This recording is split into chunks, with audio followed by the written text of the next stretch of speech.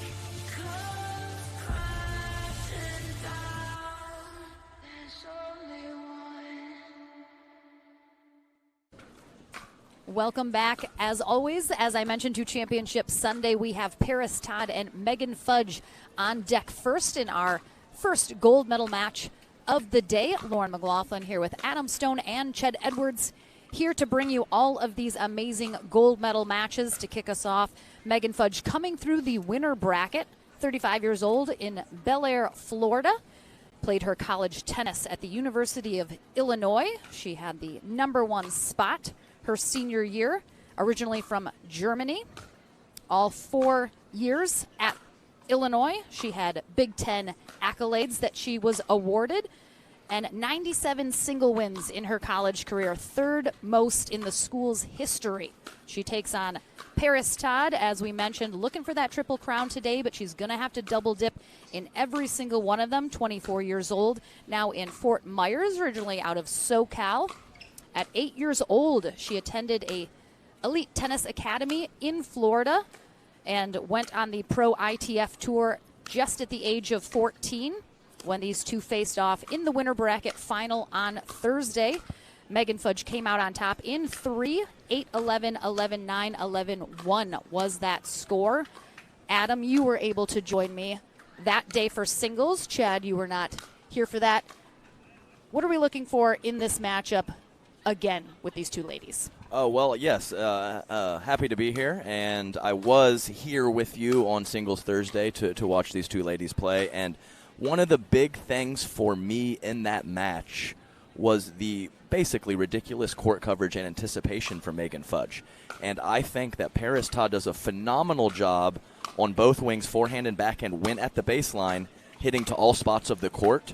But occasionally when she comes forward, she really prefers that cross-court volley. And someone with the court coverage, foot speed, and anticipation of Megan Fudge, I think I would like to see her have a little more variety up at the net to not give Fudge that head start, and I think that was one of the main reasons why Fudge was able to come up with so many great passing shots in that matchup. Absolutely. We did see these two ladies sort of prefer the ground stroke game. Chad, we see that a lot on the ladies' side, especially when they're coming from high-level tennis like both of these ladies are. Do you anticipate we'll probably see that again as they're most comfortable with that? Do you anticipate one of them looking to get to the net a little bit more? Yeah, I mean, typically for women's singles, we see that ground stroke game a lot more than in men's singles. You know, one common factor is that the women don't have the reach that the men do, so they are a little more susceptible to that passing shot.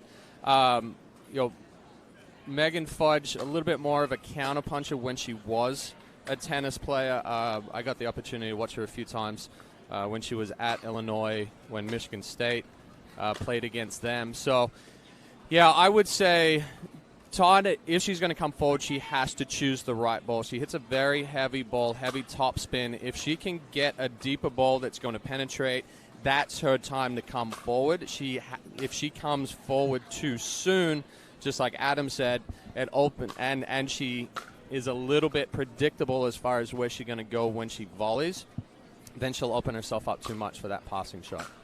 All right, we are just moments away from kicking off into our first match here of the day. Diane Anderson will be our first referee, while Don Stanek will be referee number 2. Looks like Todd is going to be on the far end for game 1, Fudge on the near end. As I mentioned, Todd will have to double dip if she wants that gold medal, so she'll have to beat Megan Fudge in the 2 out of 3 portion of this gold medal match and a tiebreaker 2-15. If Fudge is able to take 2 of the 3 first games, she will be outright our champion here in Houston, having gone undefeated through the day. Sorry. Just to piggyback on what Chad said, from that Thursday matchup, we did see Paris come forward more frequently. Mm-hmm. She certainly wasn't just kamikazeing in. She was picking her spots, but Fudge definitely was the player that was coming forward the least in that matchup. All right, and we are off and running. Side spin and wind. Not the great combination for a missed return wide. Because kind of going with Megan Fudge, but a little bit cross from left to right as well.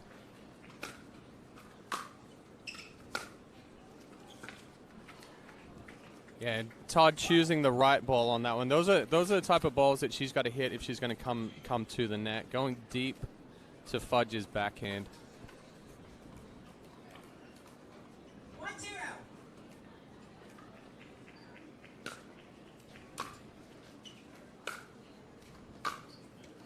We do mention a lot watching Fudge. She loves the slice. You'll see it a lot on her returns and some of those forehand volleys. I think Megan Fudge looking back at her team. Not exactly sure what was said, but she's got her Ryler DeHart back as cheering her on.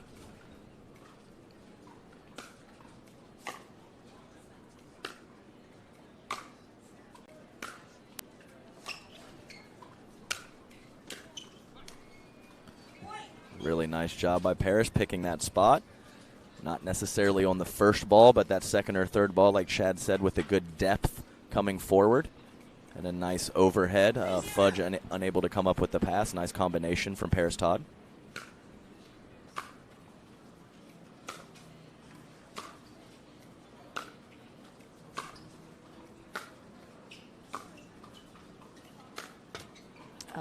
Just unlucky there for Fudge.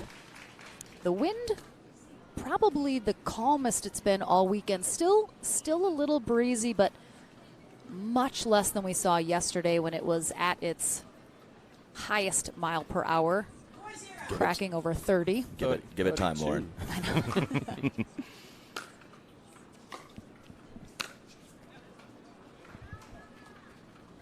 And there we go. We see that combination with a very high quality topspin volley from Paris Todd, but pushing it wide, maybe knowing that Fudge gets a lot of balls back. Could have caused an error there.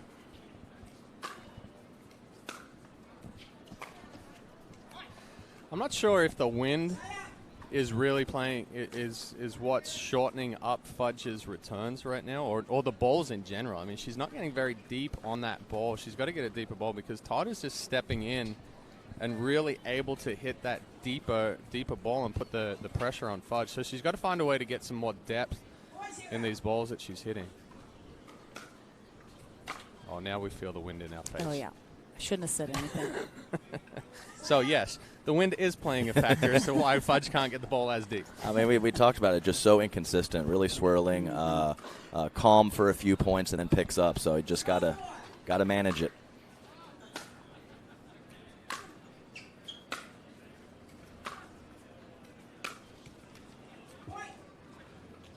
Little off balance from Paris Todd right there. So with that wind in the face, do you look to angle and drop a little bit more, force Todd on the run? Because you're not going to be able to get a deeper ball to really keep it pressed back.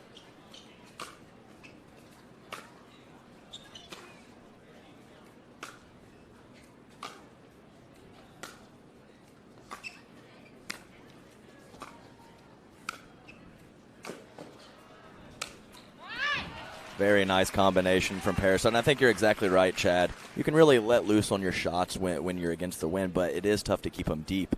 But I think about it in doubles. When the wind is against me, sometimes my dinks get pushed wide for around the post. So a sharper angle and that ball dipping can be a good option when against the wind. And there is that passing shot from Fudge. Todd did make a move to the net. Yeah, we saw a little bit of hesitation, though, after she hit that ball. She didn't fully follow it in. Here you go, Chad. Delayed steal. There you go. Baseball. Let's go. Delayed steal. Yeah, it didn't work in that situation. Certainly didn't.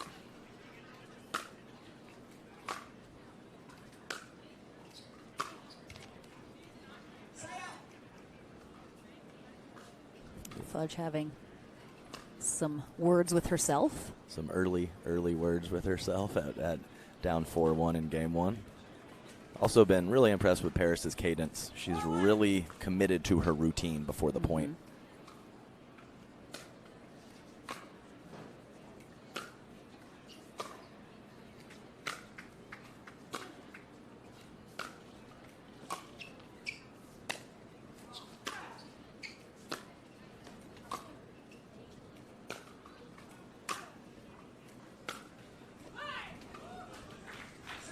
That's the counter-puncher defense from Megan Fudge. She's going to get to the majority of balls and make you hit another one. Paris Todd looking to go a little bit further out, pushing that one too wide.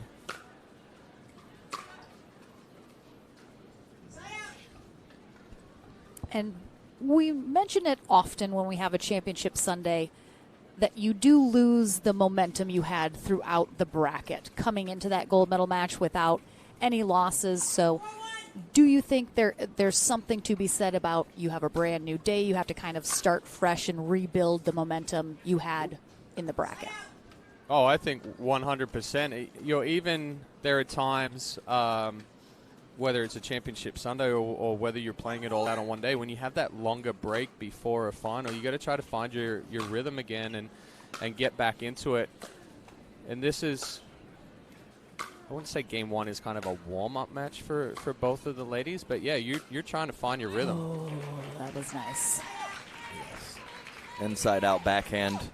I mentioned it many times before. I don't understand how people hit that shot with topspin, but Paris has it in spades, no doubt. Going to all the spots with the ground strokes and the approach shots, and it's a big part of her 4-1 lead early in game one.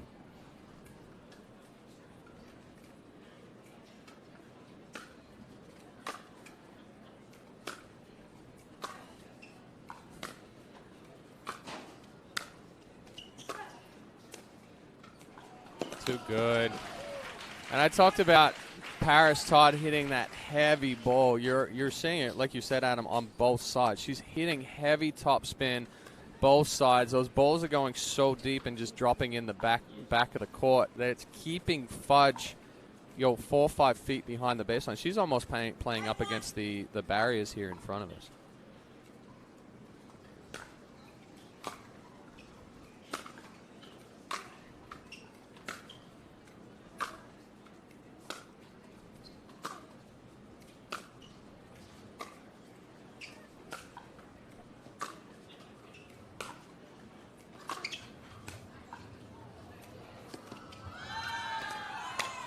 Oh, right on the line. I thought that was possibly going to miss, but what a job there from Fudge. Yeah, good read and good anticipation from Fudge, recognizing that Todd was going to go down the line.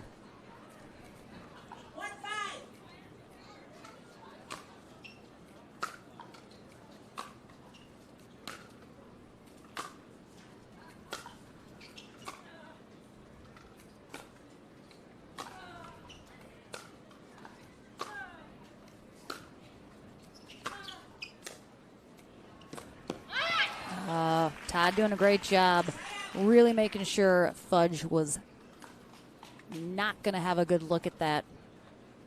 Yeah, it seems to be a little bigger part of her game early in this match to go with a few drop volleys. I believe that's number 3. Fudge, very, very quick player, like we mentioned, but when you have that in your back pocket with the dropper, puts a lot in Megan Fudge's mind.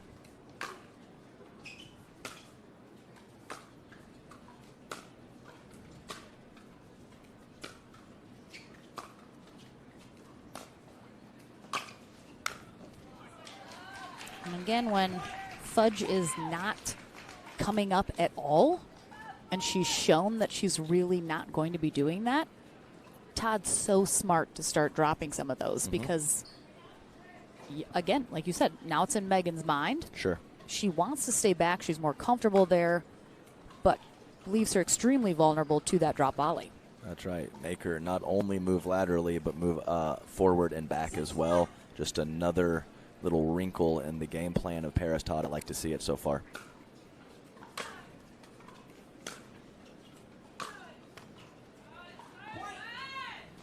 We see Fudge trying to switch up to topspin in those last two. Adam, you talked about Fudge hits mostly with the slice. When you're hitting into the wind, that slice has a tendency to sit up in the wind a little bit more. So we're seeing Todd being able to step in and take those balls early, where with Todd's topspin, Fudge isn't able to move up into that to hit that slice, so it's that combination right there is keeping her back as well, opening up for that drop volley. For sure, and I think Fudge does a nice job with the slice, neutralizing the big ground strokes of Paris Todd. But she needs to be careful about using it when Paris Todd is coming forward. I think that is a big issue, as it really sets up nicely for those Paris Todd volleys. But sprinkling in that slice, she's obviously comfortable with it to neutralize the big ground strokes. I'm all for, but definitely needs to pick her spots when to use it. Fudge coming off a silver medal in singles in Alabama just 2 weeks ago.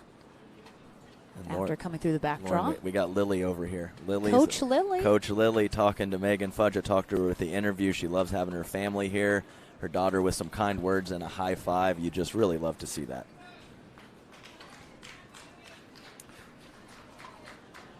All right, let's see if Fudge can refocus up here.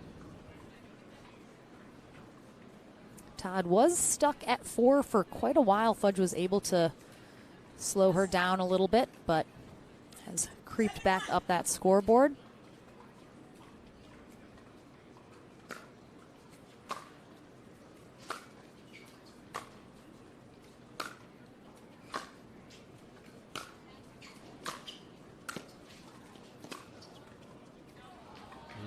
Just missing deep.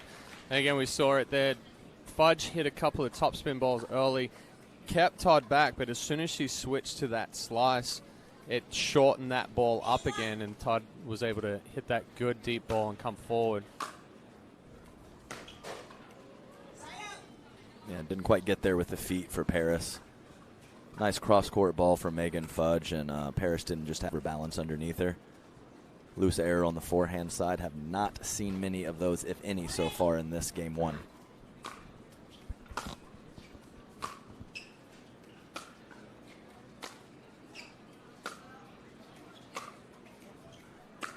Ball on. I was watching it slowly trickle off the canopy coming over from the senior pros playing their singles over on the courts next to us.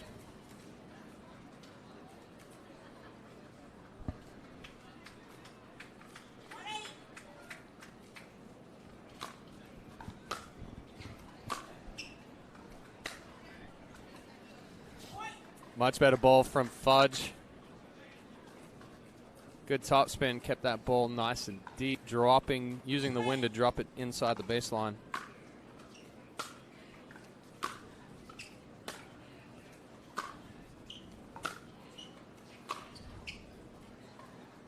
I think a lot of gold medal matches, game one is so crucial for the momentum for either player, whether or not you're the one that needs to kind of double dip or you're the one coming through the winner bracket final. It really is a good, whoever can take game one really sets the pace, I think, for the rest of the match.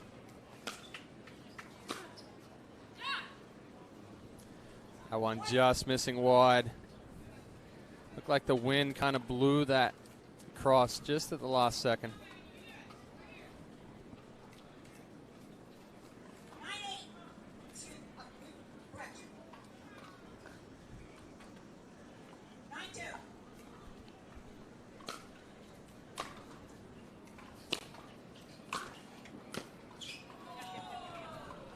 Very nice pass from Megan Fudge, and I believe that might be number 5 or number 6 attempted drop volley from Paris Todd. So definitely a point of emphasis for her early in this match. Much different than Thursday.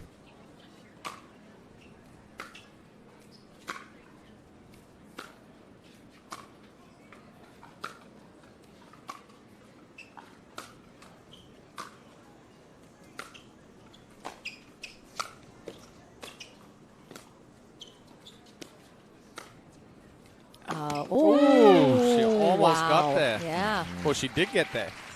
Thought possible ATP was coming here. That's a tough one to hit, ATP. I mean, if she pulls it off, it's phenomenal. That's really the only kind of option she had there with that ball being back behind her, but so difficult to even bring that ball back once it's past you.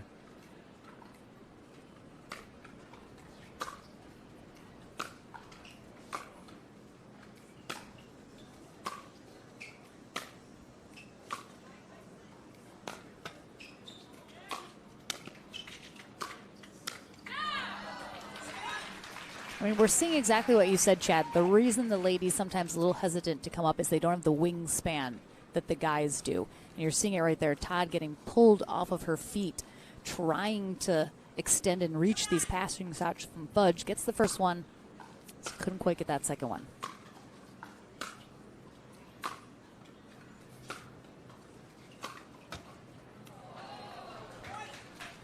Hey, she'll take it at this point. She'll take anything with a 6-point deficit in game one. But yes, definitely true. And also mentioned with the wingspan, also these ladies are very often hitting two-handed volleys, which is also probably the main issue with the two-hander.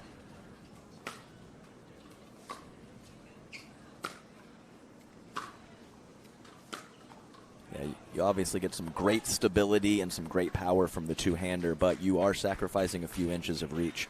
So just another little factor coming into play with the frequencies and how often these ladies are coming forward.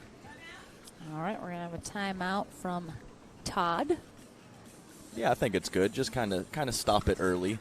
As I mentioned a couple times with the Paris Todd drop shots, really cool to see the adjustments. And when I did an interview with Megan Fudge, she was talking about how she has not played Paris but once or twice, and how she had studied tape of her. And I think that's just a really cool little progression that we're seeing in the sport. As you know, a handful of years ago considered a game, it is very much a sport now, like I like to talk about. And when you got people studying tape, having hitting partners, practicing doing two-a-days and things like that, it's just very nice to see the progression, how really seriously these players are taking it. Yeah, absolutely. And a little weather update. Just a very 20 minimal miles an 20-mile-per-hour wind today. Beautiful 76 degrees. A lot of cloud cover, which I think is really nice for today. Going to keep it a little cooler. The 80% humidity is why Adam and I are sitting here sweating right now. Hey, that's why I tanked this whole tournament, because I didn't want to play in 80% humidity on Sunday. I mean, no way I can do that. So, hey, happy to be here in the booth, guys. I will say that right before the timeout, Fudge has made a very good adjustment of hitting some sharper angles and pulling Todd out wider. Early on, she was going a little bit more middle of the court because Todd was putting so much pressure on, and now she's creating the angles back and forcing Todd to try to hit on the run.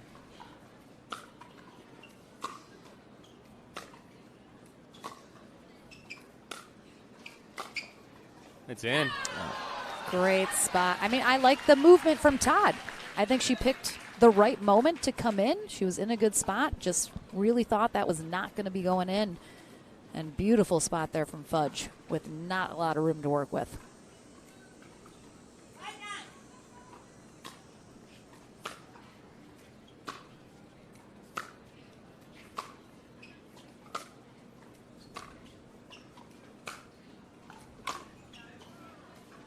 And a really 2 points ago when Chad was talking about some of the plainer, more just average balls that Megan Fudge was hitting, on Thursday Paris was giving her some errors off of those, and she has not today. So a good observation from Chad, noticing she has to do a little bit more with the ball now that Paris is not giving her freebies.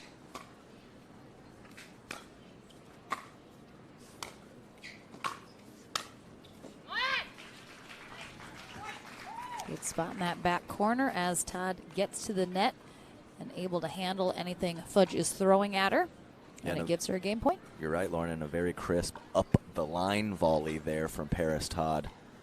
I like to see her switching up those spots with drop volleys, cross-court volleys, and up-the-line volleys. Very nice.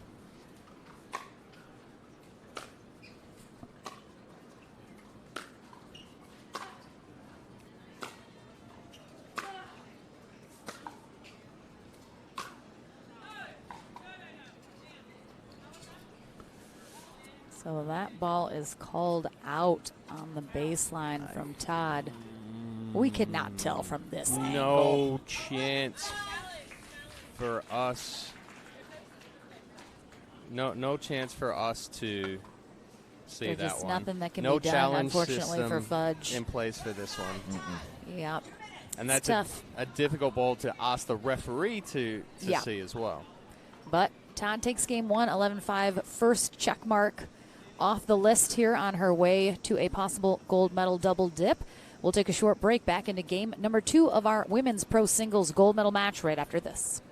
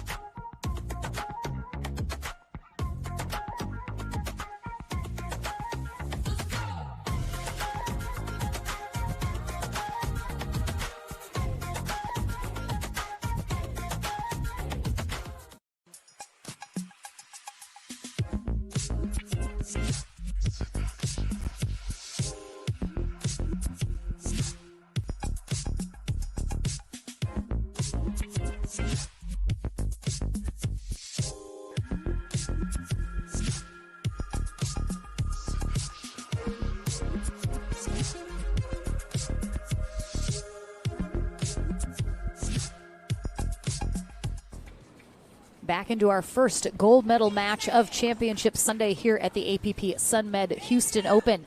Paris Todd on the near end for game 2, taking on Megan Fudge. Todd coming through the back draw, so she needs to win the 2 out of 3 portion and then a tiebreaker to 15. She's got game 1 under her belt so far. Another good spot from Todd, and we'll see lots of, see a lot of lopsided game 1 and game 2 with the win factor, and then close games 3. We'll see if this win's a huge factor and changes up some of the patterns in this match.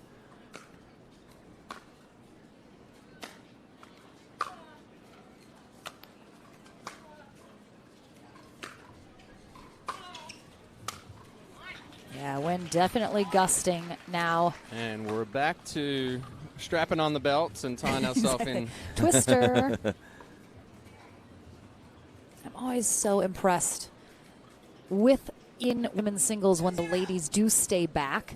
It just seems like it's so much more effort and energy that they're exerting because the rallies are much longer. They're having to move much more. I mean, the fitness level of these ladies through the roof to be able to play how they're playing here in this singles match.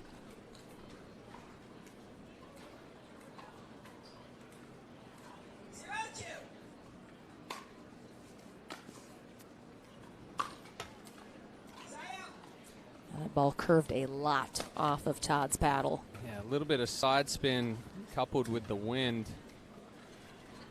Oh, this tent is... We are swaying in the breeze for sure. The Durafast ball in the background is upright for right now. I know, it was so sad yesterday. Hopefully we don't get any pine needles today. Yeah, that was rough. That was crazy. off of the roof. A waterfall.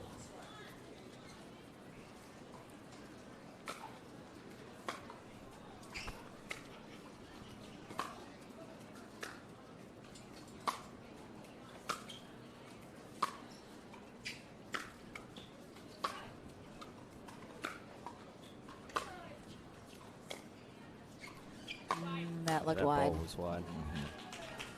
I think Paris was trying something a little different. I mean, she could have mishit that ball, but maybe trying to bring Megan in or come forward on an approach shot a little different than Megan's used to seeing.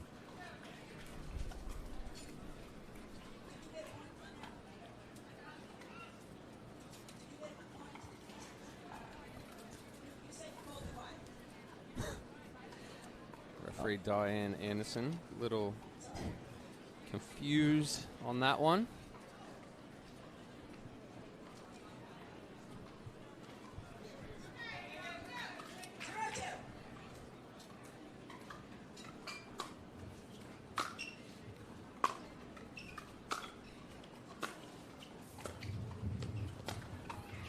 Oh, that ball literally Yes. stopped mid-air and Yes. just dropped. Yeah, she played it perfectly. And I'll tell you right now, I think that Megan Fudge is a little irritated with the pace of play.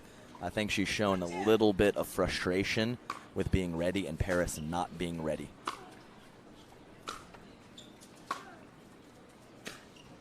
That ball just long. But that comes down to, you're talking about Paris's cadence and the rhythm that she wants to play at. She's well within her means to have the time. It's not excessive. No.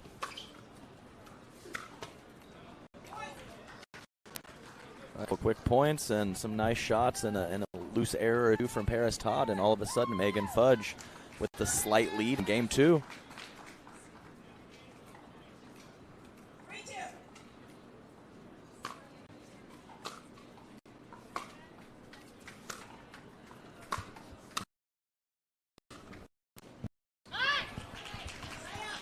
And I really like that set up volley to the Fudge backhand and then the cross court put away combination from Paris Todd there.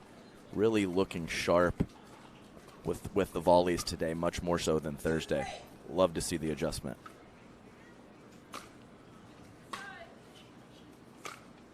Oh, yeah, it's going to sail well long. And that is part of, you have the break to readjust. You can look at tape, like we mentioned. Coming into Sunday, fresh mindset, fresh focus. Todd definitely seems much more in control here than she did on Thursday.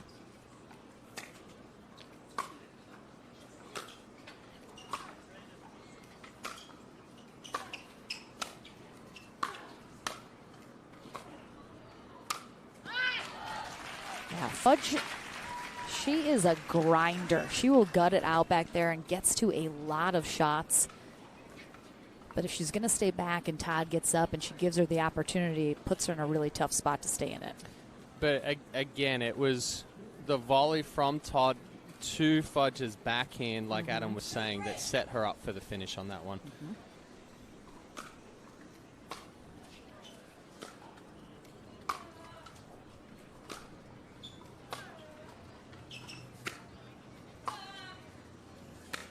Oh, that ball dropped. Yeah. I mean, you could see her contact point. I mean, it probably dropped a foot.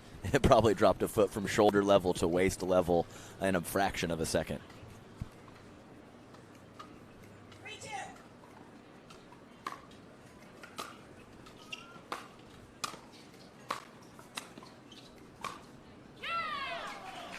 Yeah, too good there from Fudge. Really nice initial pass. Getting Paris a little off balance and then able to finish on the next ball. Maybe 2 later, I can't remember exactly. Spot on.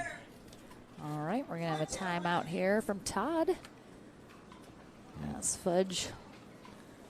A little bit, it's still so early, 4-2. Yeah, you just see, you can just tell that just a little more chaos created in this game, too, from Megan Fudge, where Paris was really in control of the rallies. Megan Fudge on the stretch, on the reach, on a lot of these approach shots from Paris on game one, and just a little more in position and a little more balanced in her feet underneath her so far in game two. So she's rewarded with that, with a 2-point lead.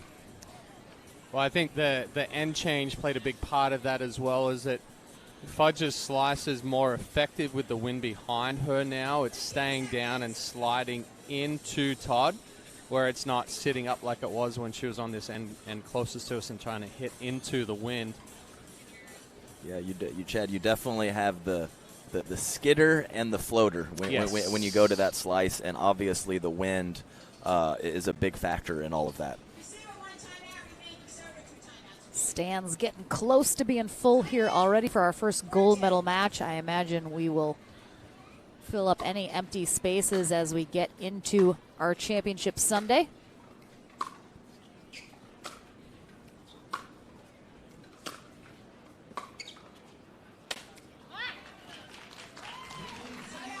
You can just see the rotation on Todd's ball compared to Fudge's. Even when Fudge is going to hit topspin, you're still seeing the holes just roll over slowly.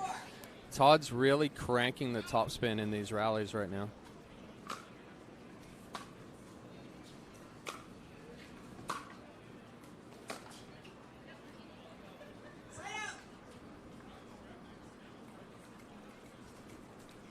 Good spot from Fudge, pulling Todd out wide. Not able to keep that ball down on the run.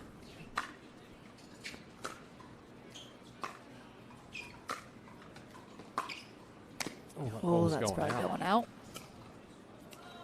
Oh, but that'll work anyway. Did she get that on? Was that one bounce or two bounce? Two bounce. Oh, I was going to say, if she got that in one, my goodness. She's way faster than you, buddy. I wasn't even going to mention. I wasn't even going to mention that. You're pulling both calves trying to get that one. Yeah, seriously. I think that was pretty obvious. It did not need to be said, but thank you, Chad. Captain Obvious.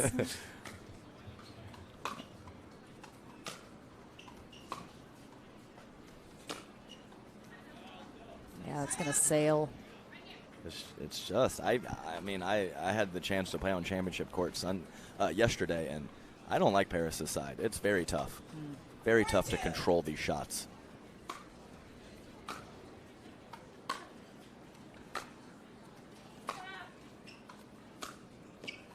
Yeah, ball sailing on Todd again. Difference is now that, like you were saying, Adam, on this side, that ball is blowing into you, so it throws off the timing big time, and you're not able to take that ball as early, or you're not able to fully get extended on it, so those balls flatten out.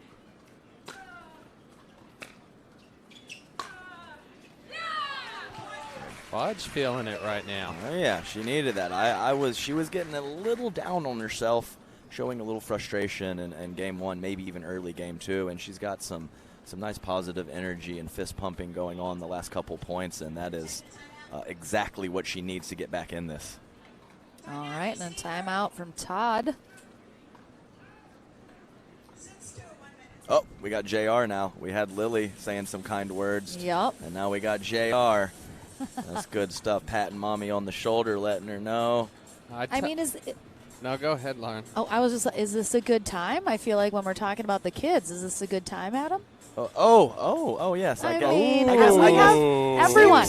Yeah, it seems like a reasonable time considering Special we just talked to little boy JR over here. So the prof and myself, Corinne Carr, will be expecting a son in May of next year. So exciting news. Go. Prof and Stone procreating. I gotta love it. Gotta love it. We need a little. So I get the first mini-me. Yeah, all right. That's exciting. A big congrats to Corinne Carr and Adam Stone. And I was going to say, if I have seen Ryler and Megan's kids around the tour quite often. Mm-hmm. compared to my children, they are like, they have halos around their heads.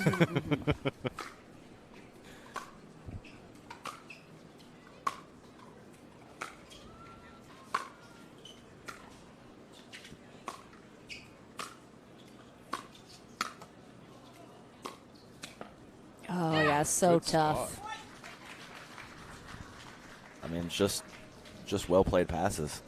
I'm not sure Paris really did anything wrong there. Just too good for Megan Fudge, as the past 3 or 4 minutes, it's just been too good from her.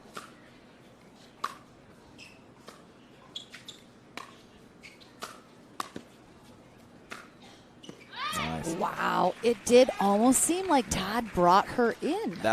I am very convinced that's what happened that time. I was a little unsure on the previous one. I'm almost positive that's what happened in that situation. And it's like I said, it's good to see the adjustments and the wheels turning, not just beating her head against a wall, trying to figure it out, and that's why this sport is so great.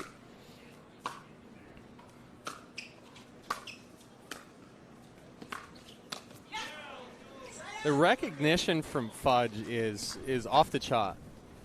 I mean, she's moving, she's getting to balls. It's not that Todd's hitting bad balls right now. I've been impressed with Megan's singles games and how far it's progressed.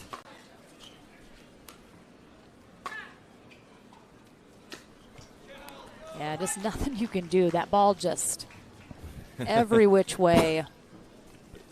Yes. Did you see a cow fly by? Well, I feel like the tent is like, you know, those old kind of like leaning to the side. Oh yeah, and you're like, how is it still standing? That's how this tent is right now.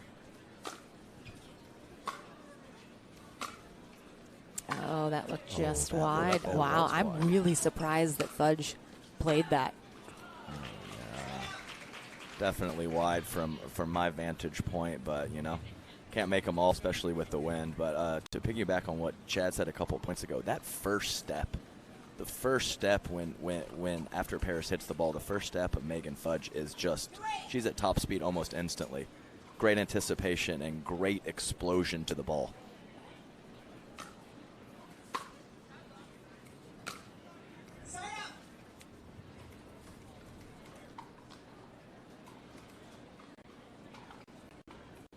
Todd's done a better job controlling, taking a little pace off some of her shots after he sailed a few long. But that last one just a little long and pushes them along as well. Yeah, she just runs out of court. That ball is that ball tumbles. That ball tumbles. It's just not quick enough. So she always has the rotation on the ball, but just not.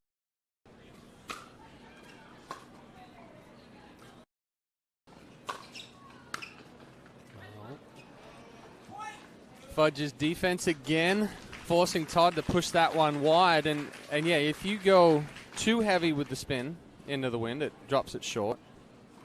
So you try to go deeper by not going as heavy acceleration, and then it, like you said, Adam, runs out of court.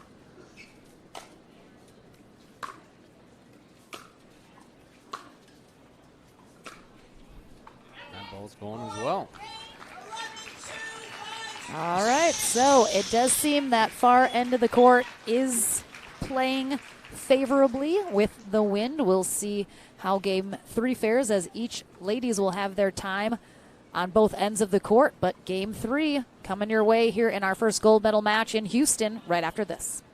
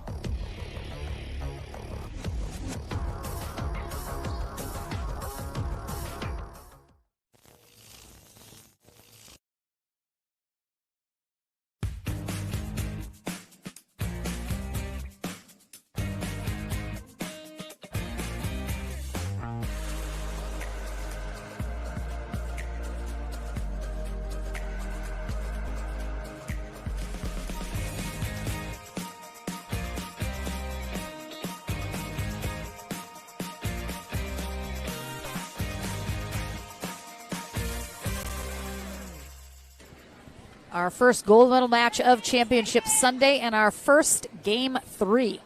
We have Megan Fudge starting on the near end, Paris Todd on the far end, as Diane Anderson calls us back into the action. Todd was on the phone in between games. I have to imagine getting some tips and advice from perhaps someone at home watching.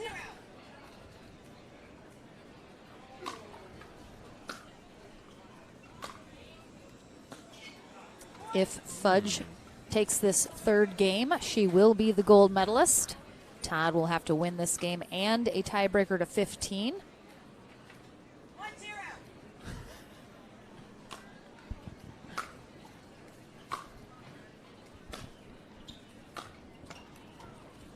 And you were both discussing during the break that if Fudge can get a few points on the board here, she's going to finish out this third game on that far end, which seems to be playing more favorably, and that might give her the advantage here, ultimately possibly taking this match.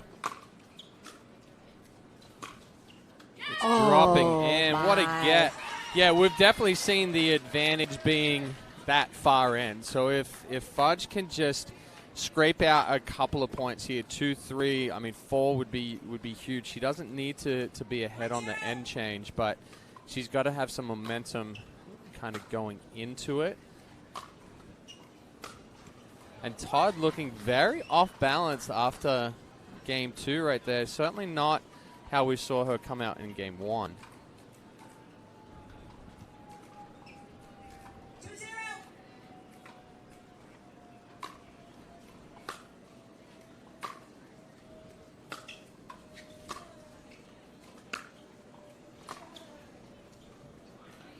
Really nice approach shot up the line with the backhand from Paris Todd, getting Megan Fudge a little too stretched out on the forehand side. Couldn't come up with the kind of half pass, half lob, just trying to get that ball in the court when not cooperating.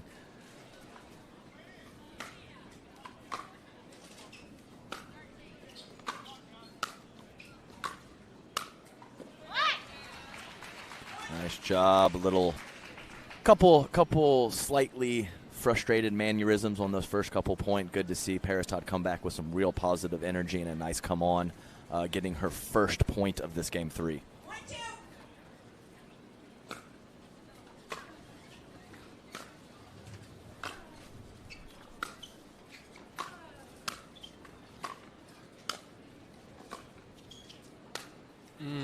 The wind and the sun. Yes. Tough combination. Good choice from Fudge to throw up the lob on that one. She was definitely stretched out. 2-1.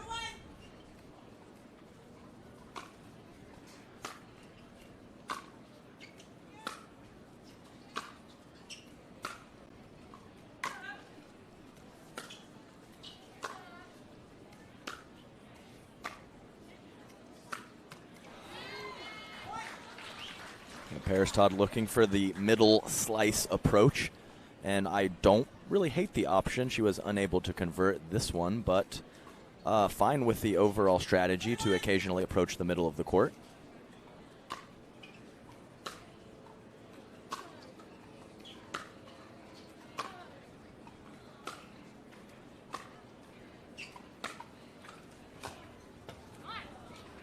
Better sequence from Todd right there, going deep to Fudge's backhand a few times, keeping her into that corner and then ripping that big forehand cross court. When we talk about sequences and strategies being so important in both singles and doubles.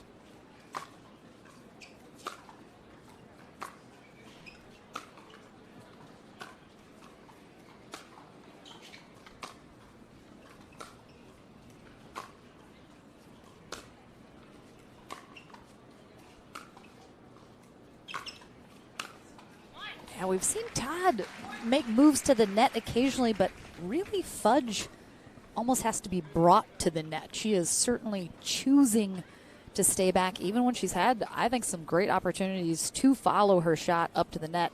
She's not doing it.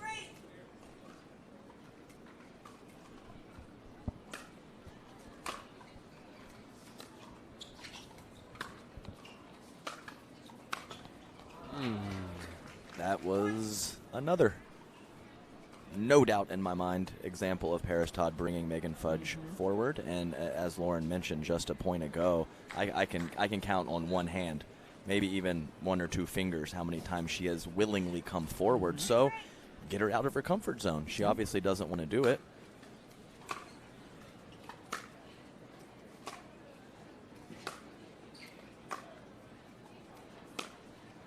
Oh, just deep.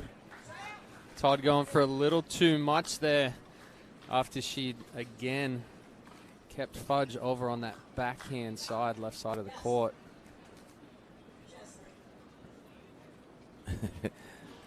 Classic pickleball there. Paris had no idea what the score was. She thought it was 5-3.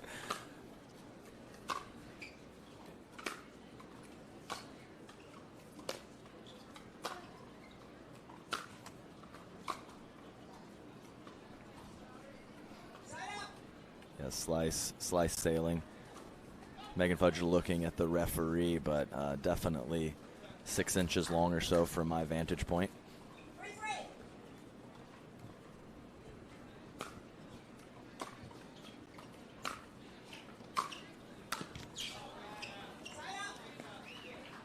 Yeah, I don't think Todd set that one up well enough for her to come in and follow there. Fudge getting to that ball nice and early, able to hit that good cross-court ball back behind the closing Todd up to the net.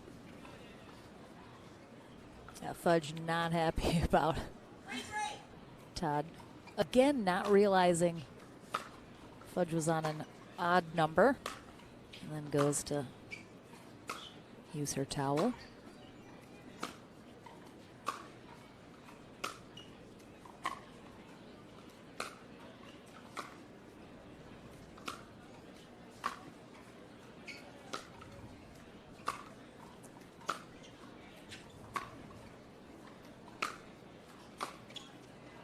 Oh, she good didn't lead. hit this one. Ooh, I was like, oh, it's going. And, I would say here, and I'm all for sportsmanship and a little bit of mind games, right? It's not bad sportsmanship from Paris Todd, but she's recognized that her kind of delays or going to the towel is starting to frustrate Megan Fudge. So anytime you can get into the head of your opponent and kind of throw them off the game a little bit, you're going to continue with that. Nice job. I agree completely, Chad. She's well within her right. Now, there is a threshold that she can't go over in terms of time, but that has not been called on her. So do what you have to do. Play at your own pace. If it's within the rules, then here we go.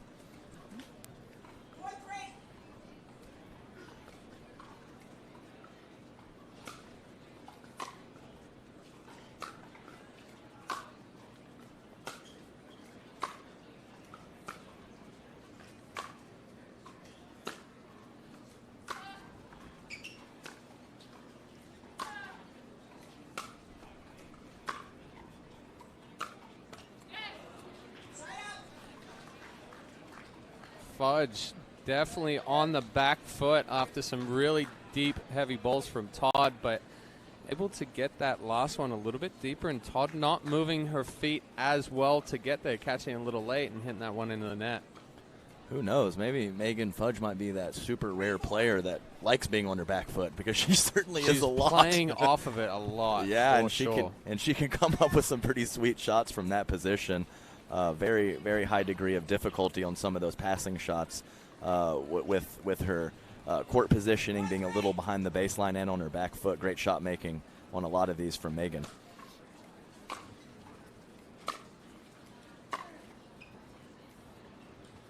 Ball sailing just here. I mean, Rafa Nadal played from his back foot a lot. Yeah, he's decent. I've heard of him. Oh, we got Ryler DeHart over here. He's played the guy before. Yep.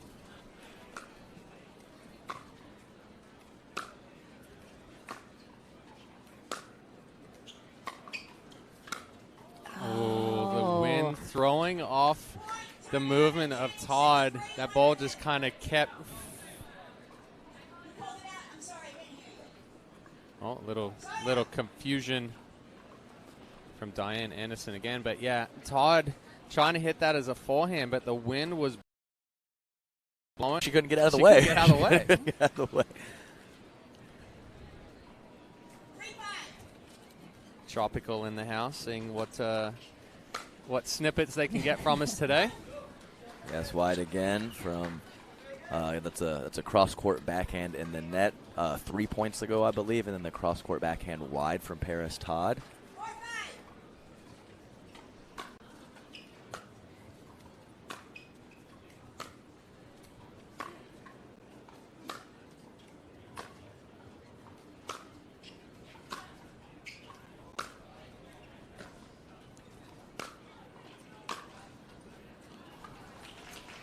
I believe, I mean, all three of us have been featured on Tropical Ball. Yep. So, you know. Love those guys. Pretty funny stuff going on. If you don't follow them yet, definitely should.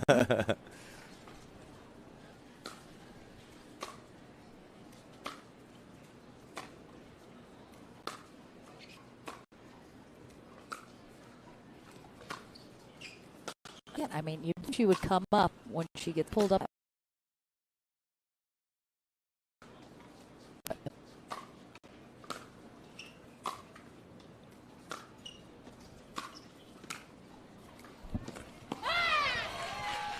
The drop volley. Hey, I mean, they say you can't hit It's spin not in this. broke, don't yeah, fix that's it. what I'm saying. Paris it begs to differ with the top spin ground strokes, and that drop volley completely checked up with the backspin.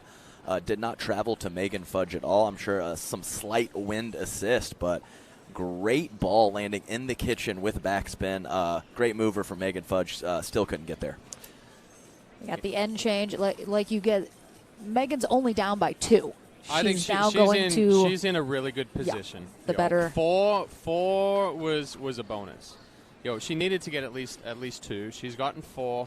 I think she's in a very good position now with the wind behind her. We saw that it frustrated Todd in game 2. But going back to, you guys are talking about Fudge with her being back at that baseline and not wanting to come forward. That was her play style in tennis as well. She's a counter puncher. She's going to get to a ton of balls. She's going to force you to make the error by making a lot of balls. Mm-hmm.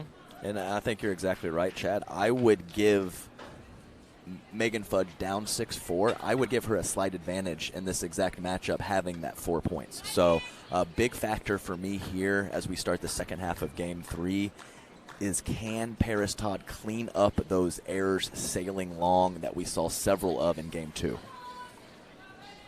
Whether that's picking a spot shorter in the court, maybe a little bit more low to high instead of through the ball on her stroke. She's got to figure it out. All right, into the action after the end change. Fudge will finish out this third game on that far end. Paris Todd on the near end. Oh my gosh. Oh my God. That was... That ball Jeez. changed direction as soon as it got to the net. I mean, And let's be clear, that if the sides are reversed, that ball's out long. Oh, yeah. Instead, it lands mean, in the kitchen. nothing you can do about that. That's just so tough. But the wind's definitely swelling because you're not expecting for this end. Todd's supposed to be hitting into the wind from this end, is from games 1 and 2. And that ball from Fudge literally hit a wall of wind.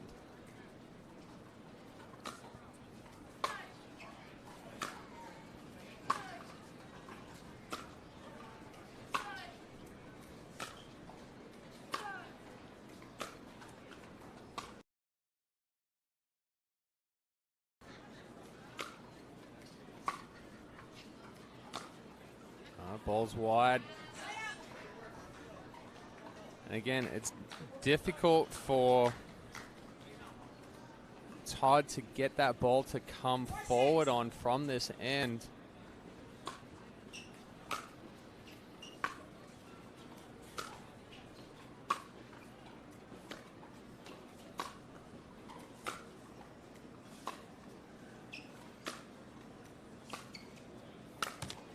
Wow, great lateral movement from Fudge there on that baseline. As I thought Todd was going to catch her. Moving middle, and she got back over there. And I like the combination from Paris. I'm completely fine with everything she did. Just one more ball for Megan Fudge.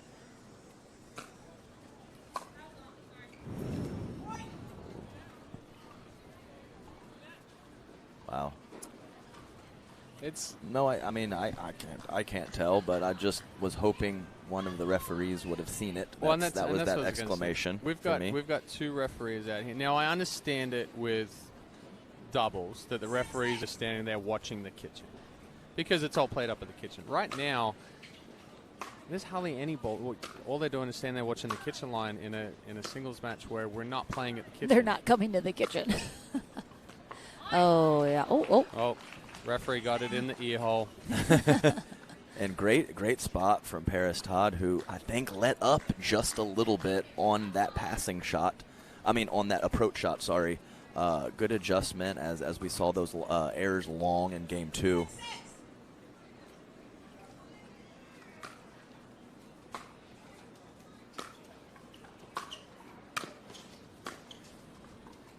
Ball wide as well. Yeah, we're definitely seeing a different shape to Todd's swing right now. She's shortened up the backswing and she's shortened up the finish. She's shaping it a little bit more, playing into the wind rather than trying to really get extended on those balls.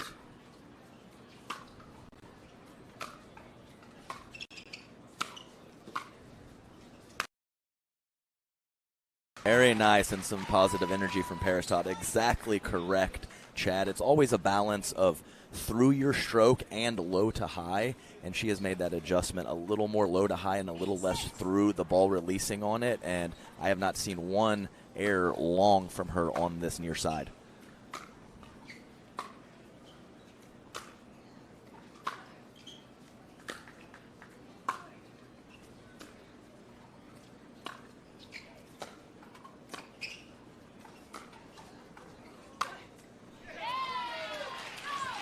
And I do think she brought her in, but did. just did not work out that time. And I think she's 2 for 3 or maybe 3 for 4 bringing her in. So still cool with occasionally using that strategy, but a nice volley and a nice finish from Megan Fudge on that particular point. All right, we're going to have a timeout here from Fudge.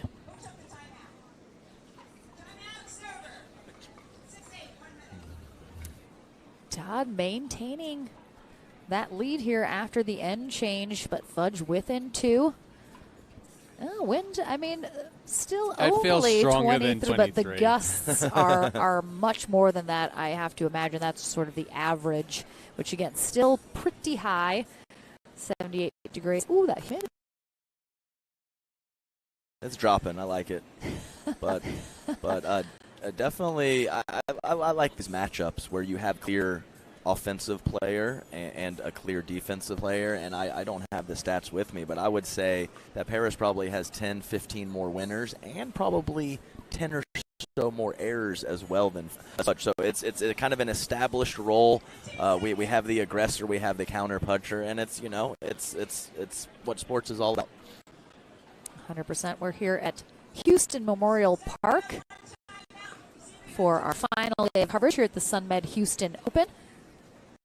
Again, all gold medal matches. We'll have our men's single gold medal match coming up next. Hunter Johnson faces Federico Staxrud. That is this match.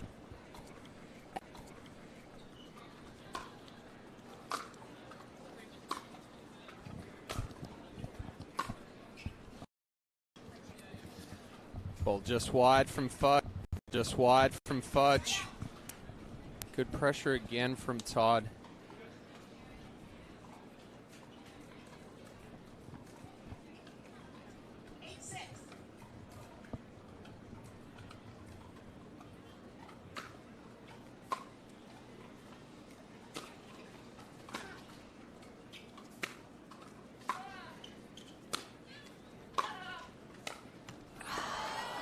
Fudge just does such a great job of anticipating where Todd's going to go when she comes up to the net. I mean, Fudge was fully sprinting across the court. Todd's got to see that. Can go behind her.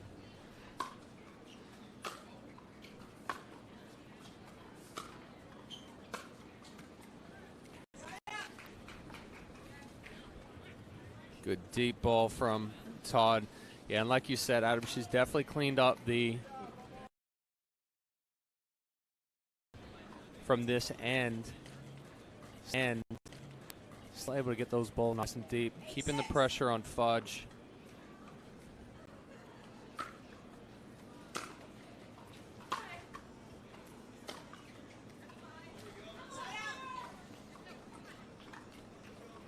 Little side-out battle here. 5 or 6 points in a row, no score change.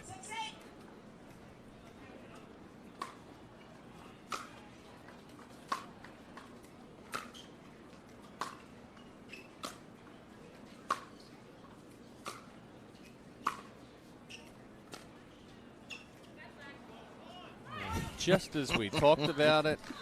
Yep. Commentator's curse. Commentator's curse. I think the first one, Chad, though, and I mean there had to be one or two, but Megan Fudge with a nice, that's long call on the baseline, letting everybody know.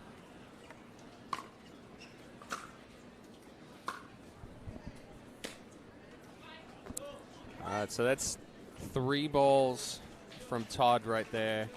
2 wide on either side and a ball deep. It's now allowed Fudge to tie that back up at 8. We're going to have a timeout here from Todd as a result. Definitely, I think, a good time for a timeout. Getting into a very critical point of this third game. Todd needs to take it to force that tiebreaker. Fudge looking to close it out right here. You can see they are neck and neck on the top 10 standings list here for the APP Tour. Todd just ahead of Fudge at number 4. But Georgia Johnson, nobody's catching up to her this year. That is for sure. Definitely in that top spot. And we will see her in our women's doubles gold medal match with Vivian David coming up in just a few matches. I'll tell you right now, Lauren, these ladies are competitors. We have absolutely. Paris talking to herself the entire time out. Megan Fudge in the zone with both legs shaking while she's sitting on the sitting in the chair. These ladies won it. This is crunch time right now. Let's go.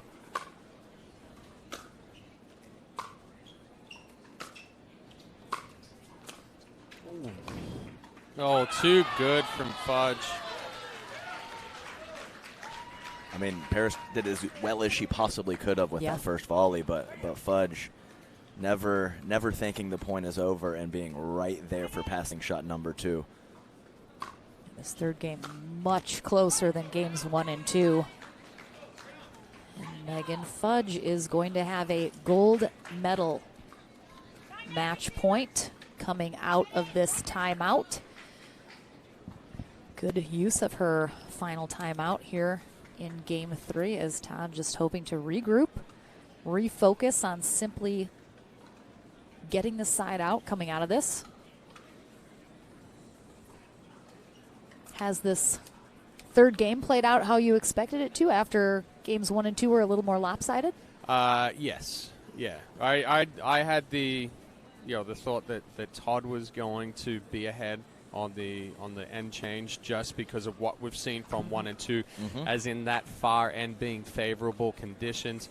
She's done a good job of getting a couple more points when she switched sides here, but now we've seen the errors slide into her game down the home stretch. So that's been the difference here for Fudge in this one.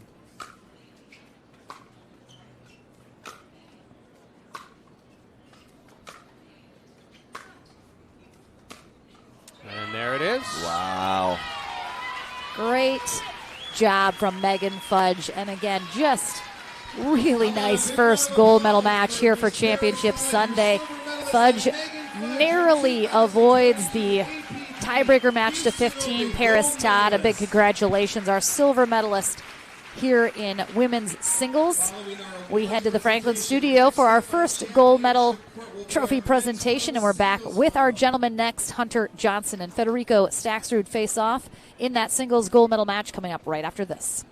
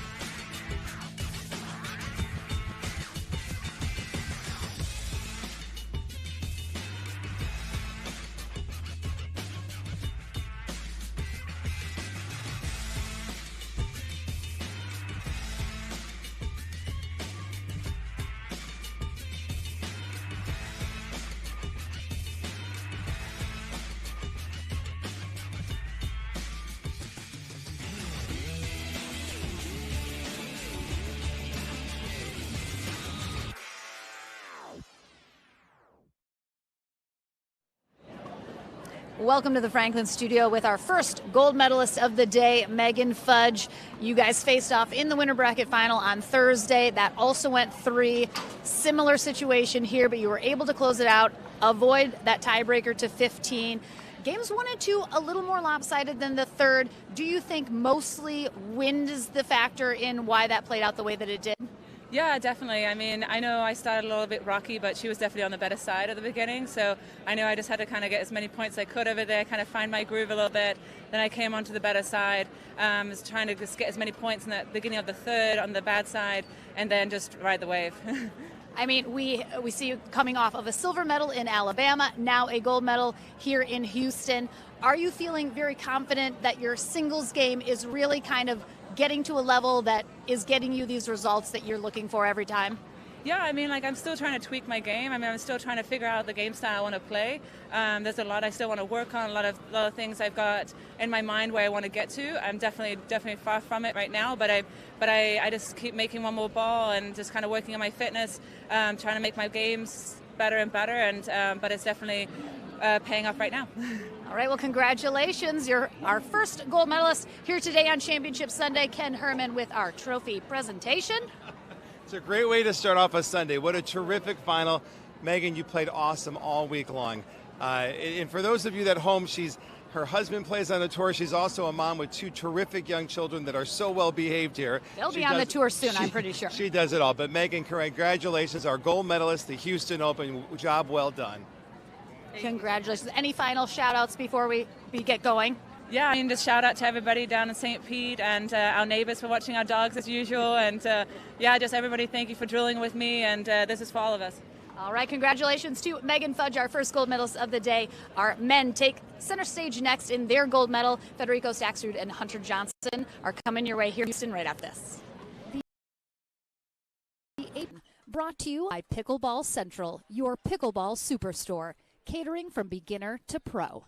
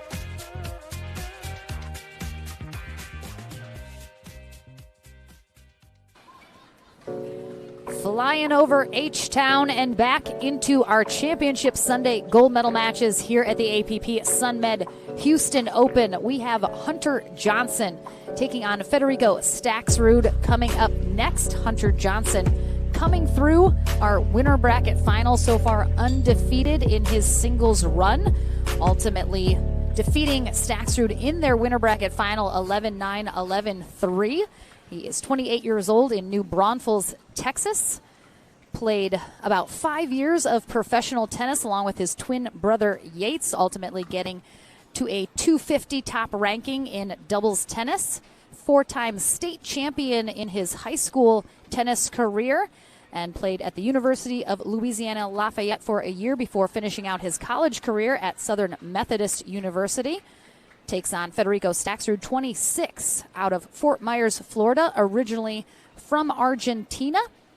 Coached tennis for a bit at Hanover College, was an NAIA All-American in his 17-18 college tennis career. He began it at Tennessee Wesleyan, finished at New Orleans University, and these two now face off here on championship court.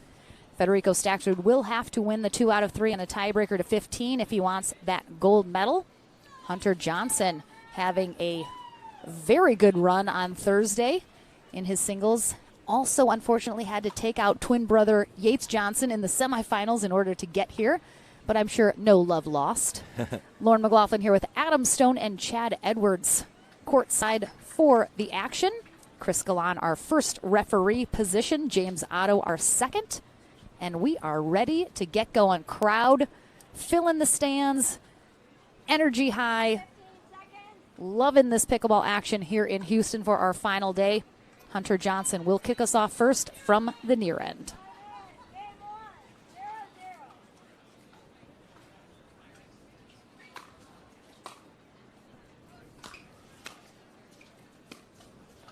Ooh. Nice start from Hunter Johnson right there. Definitely going to see these guys come to the net a lot more than we just saw in the ladies' championship match. Yeah, much shorter rallies on the men's side for sure. Okay. Yeah, so picking up where he left off, Federico Staxrud, obviously an absolute single stud, but Hunter Johnson was just on fire on Thursday. And if anyone can weather that storm, it's certainly Federico. But the shot making from Hunter Johnson off both wings, forehand and backhand, was just electric on Thursday. If he can keep that run going, it's going to be a tall task for Federico Staxrud today.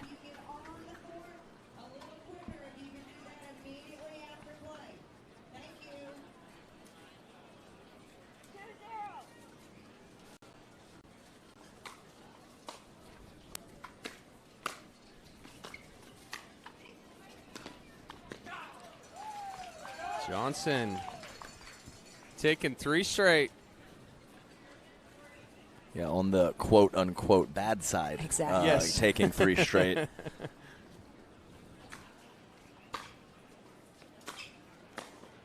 Ooh. Oh, he did not think that was coming back. I didn't think it was coming back. Thought he had 4 going right there. But, interesting, though, hitting into the wind with those angles, because these guys are hitting heavier angles, different passing shots than the ladies were. That ball's now going to dive. Whereas Staxrud, when he goes for the passing shot, it's not going to get that dip that we're seeing from Johnson being at this near end.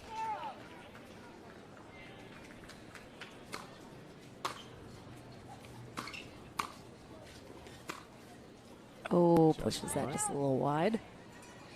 But as you can see, a couple very nice up-the-line backhands from Hunter Johnson. And even though he missed that cross-court ball, he can go to all the spots on that backhand side. Huge weapon.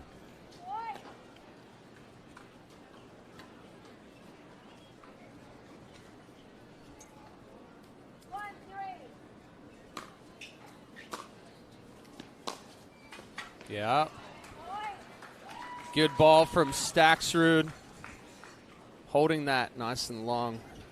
Giving himself the potential of going down the line or going back cross-court, depending on Johnson's positioning on the court. We see that roll right there. Yeah, back-to-back line and cross-court, really kind of holding that front shoulder, not opening up too early, just very deceptive and very difficult for Hunter Johnson to read.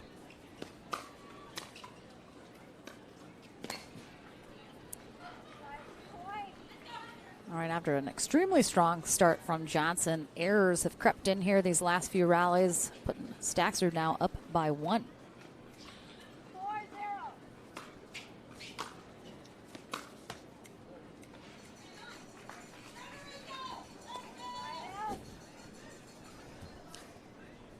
Kai McMakin just passing a little note here. It's private. Don't I was going to read it on air. You share your privateness. Oh. What? Oh. Just out. Was that So, yeah. Staxer, I think, called the ball out without calling the ball out. Or did he maybe have a brain fart on the let rule? Possibly. True. There was something going on there. I think he's saying it right there. He thought Yeah, that he just a momentary lapse. Oh, beautiful. And I just realized we talked about it all weekend. Texas and Florida, major hubs for pickleball right now. We are not going to see a single player today that is not in Florida or Texas, which is a little wild to me. It is.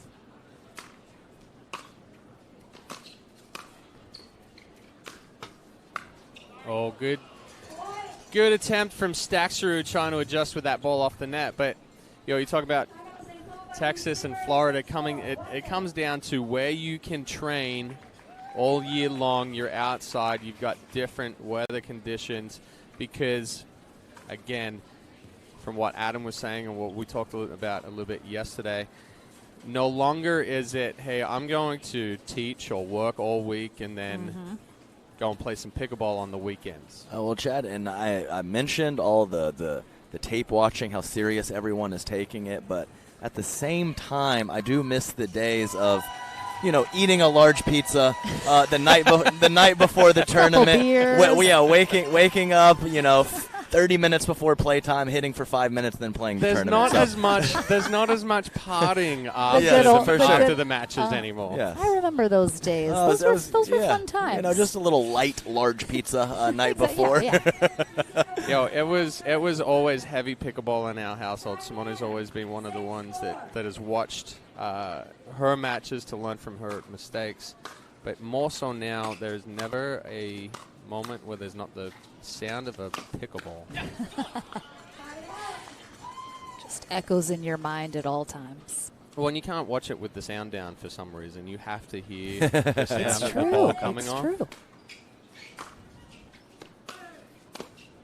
Oh, wow. Good pickup. Really great shot there from Johnson. I mean, to be at the kitchen line and make contact a foot below the net, just a testament to how good of a shot that was from Federico Staxer, but Hunter Johnson there with the answer.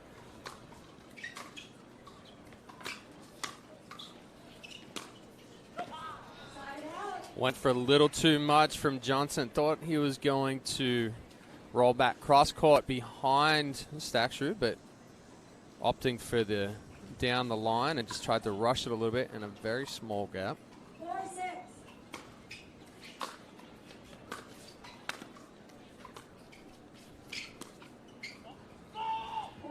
And I think there's only been 2 or 3 cat and mouse points, but Hunter looking a little shaky on a couple of those more touch shots as opposed to just releasing and ripping ground strokes.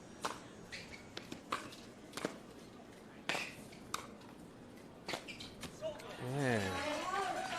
The gets from Johnson and the control coming off of his paddle with some very, very tough balls from Staxer.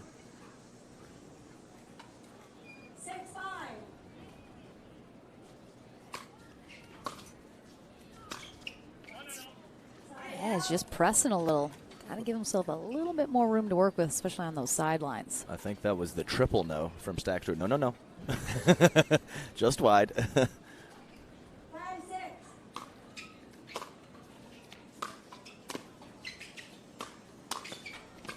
The 360 from the Johnsons, one of their trademark moves. Gets the job done. And while Staxrud has several gold medals to his name in singles, this would be Hunter Johnson's first gold medal in singles. He has hit the podium before, but he's looking for that top spot. Oh, look at that. I brought Simone into the chat. I'd say she's probably on her 4th cup of Cafe Bustelo, would you say?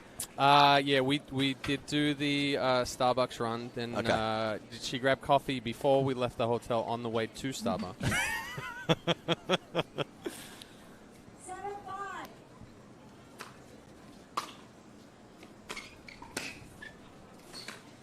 Oh, wow. Fantastic job again. I mean, Staxrud's going to probably expect the down the line. You can see that's where his body weight was shifting. And Johnson doing a great job doing the opposite. And if you were wondering if the wind is still going on, you can see from the bobbing of the camera, it sure is.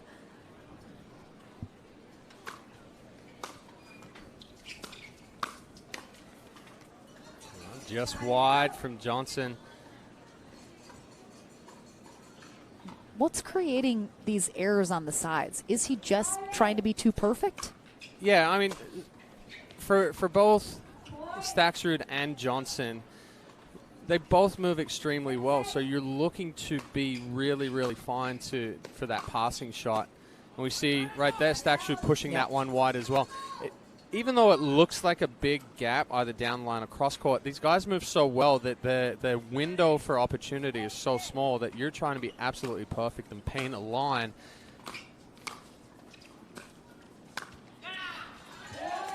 Oh, a little bit of frustration from Staxrud showing.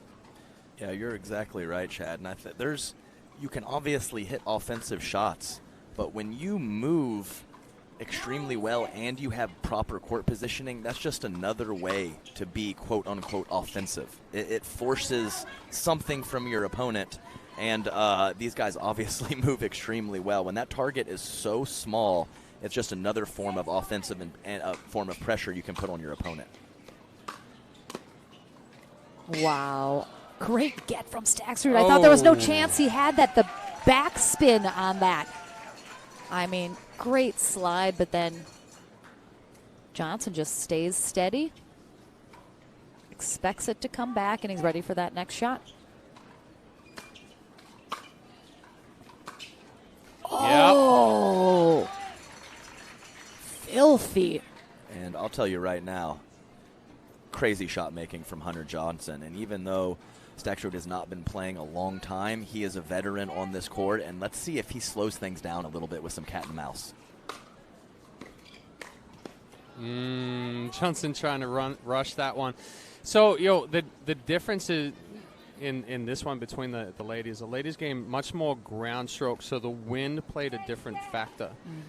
With this one, the guys are hitting these sharp angles, so into the wind is actually pushing that ball down more, which is helping Johnson create those drops. We see another good one from Staxrud there, taking that ball early.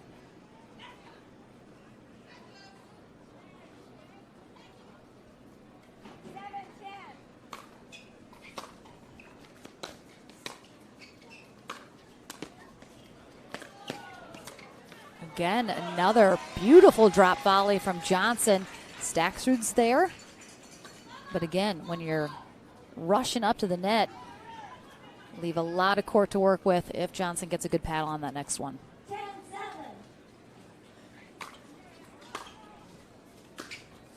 Another game point here for Johnson.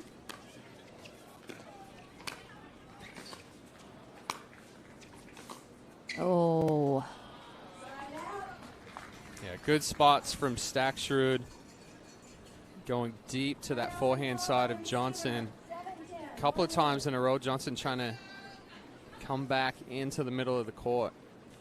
Yes, and it was great control of the kitchen line for Federico Staxrud, because several of those drops were where Fed was hitting up on the ball. Very difficult shot to execute, and he stayed in full control of that point, rewarded with a great deep volley and a missed a drop from Hunter on that sideline. Timeout was called by Hunter Johnson. What was it, Hunter? Or was it? It was by the Hunter. receiver after Okay, gotcha. the side out. So I think he has had a couple opportunities. He hasn't been able to close out this first game. Staxrud been able to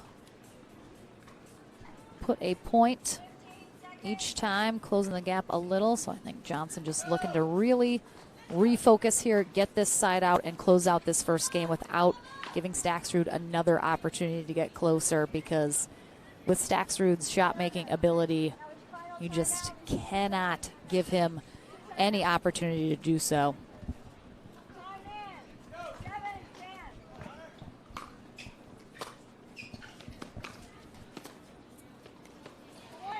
Staxrud took a little off that passing shot right there. Went for a little heavier roll.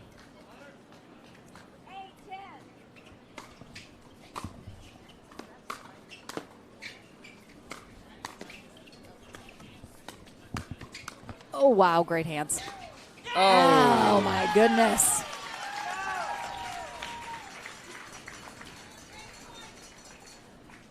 Great go-go gadget arm there from Hunter Johnson. Third game point opportunity for him.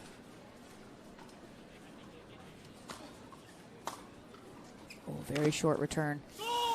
Gets it. Staxrud definitely not happy with his performance here in game one.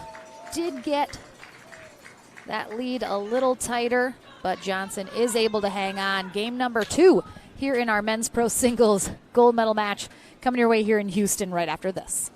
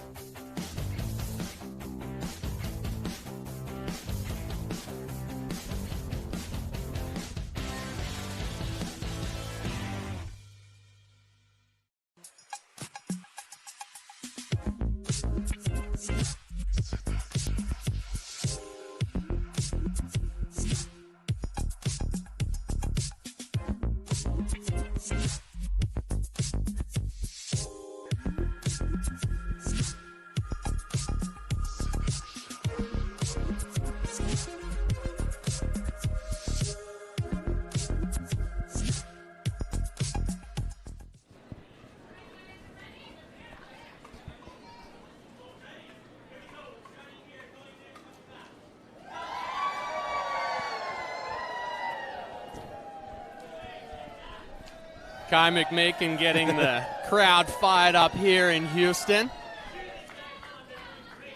Quality pickleball player and great hype man, Kai McMakin. Yeah, saw him out here on center court yesterday in men's doubles. Played very well yesterday.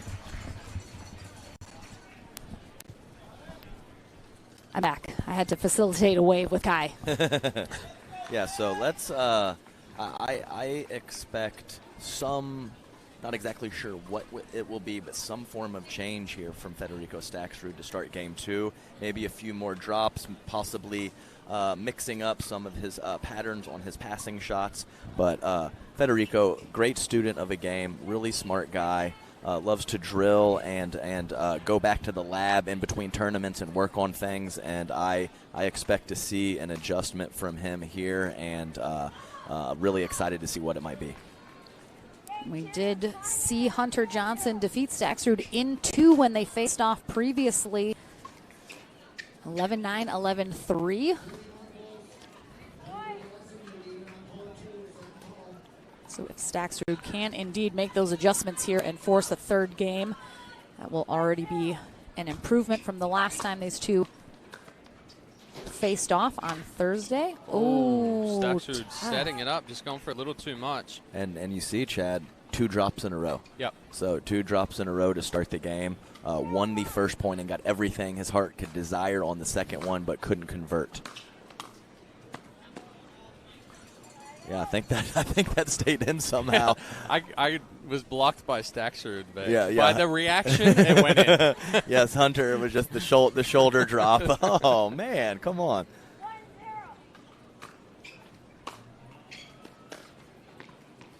And that same shot that we saw from Johnson there, going down the line past Staxrud. Staxrud now giving it back. I just saw Kathy Dimitri jump up and cheer as a woman was walking past her, and she scared the living bejeez out of her. It was actually Adam's sister. Who's your sister? I think it was my sister. That's amazing. She doesn't know Kathy. She does now. Oh, yeah. Johnson just pressing a little here at the start of the second game. I think it says a lot of how new Hunter is bursting onto the scene. Kathy does not have a cutout of his head yet. Oh, my gosh. That's wild. Yeah, that's how new you are. Oh. Tough. Yeah, unable to convert the first body shot, sailing it deep, but going at the body once again with the pass and getting a friendly roll from the tape. Federico Staxrud off to a fantastic start in this game, too, mixing up the passes and the drops. So, far side was favorable for the women with the ground stroke game. Near side here, closest to us, closest to the camera, much more favorable for the men's play with the more cat and mouse, even though we're not getting into those cat and mouse points just because of the angles and the drops. So interesting how the elements play off the game style so differently. Oh, huge. We talk about it all the time with cold weather conditions, Sure. Softer ball, harder ball. If you're indoors, just outdoors. Yeah, if you're just playing and not adjusting to these things at the pro level, you are very much behind the curve. Shot selection, all different things affected, and your general strategy should obviously be different when the elements are rough or clean. So absolutely a huge deal, and these guys make those adjustments. And like I said, if you are not, you are in trouble. But not just at the pro level. I mean, Sure. across the board for the amateurs. Like some of the biggest questions that we always get asked, through the academy is how do you play in wind? There's no answer to that. I mean, But you have to be able to make adjustments. If you go out into the elements and that ball's sailing deep for Staxrud as well. But if you go out in the elements and you just keep trying to play your standard game when there is no wind and now you're playing in 30-mile-an-hour wind, obviously it's not going to work out too well for you. Oh, no. Oh, my goodness. 3 in a row here coming out of the timeout from Johnson. What a turn of momentum here. Staxrud, again, very frustrated. Just nothing you can do about that net court rule.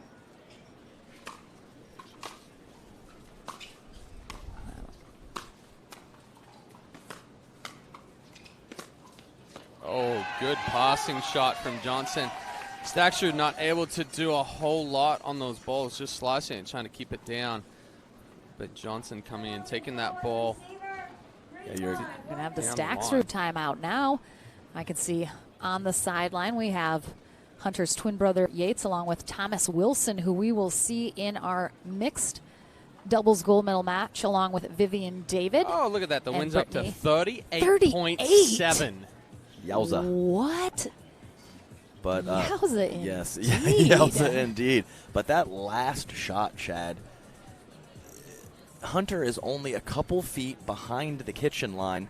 The ball is about mid-shin level, and he is able to flick a backhand up the line and keep that ball in. That is just such a really high degree of difficulty. Wrist strength, forearm strength, just being able to, like you said, get the paddle head underneath that ball, crank up on it without having a big spin, a big swing. Right, and from the baseline, you see it a lot more frequently. But like I said, from where short in the court, that is such a tough shot. All right, back in from this timeout. Let's see if Staxrud can.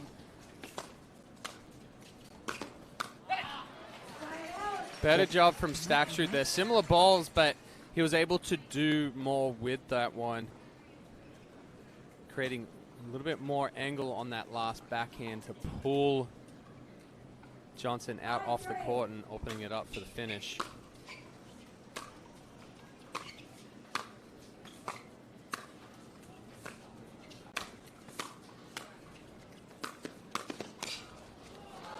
Oh my gosh, again, great hands from Johnson. And a really good kind of needed guess in the middle of that point. He left one of those drops pretty high, and rarely are you just fully guessing in doubles, but occasionally in the singles game you just got to pick a spot and hope for the best.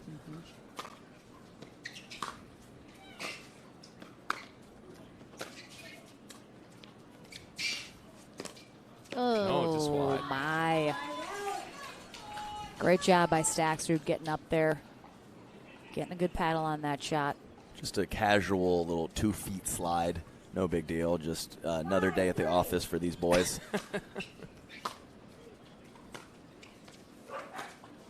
Oh, get out of town. I mean, the nod from Hunter. It's just the yup. Yeah, yup. like easy game, guys. No big deal. That lands halfway into the kitchen. I mean, he doesn't even get into the dark blue with that angle. He puts it in the light blue of the kitchen. Just absolutely ridiculous. Back foot. Snap of the wrist.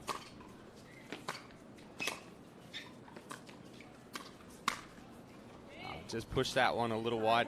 And, for the amateurs watching this and going out and trying to attempt that shot. Good luck. The paddle control that you have to be able to hit that shot, because it is so risky. We always talk about, hey, don't use a whole lot of wrist until you can kind of master some spin, and then you start generating more wrist. But that is wrist off the charts. An amateur is going to find it very difficult to try to hit that shot.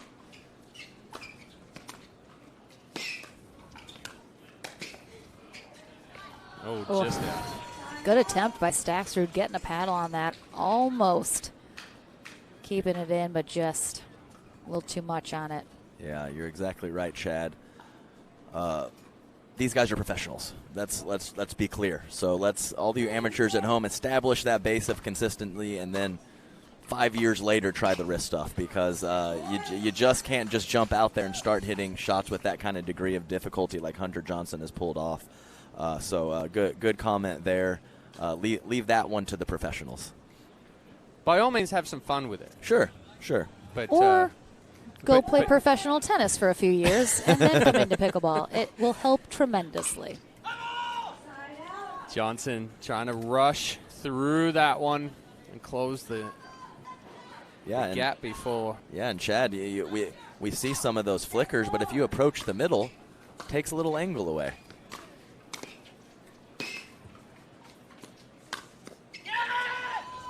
Yeah, that brings up an interesting point there. So, with students and let's say they're coming out and playing singles, they're 3-5-4. We talk about going deeper returns, sometimes to the backhand or deeper corner returns. We don't see that as much in pro pickleball, because the deeper you go, or the more angle you create on the return. Oh, he almost gets there. Yeah, that was... The more angle you create on the return, it gives your opponent the ability to hit that sharper angle back. If you go into the middle of the court, it takes away those sharp angles. That's right. You got to know your opponent. You're playing a shot maker. Give him a little less to work with. Playing somebody who's weaker on a certain wing or possibly struggling with the backhand like many amateurs do. Keep picking on that spot. So all opponent dependent, whatever level that you are playing. Timeout here again from Hunter Johnson as Staxrud widening the gap here, up 8-4 in this second game, looking to force a third. I have noticed the couple times that Johnson has done the drop volley over on this right side of the court that we are facing right now on camera, Staxrud has then kept it close to the line, and Johnson has gone back down the line every single time. It's become a little predictable. I'd like to see, I don't mind the drop volley, but then go hard angle cross court. Got to mix it up. I think Staxrud is now really reading what he's doing with that shot. Yeah, definitely. The mix-up, the guys are too good, and especially the court coverage. You can't go to the same spot too frequently. Must adjust. And I like that. I'm completely fine with that. A little shorter return. Occasionally, Staxrud will be ripping that and occasionally dropping it. So didn't execute that ball, but I think the decision is completely okay.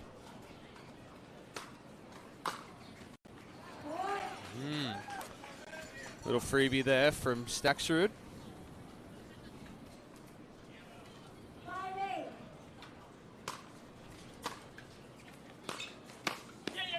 Yeah, just too high on that.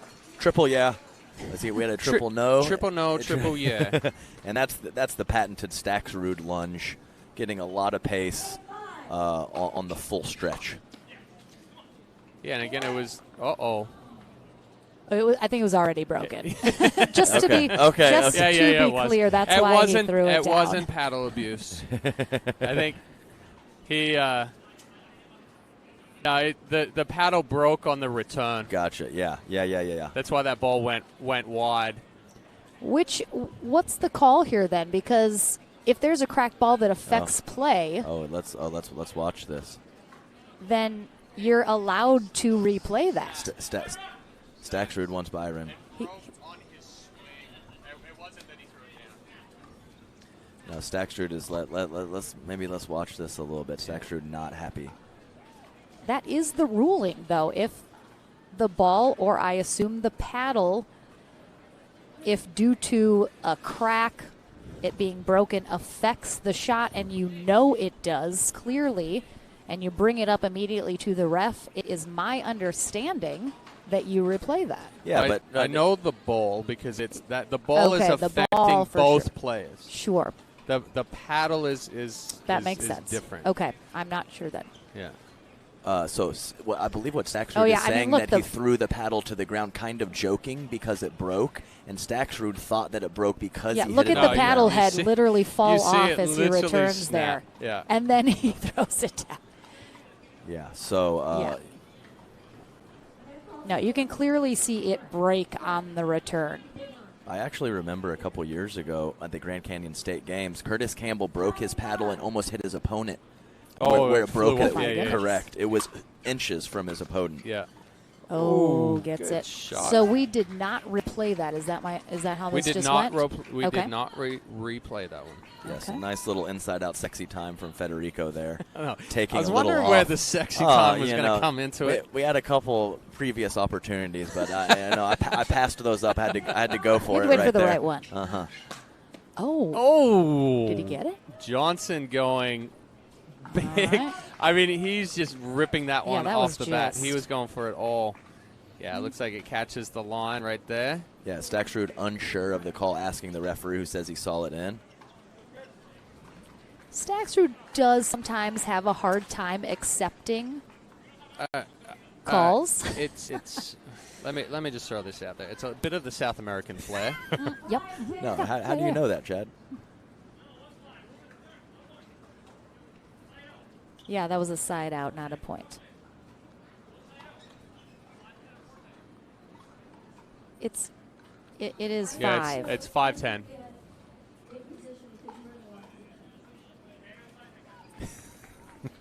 Staxrud is definitely showing some frustration for someone up 10-5 in game 2.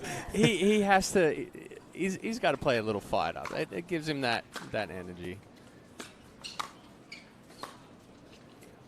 Oh, what a get! Oh my goodness, So Johnson, after he hit that one, kind of go, ooh. That was extremely awkward looking. Yes. that was maybe going long. Close to missing it.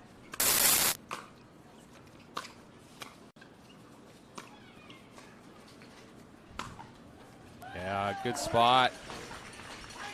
Been very impressed with a variety of paces from Hunter Johnson. It's not just grip it and rip it or drop the ball. He's had some really nice mid-pace passing shots that have been very effective for him. You know, as a somewhat newer player, you know, a lot of that stuff comes down the line, and to see that early in his career being able to adjust those paces is, you know, very promising for him moving forward. Another game point here for Staxrud, and he'll get it as Johnson pushes that wide. So unlike the first time these two faced off, a game 3 is coming their way here in this gold medal match. We will take a short break, back into the action right after this.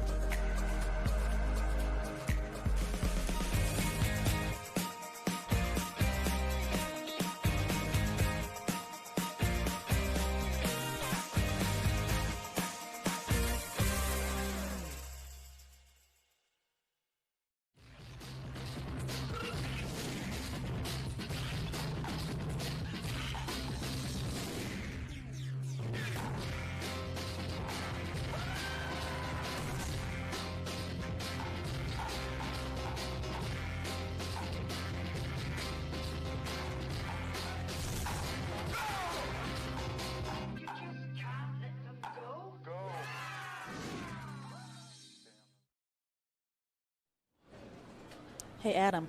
Yes. Ain't nothing gonna break my style, and nobody hold me down. Uh-oh.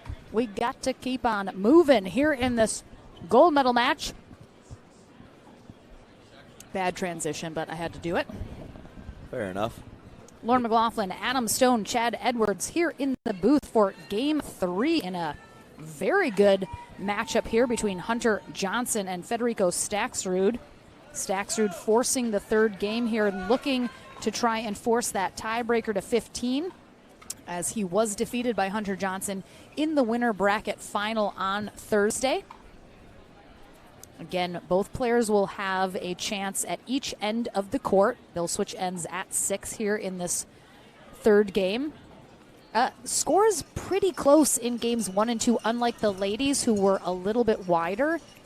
Do we think we're just going to see more of the same? I can't imagine there'll be much. Yeah, right. And so I actually mentioned at the beginning of the broadcast where we'll often, with the win situation, we'll have 2 lopsided games and then a close game. That's exactly what we had in the women. But the fellas, both of the first 2 games tight. And I would say if I'm looking for a couple things for Staxrud in game 3, I want to see how frequently he is approaching middle. And I would like to see him drop a little bit more when he's serving and make that ball bounce in front of Hunter. I think once he has made that ball bounce, Hunter's been a little loose with some of those backhand slice, cat and mouse, dink and dunk kind of points. So if I could pick 2 things from Staxrud, who obviously might not make any adjustments, having won the second game 11-7, that's what I'd be looking for here in game 3.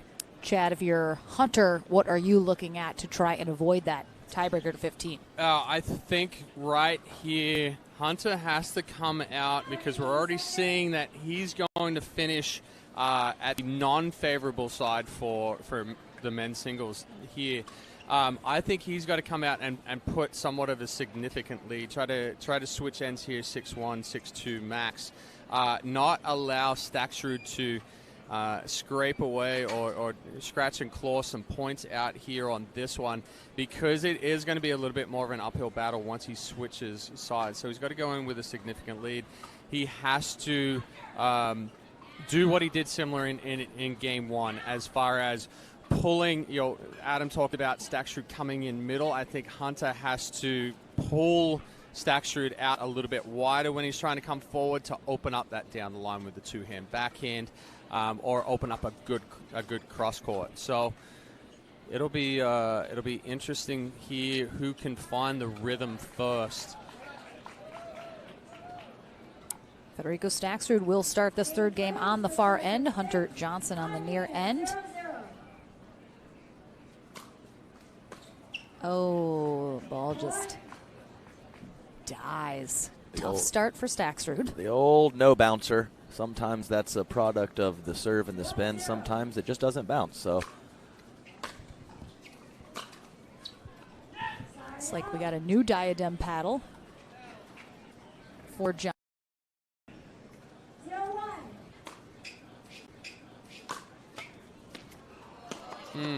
Staksrud almost gets it. Staksrud, little upset point one, fired up point two, a little annoyed point three. All emotions. Oh, yeah, that's right. You think he wants it? You think he wants to win? You think he's giving a good effort out there? Are you kidding? And he hit the ball into the net, so he had to go get it, and then the wind blows it to the other side, so he didn't even have to go. Just throws up his hands. He's what the hell, man? Just one of those things that just nothing's going your way.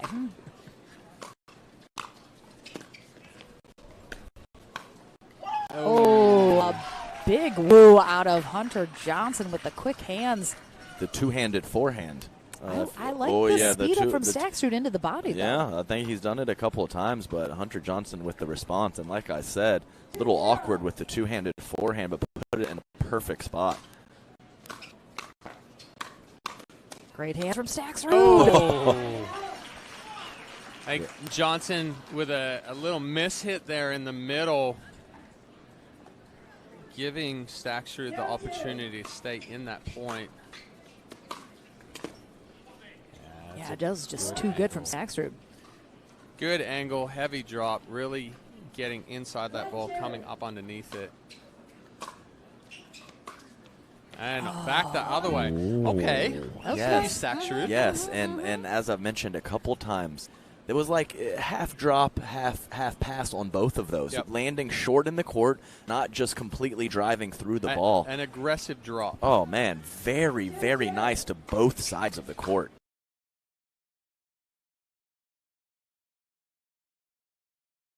Coming in aggressive, but a controlled aggression. Quick tempo.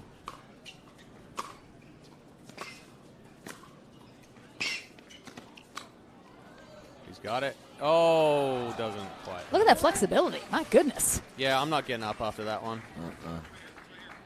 Adam's not even getting to it. No, just well, no, something. Yeah, if I did that, we got hip issues.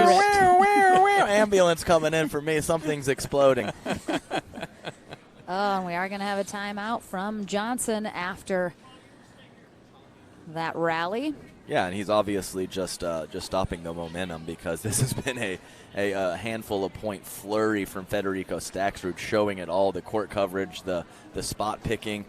We got Brittany Wilson sitting, Thomas Wilson's wife, sitting over with Yates Johnson, kind of giving some hand motions, letting Hunter know that probably translating from brother Yates there, some strategy about some court position for Hunter. We'll see if he can come up with it here as we come out of the timeout.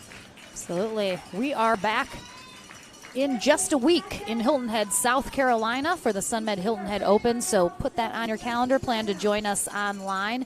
Both these guys are going to be there with me as well. Adam, you're still playing a little, right? Is that correct? Yes, that is correct. So I believe that will be my last tournament of the year. Of the year. He wasn't Okay. announcing He just, retirement. I was like, yet. are we, no? Oh man. Let's see. I was blocked by the barrier.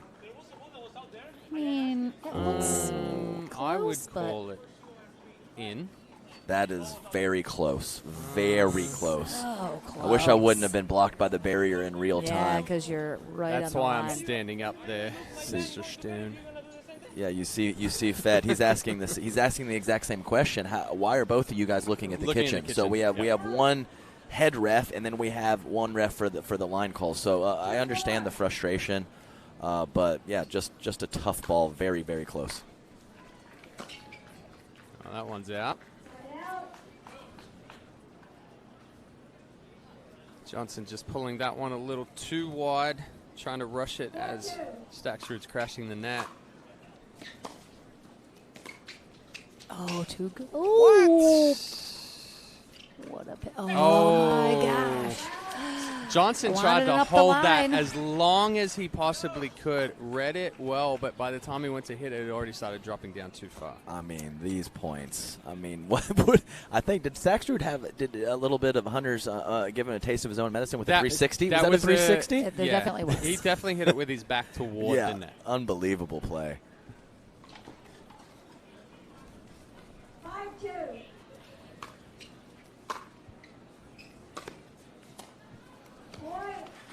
And Stacksrud has done it exactly what you talked about as far as not trying to hit through it too much and dropping the ball more. Yes. It's getting down even lower to Johnson as he's coming forward, because we saw his ability to take that ball from a foot above the ground and still be aggressive and roll it in.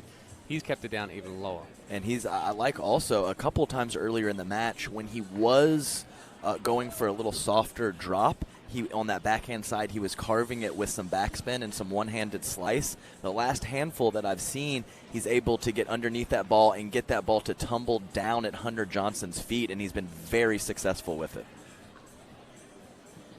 Yeah, so and again, go ahead, Lauren. If Johnson cannot pull out this third game, we will have a tiebreaker match to 15. And as we have all seen before, anything kind of goes in that new matchup.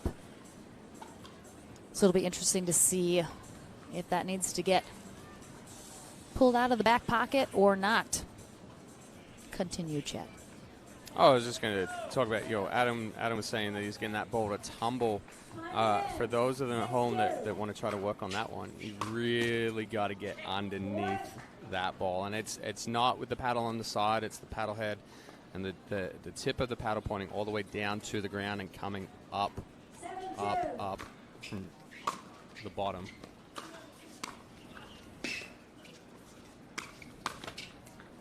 Yeah, definitely, Chad. And I would say you want to move up half a point on your rating, or maybe a full point. Just aggressively bend your knees. That's a tip to just instantly be better.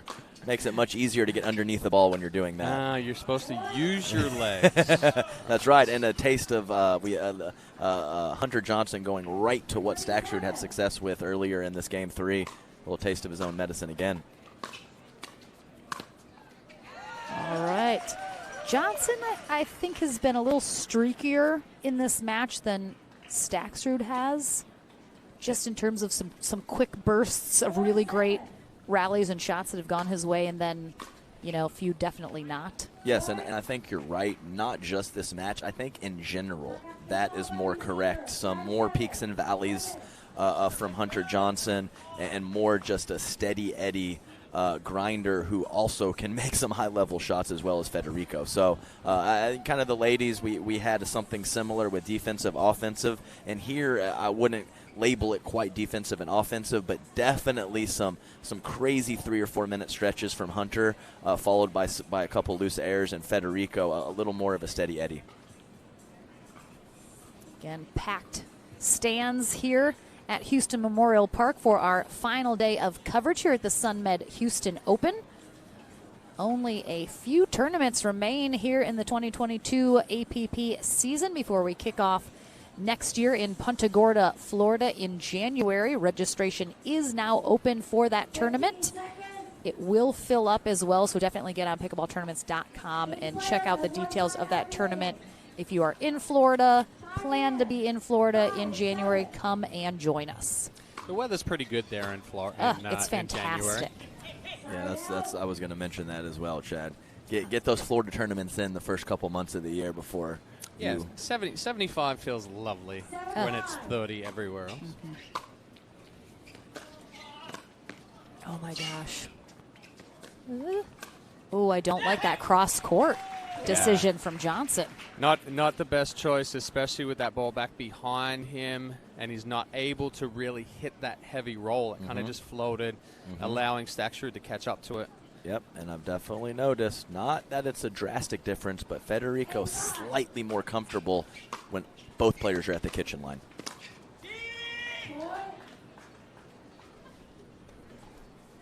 I do have to say, do you guys remember Punta Gorda like 2 years ago when it was 30 degrees? Oh, yeah. You know, I almost died. We do get the 1 week of oh my freezing gosh. temperatures. Yeah, huge shot from Federico Staksrud. Yeah, if this keeps up, we will absolutely have our first tiebreaker match to 15 coming up shortly here. Yes, that was great in Punta Gorda. I didn't even get tired that one because it was so cold, and I ended up winning with the prof. There you go. Exactly. There was no cramping for Adam Stone in the cold. Yeah, good roll from Johnson there. I don't understand how he can do that. That shot is so good with the inside out backhand. It's heavy left hand. It's almost like it's almost like the forehand inside out. You're just treating it as like a left-handed backhand, and that right hand is there for stability. Absolutely, Chad, and just can't describe to you guys how tough that shot is, even though Mr. Johnson makes it look very easy. 6-10.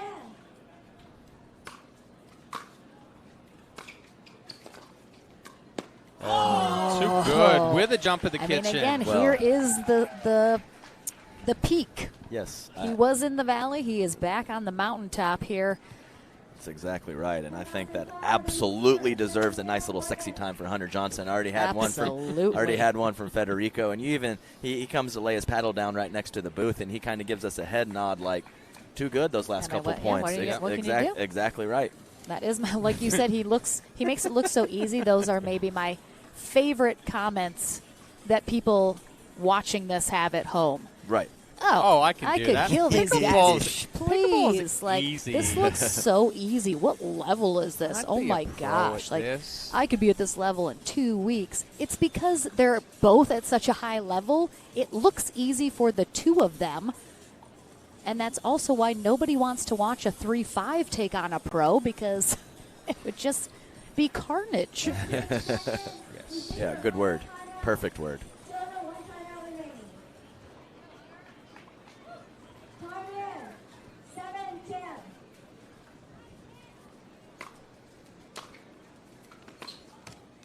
Oh, can't have that miss from Johnson on that one. I think that was an effective mishit from Federico there.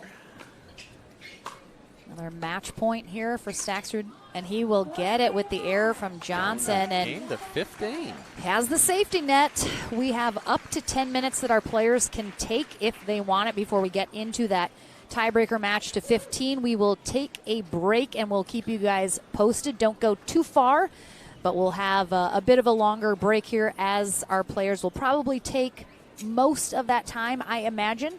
So back into the action for the conclusion of our men's gold medal match with a tiebreaker match to 15 between Hunter Johnson and Federico Staksrud to crown a gold medalist, coming your way in just a few moments.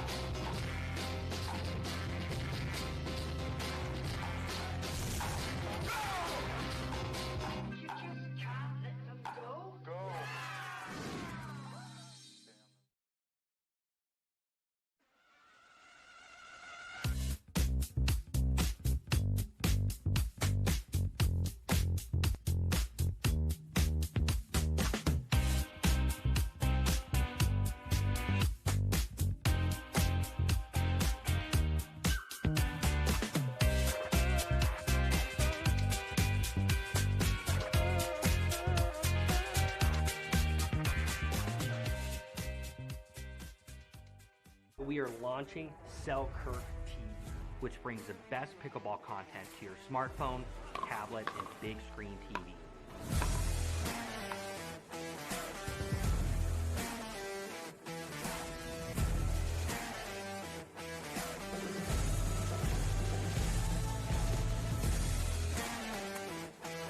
This is 24/7 Pickleball, proudly brought to you by Selkirk.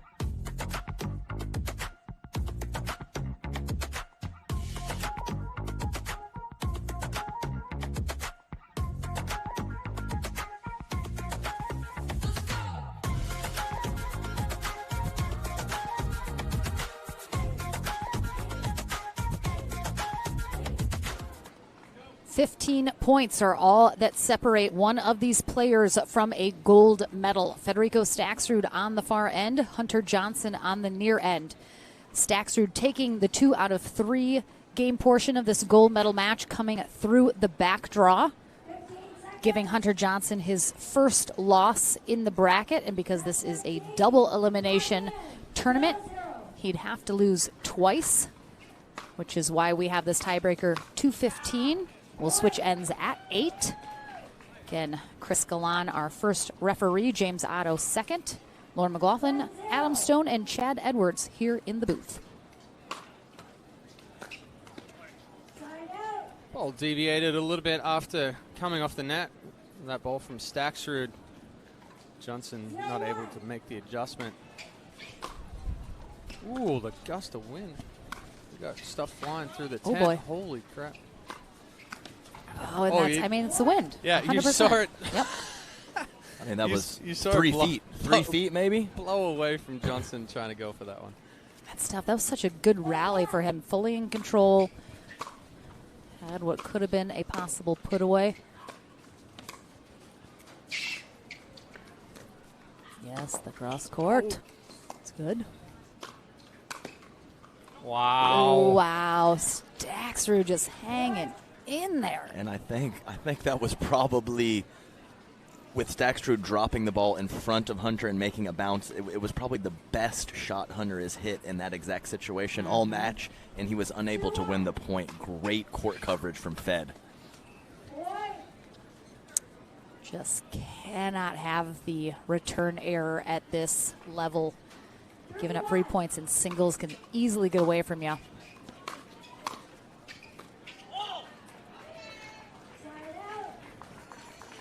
Good depth from Johnson on that one. Just catching the line. Saw Staksrud pointing at that cross court. Not able to get there.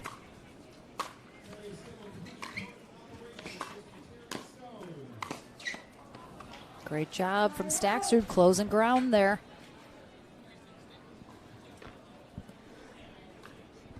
Yeah, it would have been a big mistake to hang back and let that ball bounce. Seeing Hunter Johnson in a little bit of trouble and charging forward. Great play from Fed.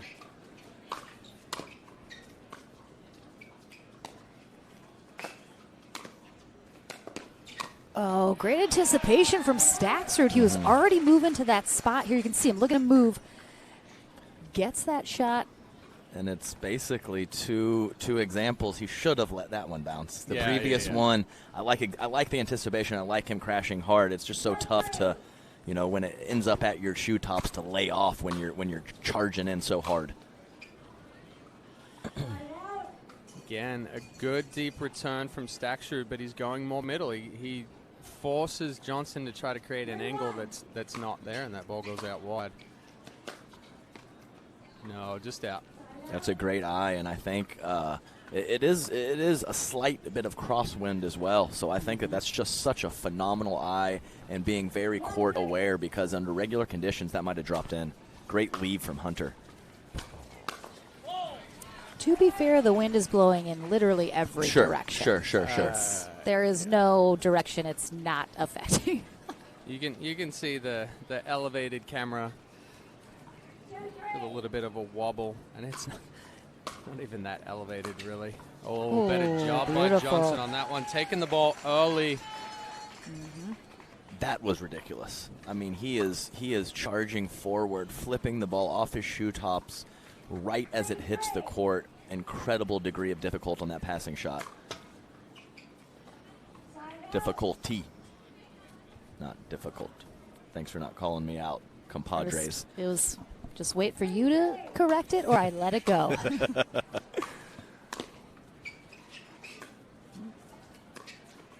I think Johnson thought that his ball was going to go out. For right? sure. Uh-huh. And I mean, with the wind, you just really don't know. And a really incredible hold from Hunter Johnson, who is often, I would say much more often than not, taking that ball up the line. And, of course, that being the case, Federico having to kind of hold in the middle of the court, and then at the last moment, Hunter Johnson pulls that cross court. Just incredible deception and shot making from Hunter.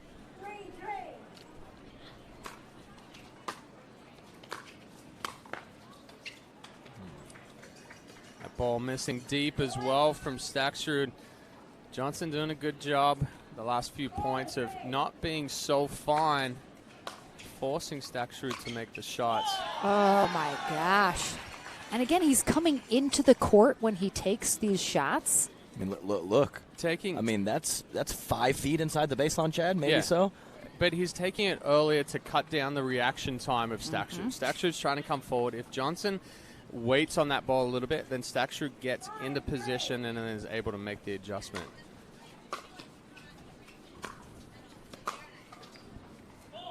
Well, and I think you're exactly right, Chad. I always say this to my students.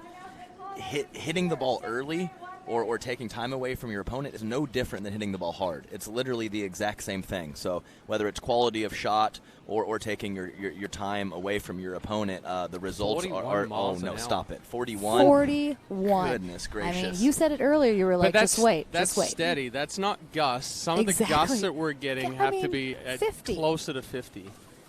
Wild. And that temp certainly rising as well as the humidity drops, though. Good amount of cloud cover still here at the venue, Houston Memorial Park. Do you you're from Florida, Chad? What is a tropical storm? What's the threshold for wind? It's gotta 60. Be, oh, looky here. I mean, we're approaching a tropical storm, I would say. It's on the horizon. Hunter Johnson wants some cowbell from the crowd. More cowbell. All right, 2 points away from the end change. Ugh. Again, it's so tough. The wind just pushes that down, and then Johnson's lunging a little for that. Yeah, sure, tough in the moment to make the adjustment, but he's got to drop that ball. Oh. Staksrud not having a whole lot of success going down the line on that backhand side. Ooh, second miss serve. Jesus. Did you almost blow I over? almost took away. I almost took off right there. I mean, if Chad Edwards is about to blow away, that is a That's tough a win. strong wind. I do not have a chance. Oh! Was that good? That was my. good. He kept it in. And then Staksrud reading the spin, waiting for that to come back outside the net, hitting the ATP. I wanted to see him keep the two-handed backhand and come under that. I think he got a little loose with the one hand, but maybe didn't have the reach with the two-hand.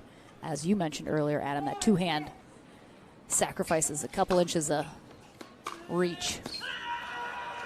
There it is. There it is, Fed. Let everybody know you're here to stay. You're here to play. Let's go. Nobody wants to sacrifice inches. No. I'll leave that with you guys. Another 360. Great angle. And I missed an opportunity to mention 2 points ago he did a double 360. Two in the same point, so he's getting frisky with it. Which is definitely different than getting jiggy with it, right? Correct. Different. Oh, almost.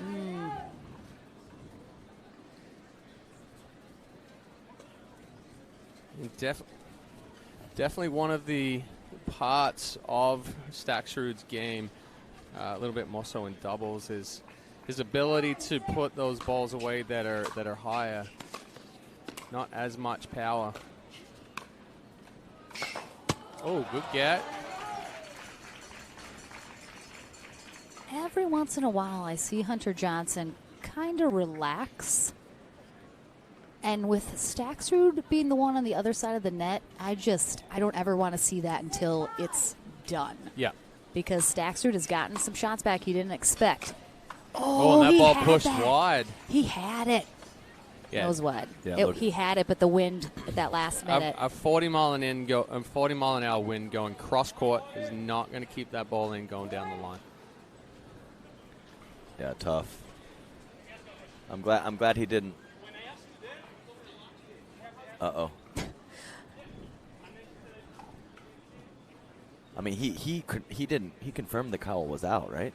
I believe he did. And again, he wasn't looking before. He was looking this time. It's as simple as that. You're not going to look at every single shot every single time. No, he called it in. What? Oh, my That God. ball was out. Oh, my goodness. No What? way.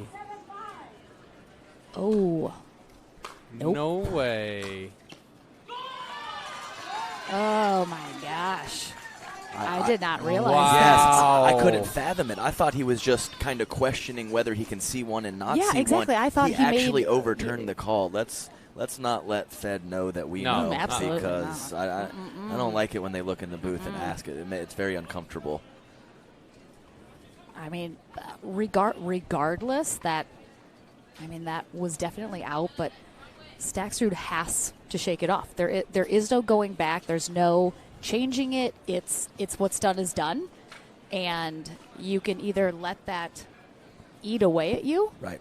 and create more frustration, more whatever, or you put your head down and it's on to the next. Definitely, and I mean the only thing I can think from the umpires, the referee's point of view is the wind is affecting the play and the players a lot, and that ball was basically in until the very It last was. second. yeah. I thought for sure he had a beautiful shot, and then at the Right. last minute, the wind just pushed it out. Certainly, but very, very tough. So let's keep in mind it's tough on the referees as well. But Oh, I mean, without question. I would never in a million years change jobs with them. We now have the end change. Hunter Johnson will finish up on the far end. Federico Staksrud on the near end. Ooh. That's half an inch from being unreturnable. We almost. Oh, we're playing Adam and handsies I on? almost held. We almost held hands I over missed here. out on the I handsies. know. We get we've got 3 cables running across the table. We We're had our all moment tethered yesterday. to one spot, so we get twisted a little bit. It's cozy in here.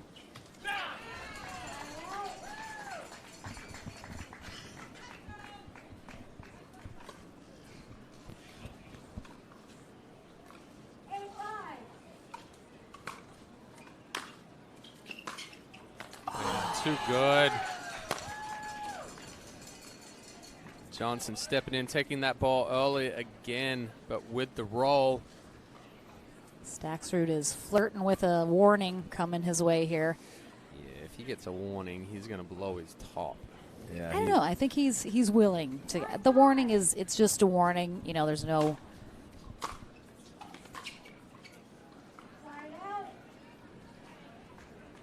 That one definitely wide from Johnson.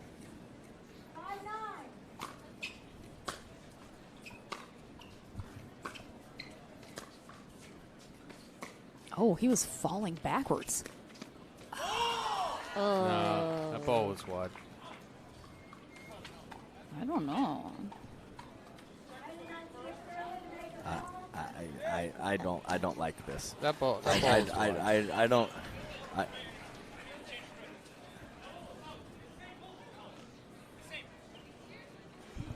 We gotta talk to Byron. He's right there. Yeah, it's just a And really that- it's that really was- uncomfortable in the booth because I mean Did he That's- just overrule that again?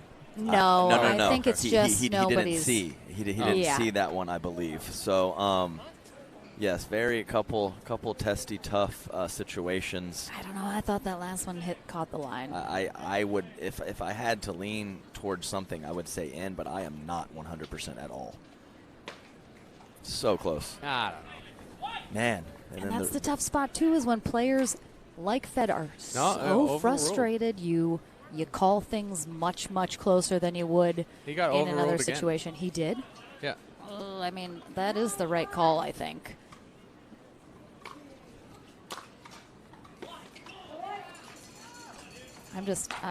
I was literally like, I'm ducking if I feel a paddle throw coming. Oof. I mean.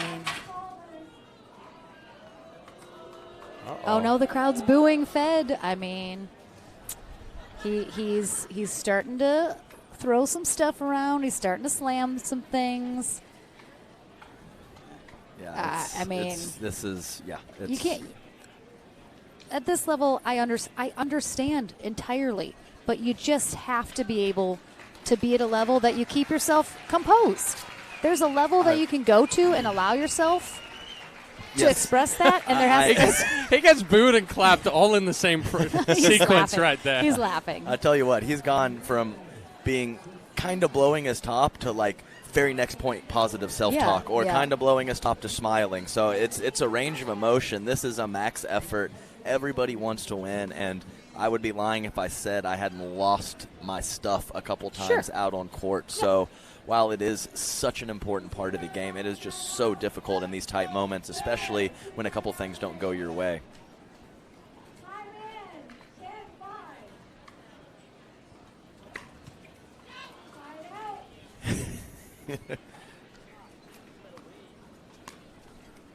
But this is it's kind of fun though. It's kind of fun. It's intense. There's like a nervous energy that I have that I don't mind. Oh. Yeah, and I was just waiting for that straight hand to turn to a finger. I thought that ball went out. Nah, it looked good to me. It's a terrible vantage point for me though. That back corner's as far away as it could be. It was in.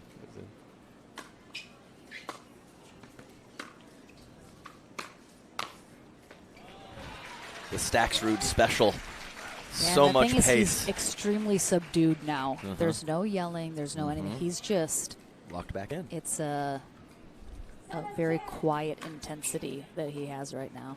What happened? What happened?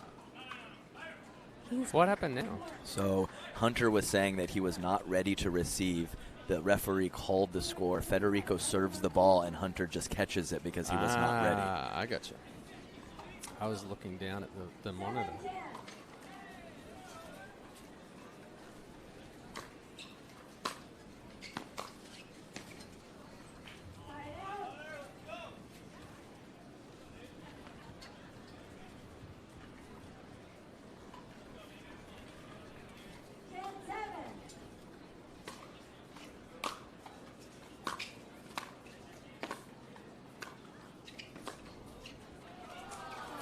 Better sequence from Staxrud right there, moving Johnson around with some heavy spin.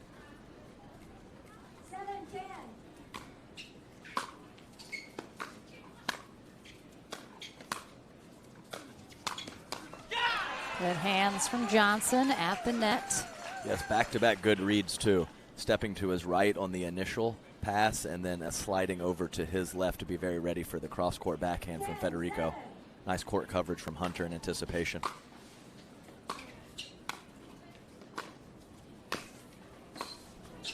Oh, what a get. That ball just missing out, though.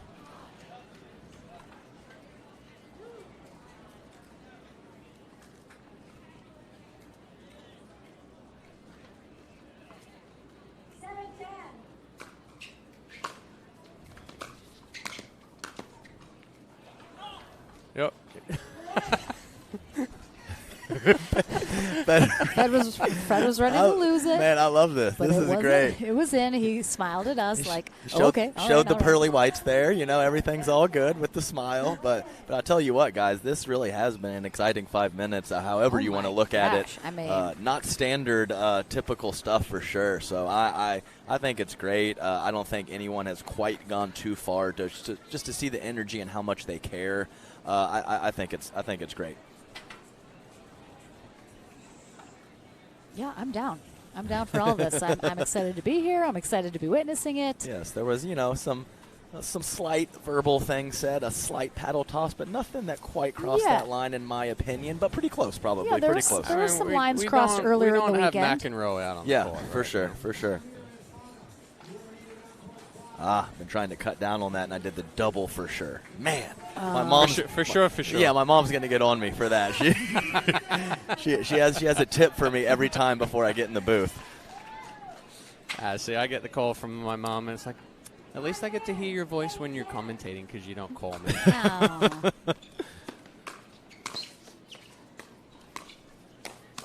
Yeah, good hands. Good kitchen control from Johnson. And he almost overran it, so he adjusted and kind of did a mini pancake right in front of his body. Great paddle control and adjustment from Hunter Johnson.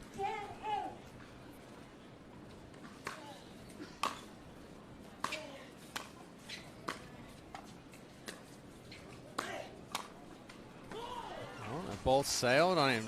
Pushed a little bit more by the wind. It's definitely changed direction a little bit. We're not feeling it as much in our face right now.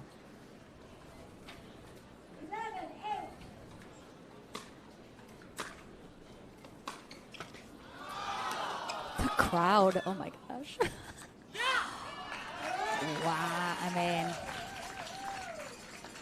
oof, I'm not sure if another match is going to top the intensity of this one. Our ladies do take court next. Vivian David and Georgia Johnson take on Anna Bright and Paris Todd. They will certainly bring the intensity, but a different kind, I imagine. Another good job by Johnson stepping in, taking that ball early.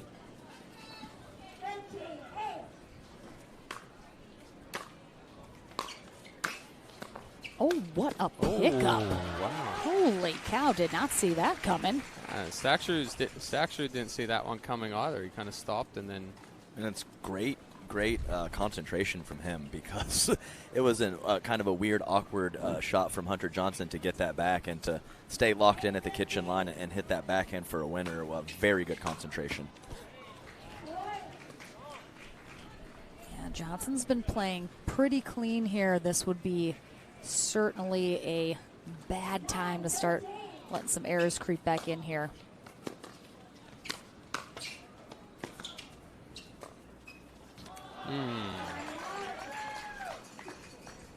Good adjustment from Johnson with that ball catching the net.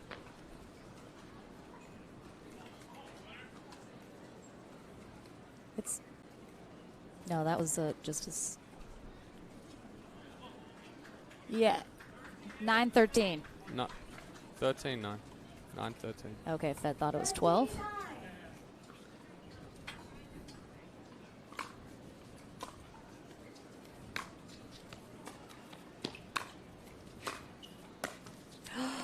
Oh, just wide.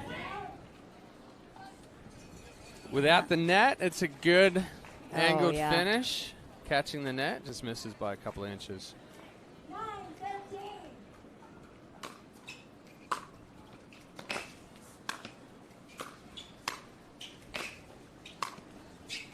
Oh, that ball drifted on Johnson. You saw him have to take a second step and a stab at it. Wasn't even to miss it long.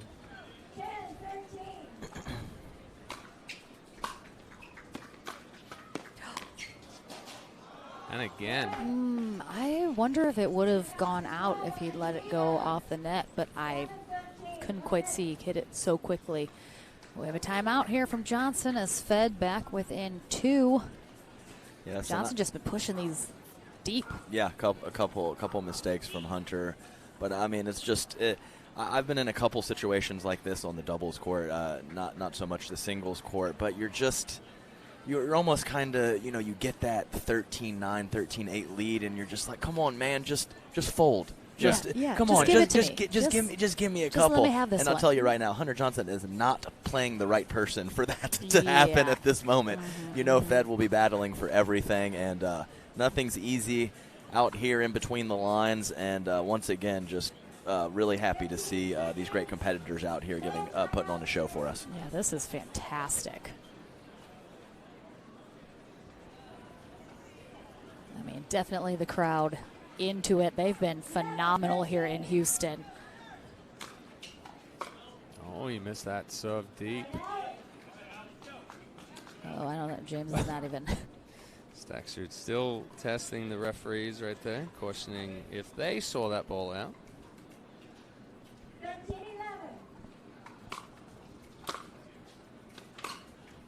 Too good. Oh my gosh. Oh, I have like that nervous feeling in your stomach. Second match know, today, so Lauren. What are you going to do?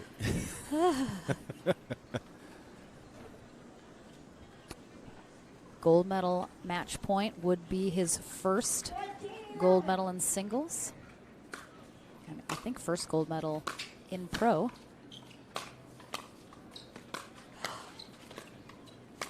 Oh! And he's got it. I mean, what a match. Excellent job from Hunter Johnson right there. Representing Texas well here. Gave it everything he had. Staxrud, fierce competitor. The high five to the kitchen. I love it. I mean, wow, what a match. We head to the Franklin studio to talk to first-time gold medalist Hunter Johnson, who gets it done, and he is feeling good. He still wants the crowd on their feet for him. We're back. I mean, again, my heart is racing. Oof. All right. Our ladies doubles match, as I mentioned, up next. Georgia Johnson and Vivian David take on Paris Todd and Anna Bright. Coming up next here in Houston. Do not go anywhere. The APP Sunmed Houston Open, brought to you by PowerPlate, the official recovery tool of the APP Tour. By Selkirk, an official paddle sponsor of the APP Tour. Sunmed, the official CBD of the APP Tour. And Pickleball Central, your pickleball superstore, catering from beginner to pro. I don't want to do it, but I want to do it.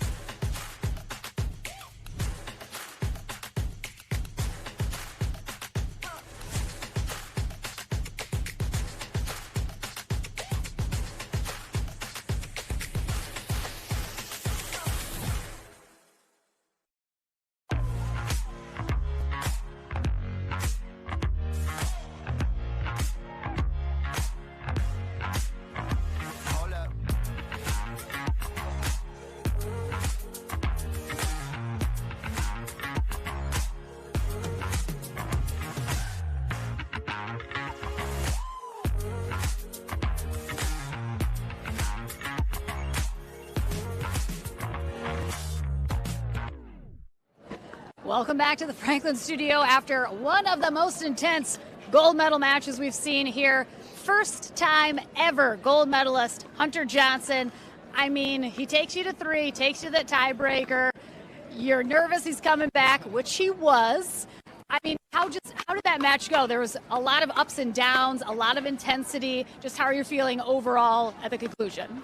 I'm ecstatic. I want to thank the Lord right now. I don't know how I pulled that out. Yeah, it was just, the wind was pretty difficult for both of us. We both had to dig deep, and I mean, could have gone either way, honestly.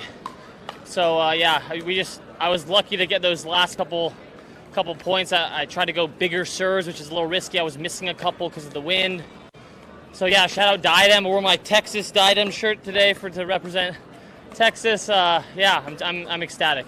I mean, a bit of an intense match, obviously some tough line calls on both sides. When that happens, and some player obviously fed extremely frustrated, are you using that to your advantage? Are you recognizing that and staying calm yourself to try and balance out that he's getting a little chaotic and the energy a little bit all over the place? Yeah, I mean, there's a couple tight line calls. I mean, he's a fair line caller. I mean, I thought they landed. The ref saw him. That's just how it goes sometimes. But yeah, I mean, I think I just got a little lucky on those, and I just tried to stay focused. He was complaining a little bit. I tried to just block it out and just focus on my game. I knew that if I kept kind of pressing him, maybe it would help and it would start to go my way, and it did. So I'm pretty happy. I mean, it has to feel pretty good to get your first gold medal here in Texas. Got friends, family here that have been cheering you on. Brother Yates, of course, here as well. I mean, just any final shout-outs or thank yous before Ken comes in with our trophy? Yeah, shout out Diadem again. Shout out Yates, because I actually had to beat him to get here. So it could have been either one of us. I mean, we were both at the same level, so maybe next time he'll be the one to win. But yeah, just grateful for my family, my friends that are here. Crowd was unbelievable today. I mean, geez, the stands are completely packed. So yeah, I just fed off the energy. I'm pumped to see how the year ends and how the rest of my career will go in pickleball. All right, let's bring in Ken Herman with your first ever giant trophy from the APP Tour. Go, Hunter, congratulations. You have a lot of fans here in Houston, Texas, a lot of new fans. This is terrific. Our gold medalist for the Houston Open. Great to share this with you. Well done. All right, a big congrats once again. First time gold medalist Hunter Johnson here, and our women's doubles is up next. As I mentioned, Paris Todd and Anna Bright face Georgia Johnson and Vivian David in the wind here in Houston. It's coming your way right after this.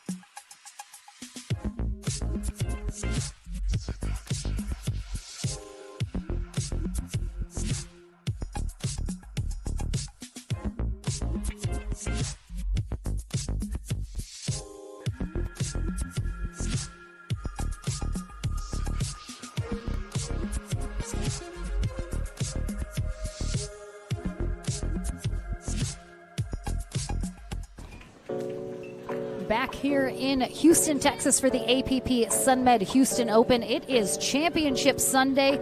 2 down, 3 to go.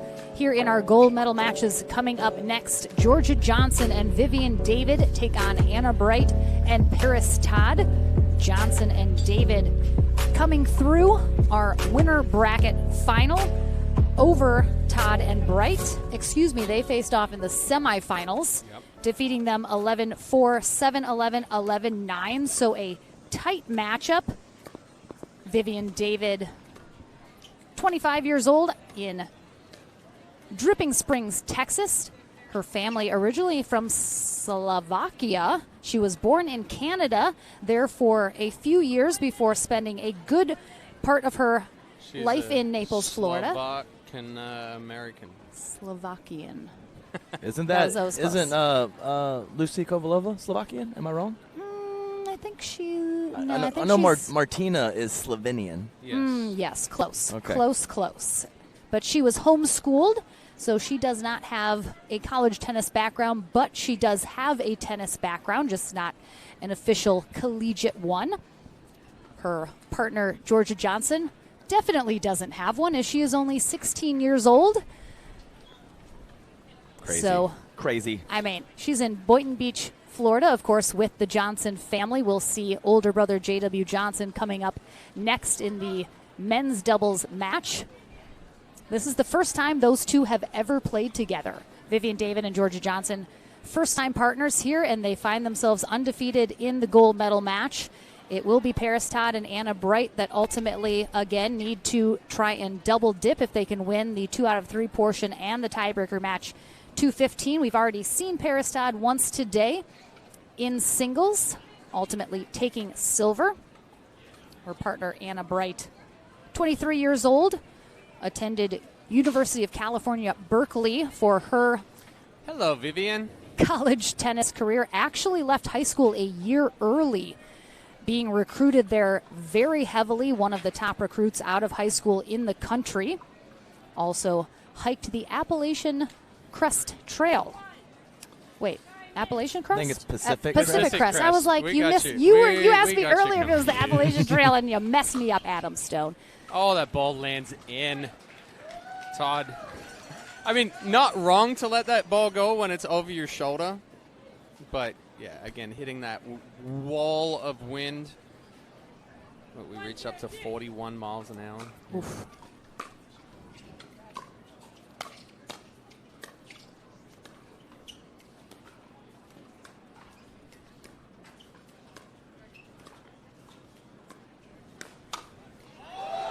Not today, Vivian David. I mean, we have both talked that Vivian David is playing out of her mind this weekend. Some of the best pickleball I think we collectively have seen her play. She's definitely playing to her full potential this week.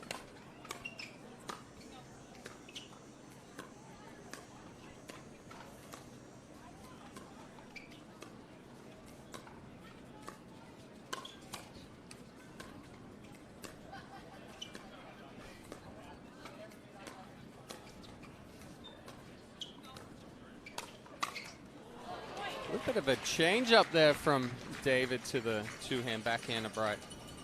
Yeah, very nice misdirect from Vivian David.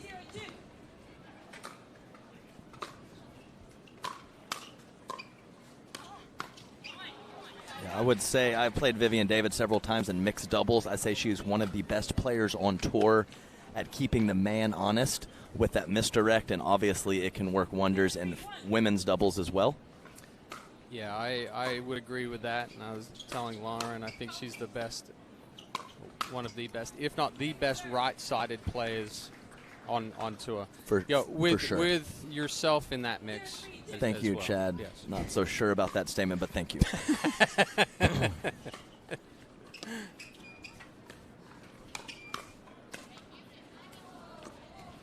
And just for you guys at home, a misdirect, what I'm talking about when I say that, is when a player is receiving a cross-court dink from the opposite angle, and then they push that ball straight ahead at their opponent.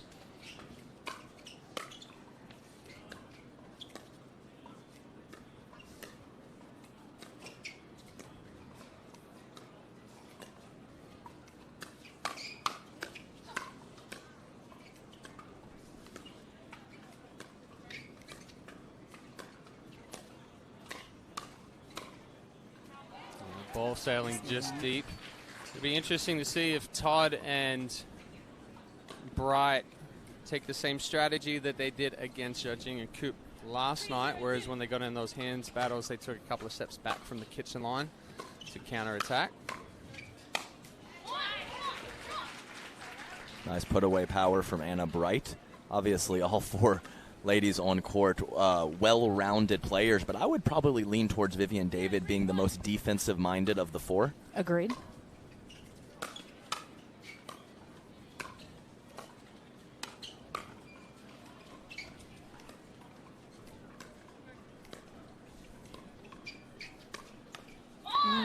Little confusion in the middle there. Yes, and I think Vivian kind of tapped her chest like, my bad. I got to leave that for my left-sided partner to smack that forehand. She kind of creeped in a little bit and mishit that two-handed backhand counterattack. Watching our baseline camera, it's almost like it's attached to a buoy in the ocean, bobbing around in the wind. Definitely getting blown around. And the wind has changed direction in the last couple of matches as well.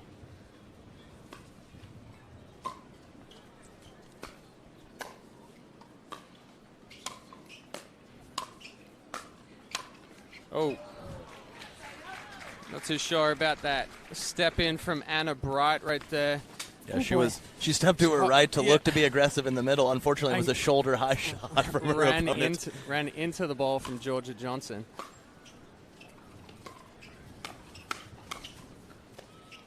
Look at Great, great defense. pickups. Yes, and we've seen that a couple times in the previous two singles matches as well. With the wind wreaking havoc, it's hard to clear your body. Yeah. Anna was trying to move to her left to get out of the way of the ball and just couldn't do it. A little too much movement on that paddle from Todd in that reset. Trying to cut it too much with that absorption and causing it to pop up. And we will have a timeout from Bright and Todd here as they are now trailing 5-1 in game one of this gold medal match. Of course, Vivian David and Georgia Johnson looking to close this out in 2 and go undefeated through the women's pro bracket. We'll have our men's doubles gold medal match coming up following this. Deckel Barr and DJ Young take on JW Johnson and Zane Navratil coming up next. And we conclude our day here in Houston with our mixed doubles. We'll see Vivian David back in action, as will Paris Todby, with their partners Thomas Wilson and JW Johnson. And looking at that standings list, we have Georgia Johnson in the number 2 spot for doubles points. Anna Bright in 7. Vivian David in 4. And Paris Todd, I am sure, not far behind that top 10, as she has been accumulating points pretty aggressively this year as she's burst onto the scene. You're exactly right, Lauren. That's a volume issue, not a quality of play issue for her, and she will be right there very soon, Lauren.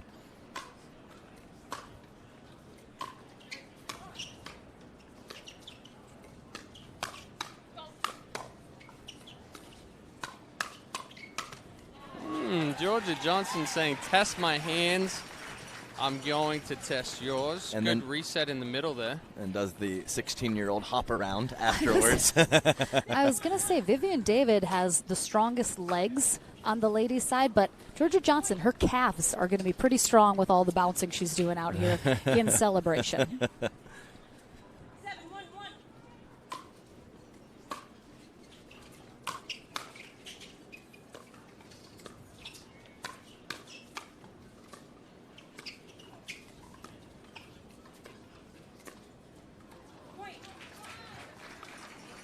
Good ball movement from Johnson right there.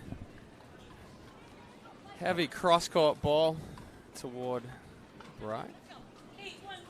And we talked a little bit yesterday of new partnerships and how much we like this partnership of David and Johnson. Definitely have some fun out there. I mean, that literally might have been their first unforced error so far in Game 1. Crazy.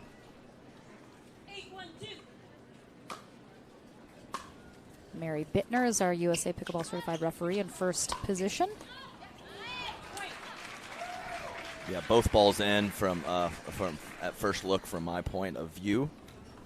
And again, David and Johnson, they don't do anything too fancy, too aggressive. They're simply Clean consistent. And just hit the shots. Oh, my goodness. I thought she had a shot at that. Instead of putting the paddle up, she dipped down instead. Yeah, and I would say Vivian David and Corinne Carr in a battle for the smiliest pro on tour, and it's a tight race. True question is, does Corinne smile as much at you as she does on the pickleball court? She does not. Easy, quick answer. I have seen that. Oh, in my person. goodness. I mean, domination here. What is that? Jock Jam's total domination here from Georgia Johnson and Vivian David. I mean, this could be easily the quickest gold medal match we've had of the day. But we'll find out if Todd and Bright have the adjustments to force a Game 3, or if Johnson and David are cruising to a gold medal here. We'll find out right after this.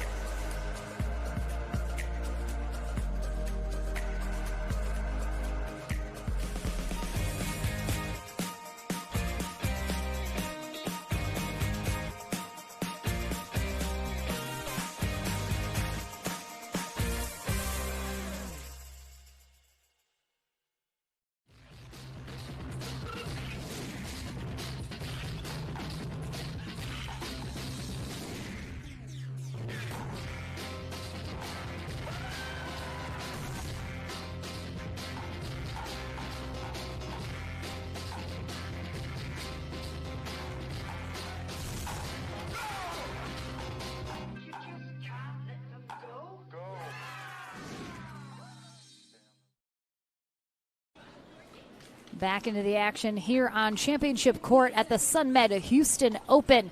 Here on the APP Tour, Lauren McLaughlin, Adam Stone, and Chad Edwards. Here courtside as Vivian David and Georgia Johnson on the far end take on Paris Todd and Anna Bright. Now on the near end. And Johnson and David just steamrolled through game one, 11-1. I suspect Bright and Todd will make some adjustments here. It'll be a little more competitive, but Adam, what happened in that first game? This is my high-level, deep analysis of the situation.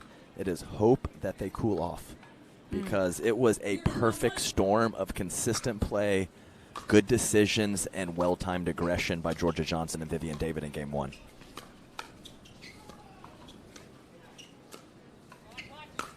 Oh, wow. And it continues. Perfect execution of the around the post by Vivian David. Fully outstretched, bringing it back in, going between the feet of Anna Bright. I would expect that we're going to see Todd and Bright be a little more aggressive here in game two, kind of put some pressure on. Yeah, so you're exactly right, Chad. So you either pull off, try to find some rhythm for yourself and play a soft game, or you just say, man, these players are on fire right now and picking their spots well. Let's just take it to them and see what happens. And I would say the latter is probably the best option given the player personnel out there with the firepower of Anna Bright and Paris Todd. And again, they're two players that are going to feed off of the intensity. I think they have to play that high speed, high intensity right now just to get themselves back into it. Then they can kind of move things around a little bit more. And whether it's the win, whether it's just simply a new game and a bit of a break, but David and Johnson already, more errors than we saw in all of game one out of them here to start game two. Like I can't describe to you how rare just a two-game steamroll is with this quality of players on court. There's almost always going to be a little dip from the winners of game two and a rise in level from the losers of game one.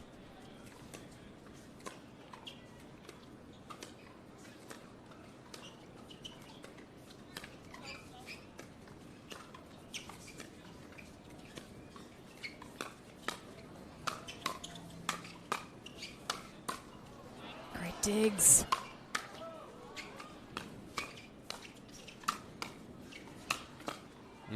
Good pressure from Paris Todd.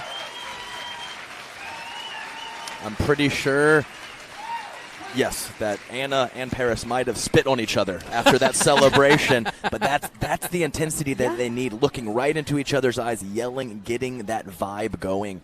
And as you see, quick early lead in game two. Nice little wind picking up there. Again, Mary Bittner, our first referee here. Daryl Wynn in second referee duties for this women's pro doubles gold medal match. 1-3-1.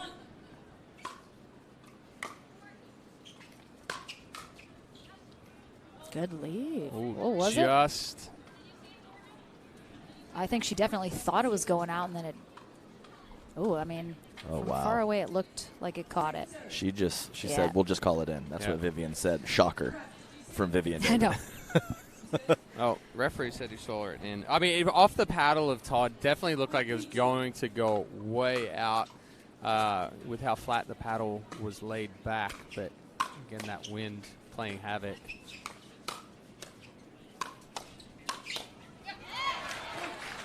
Good aggression there from Johnson.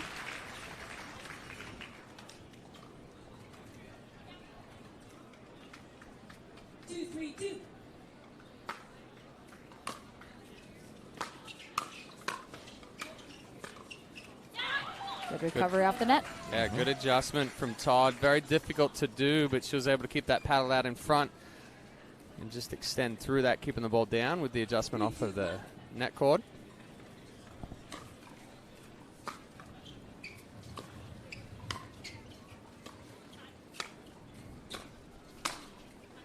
Okay, cannot give that high of a ball to Vivian David. Definitely not. And as still a current pro player, I'm not going to lie. I'm pretty sure I would be number 5 if you threw me on this court and put away power. I can agree easily with ladies that. Put away power? Oh, Yes. yes. They are hitting the ball with an incredible amount of pace.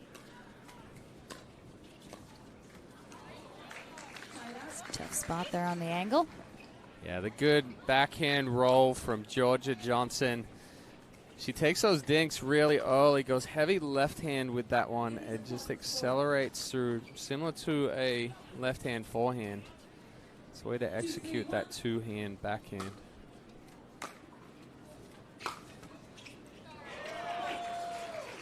Yeah, tough break, and Georgia just really, really amazing at a way she can control that backhand because that wrist is really cocked and loaded. You can see the angle of her paddle a little bit different than a lot of the other players that go with 2 hands on the backhand side.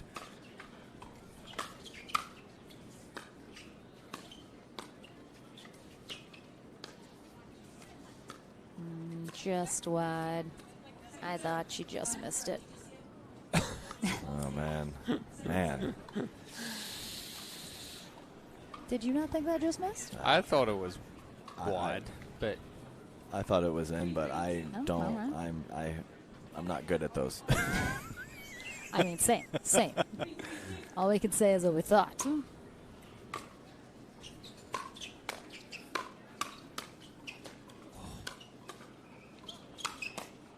I mean, the get from Vivian David in the middle of that point, Anna Bright put a really good swing on it. David somehow brings it back an inch over the net, and then Johnson stepping in. Yeah, I would say Vivian David, one of the best players on tour of sliding to her right and loading up with that backhand side. And these days, she's not only releasing with 2 hands, she will occasionally take that second hand off and poke it with the one-handed backhand. A lot of variety and quality shots from Vivian on that wing. Yeah, and that's what makes her such a good right side player is that movement. Oh, definitely. Yes, a lot of tournaments and practice with Deco Bar, really working on the sliding, and even the very first point of the match, we saw her get real low and tomahawk that forehand. So she's got some really good counterattack options on the right side. Ball sailing a little deep from Georgia Johnson. Bright and Todd taking the lead here.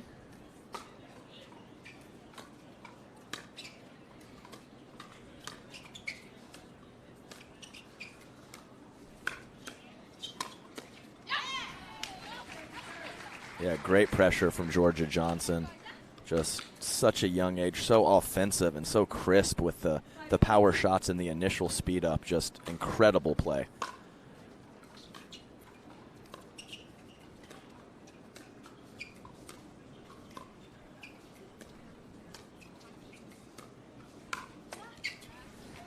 Oh, a lot of people ask how Georgia Johnson's so good so young, but you look at probably the fact that JW's been smacking balls at her since he started smacking balls over the net. So she's seen this pace before.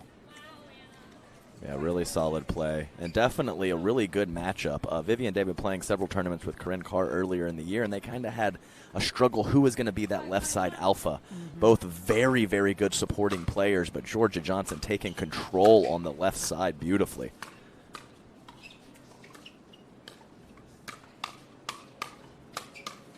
Oh my gosh, come on, Vivian David. Oh, she was ready, but just paddle in the wrong position. Oh, so good, so good. So not only with the movement of Georgia with the youth, that wingspan is just a perfect fit for that left side, in my opinion.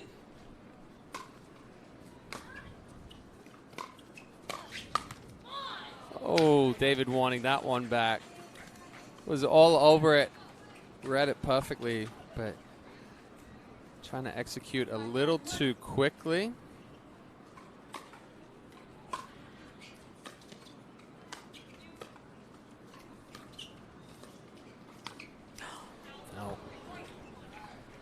Yeah. She was going for the inside Yeah, out. the She inside just out. got underneath it a little too For much. sure, and there could have possibly been some slight mind change on that one. But either way, definitely 2 underneath the ball, lifting it too high to keep it in the court.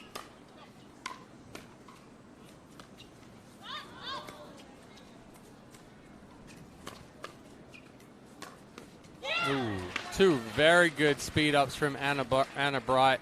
David able to somehow fight the first one off, but then she comes into the body of Georgia Johnson and handcuffs her.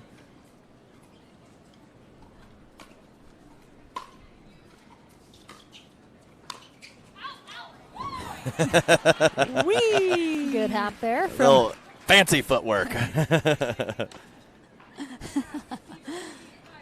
And I think sometimes, too, we talk about, Georgia Johnson is so good at such a young age, but she does have a bit of an unusual style in the way she hits some of her shots.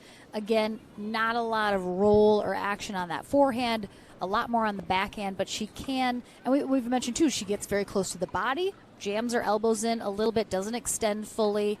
And I think sometimes I'm not sure, is it the way she holds the paddle? Is it just the wrist positioning that gets her in some funky spots sometimes?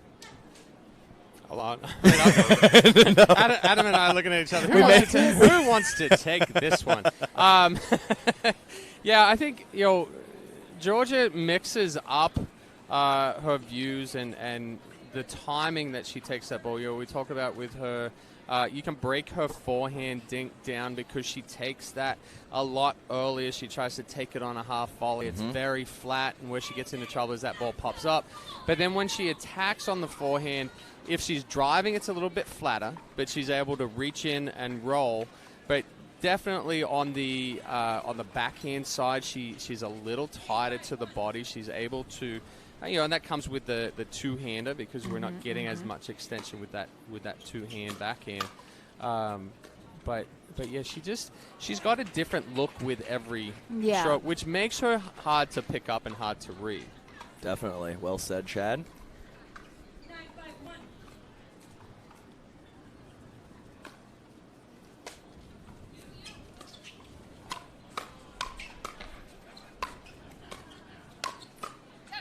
Yes, and always has that put-away power. But you're exactly right, Chad. We even talked about it with Hunter Johnson and some of the whippiness and wristiness of some of his shots. I'm not sure I would teach weaker players some of that technique. It's just a testament to how talented these players are. Yeah, we'll see some of Georgia Johnson's backhands where there's literally no forward movement with the arm. It's just a break of the wrist. But, you look at JW, and he's very, very wristy as well, doing full extension and just a snap of the wrist at times.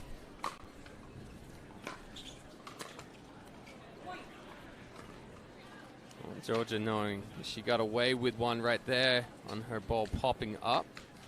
That was the bait, Chad. The bait, and then just dangling it down into the kitchen.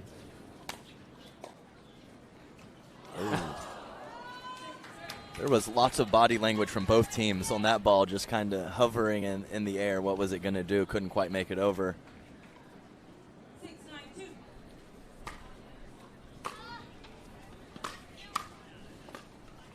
Oh, the wind just moving that around so much.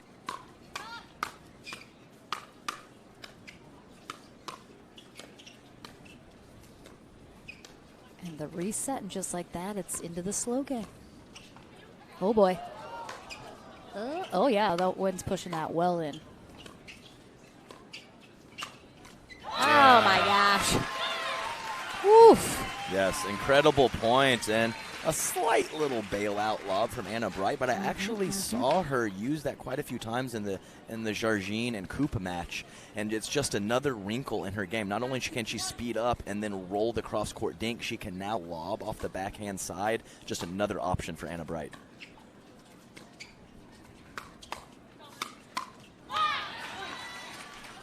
So much better job in game two here from Bright and Todd as far as pulling the trigger, not somewhat early, but getting on the offensive before David and Johnson are able to, and they're both looking to keep that attack going.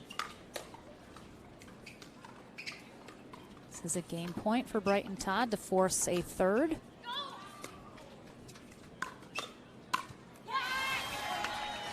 Yeah, we saw it the first time, but I think between David and Johnson, just a few more errors on her side, but definitely the adjustments from Todd and Bright here in game 2, and of course the end change, I have to imagine, played into that as well. So we'll see again in this third game, both players get a side of each end of the court. We'll see how this one plays out, if we have a tiebreaker or not. We're coming back into the action here in Houston right after this.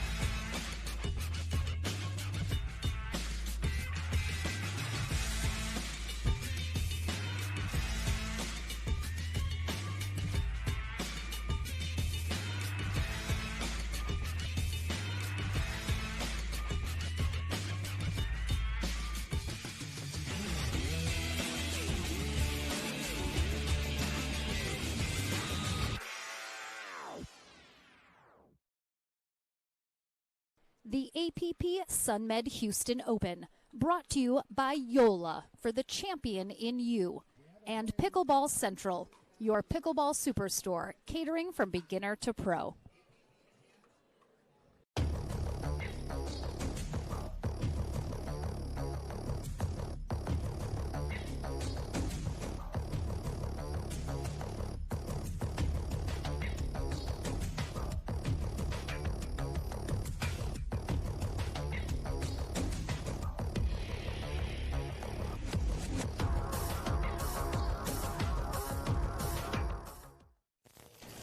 I do want to know why no one ever takes fun videos of us in the booth, rocking out, jamming down here. I mean, we're having such a great time here in Houston, and it is. Oh, been, now it's on. Mean, exactly. There's no music now, though. Doesn't. All right, Game 3 here in our women's pro doubles gold medal match, kicking off now. Vivian David and Georgia Johnson taking Game 1 dominantly, 11-1. They will be on the near end to start. Just out. Paris Todd, Anna Bright on the far end took Game 2, 11-6. They'll switch ends at 6. If Paris and Anna can take this third game, we will have a tiebreaker to 15 to follow.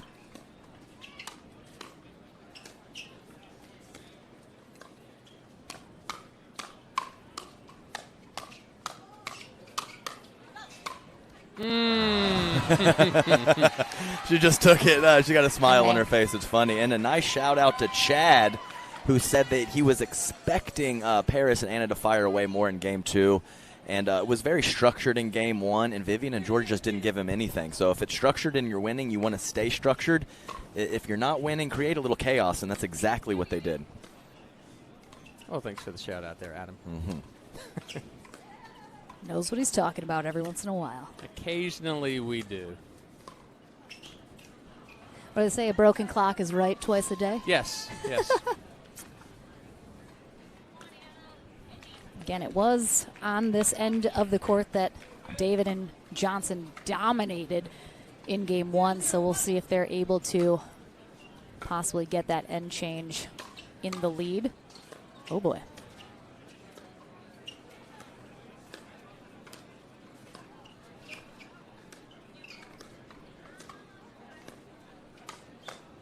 Oh, slingshot there from Paris Todd. Highlight. Triple shot coming down from Todd. But I think also, too, for the end that Bright and Todd are on right now, even in those dinking rallies, the ball has a tendency to sit up a little bit more, and then if you do make the adjustment, then you're missing into the net. So it's very difficult to stay in a balanced play from that end.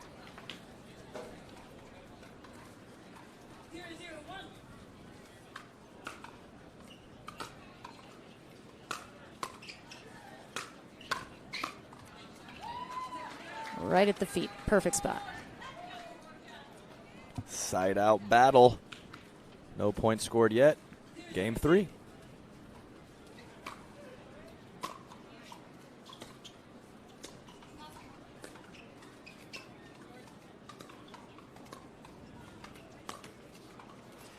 That was the right ball to speed up, but Bright not even overran it, over moved on it and ended up jamming herself. You could see she kind of telegraphed it a little bit.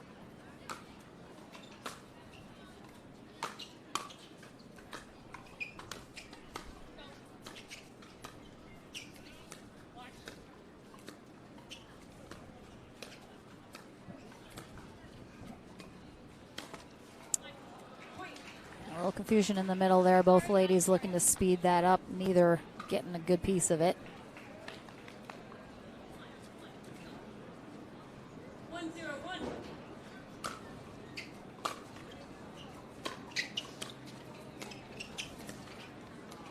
Yeah, it was a reasonable step over from Parrish, protecting her partner who was moving forward, but just couldn't get back over to her right to execute that forehand volley.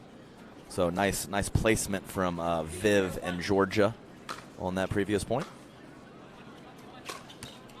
A little flat-footed and a little straight-legged from Georgia Johnson. And Lauren, you pointed it out the last 2 days with some of the balls that Georgia Johnson gets. She's very straight-legged and just bends at the waist. There's no knee movement. And as Adam said, it helps to use that heavy. A la Vivian David. Yes. Heavy knee and leg structure.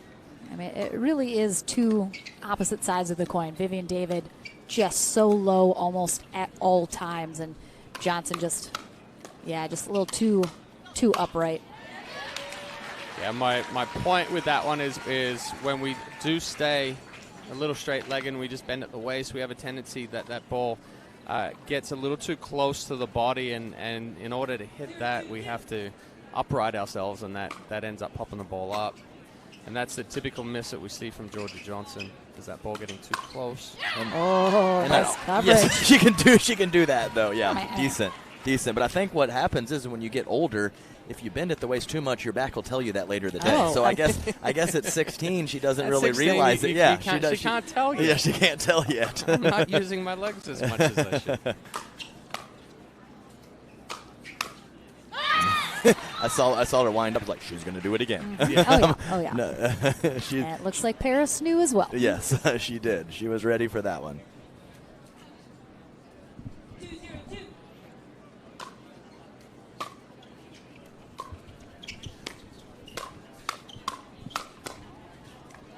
Nice gets. Well, it's going to stay. No. It worked out, but. Lauren and I had this discussion that every time Georgia goes back and gets a lob, she does a fantastic job getting there, and then she tries to do the Daniel De La Rosa and just snap it back. Not necessary. You're there in plenty of time. Just pick a good spot. But it's not as cool to just drop it back. I mean, it's cooler when it goes over the net, though, versus into the net, I'll tell you that.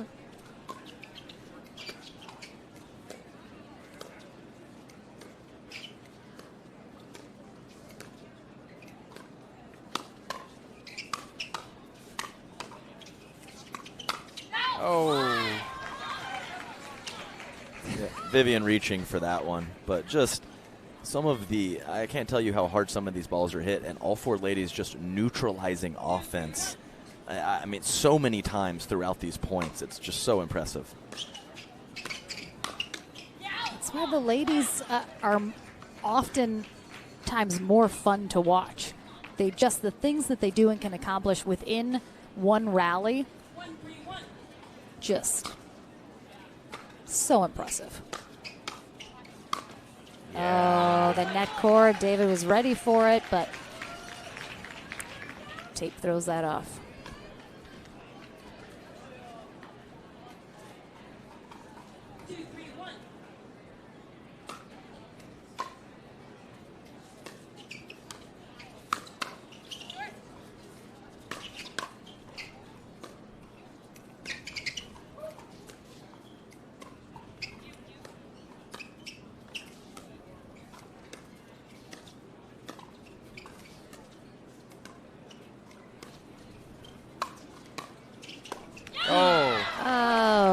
At the wind, did she get a little too close to it?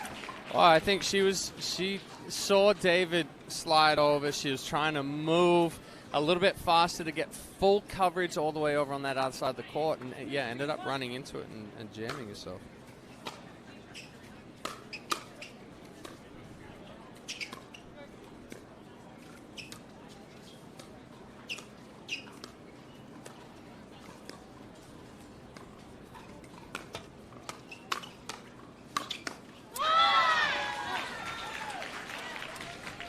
Good job, Anna Bright, right there. And again, we're seeing it from Todd and Bright. They're playing in that somewhat defensive area, but it's allowing them to be a little bit more aggressive as far as taking bigger swings on balls.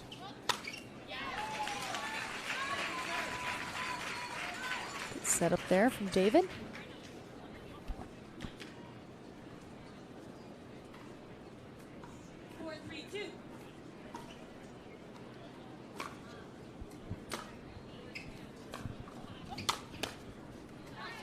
Good look on the attempted mid-court reset from Paris Todd, and early in Game 3, or somewhat early in Game 3, a 3-point run from Vivian and Johnson, and then a 4-point run of their own from Bright and Todd.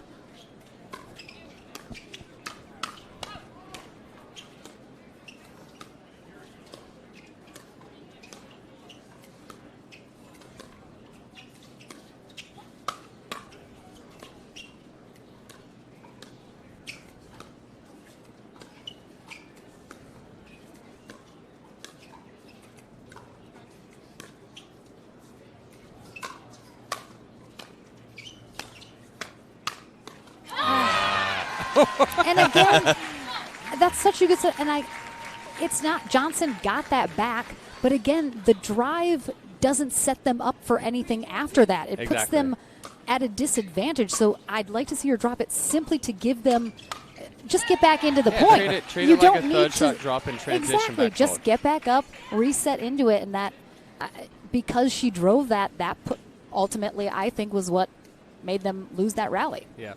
And I'm a big fan of the offensive lob. I think when executed correctly, it's very effective. And surprised that we haven't seen more of it with the wind that we have, just because of how much variation that wind can create.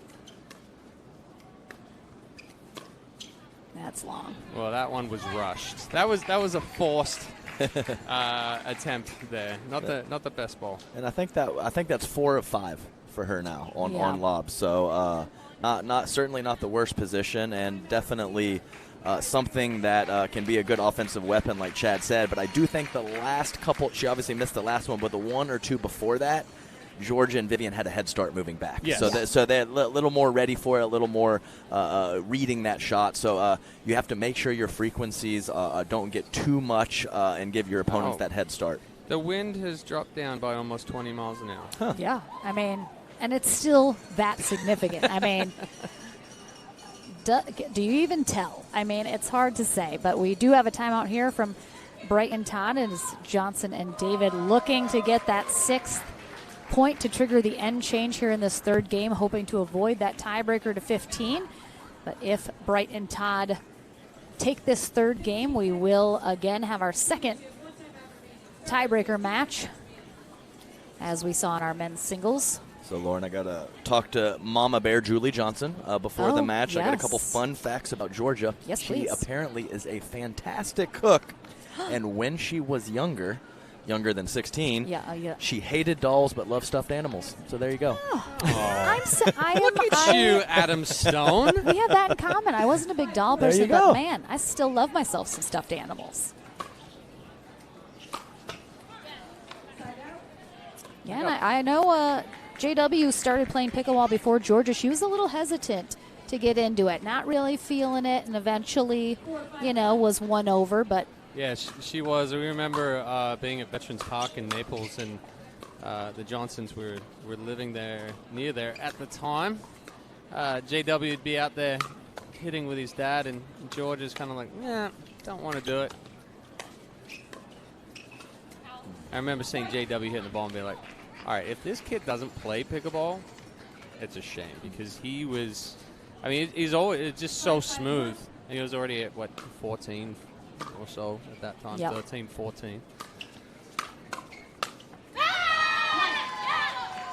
and just again, I think the way Georgia sometimes just holds that paddle doesn't allow her to get down on the ball, because a lot of the time the paddle head is up versus, to the side, rolling it around. So it's so flat. She can't get that downward angle. So it's not that she's popping it up per se, but she's leaving it up enough that Brighton Todd can easily counter that.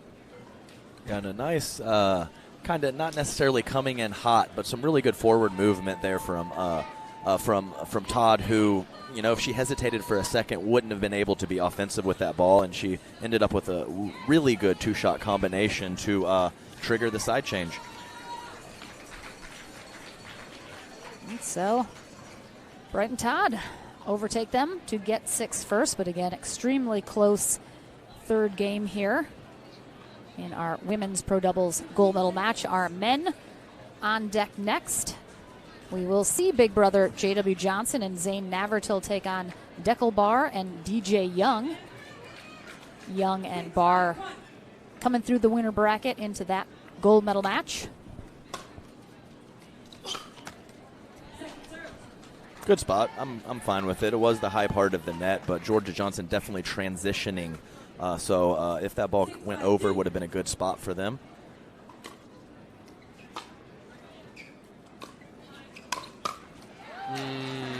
I get why Todd's moving forward on that one. Right, you've got confidence that your partner's going to hit a good ball that's down. But yeah, kind of tough spot if Bright doesn't get that ball down like she did.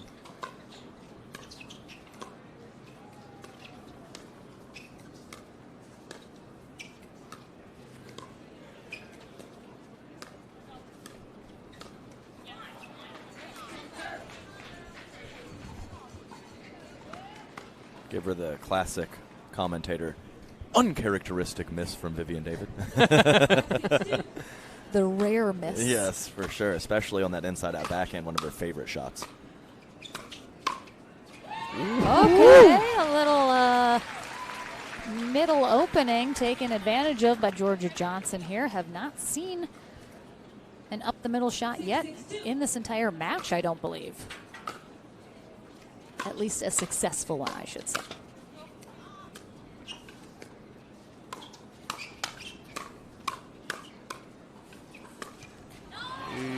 Oh, tries to change the direction. Yeah, that was, we'll label that one ambitious for sure. But yes, previous point, you're exactly right, Lauren. Perfect spot. Paris leaning toward her right. Sorry, guys. And I believe that's a good move for her with Anna filling in the middle, but just an absolute perfect spot from Georgia on that point 2 points ago. You got there eventually. Yeah, you got to just work through it. Just work through it. Slow process. Oh, I thought I definitely was going to see an ATP there. She.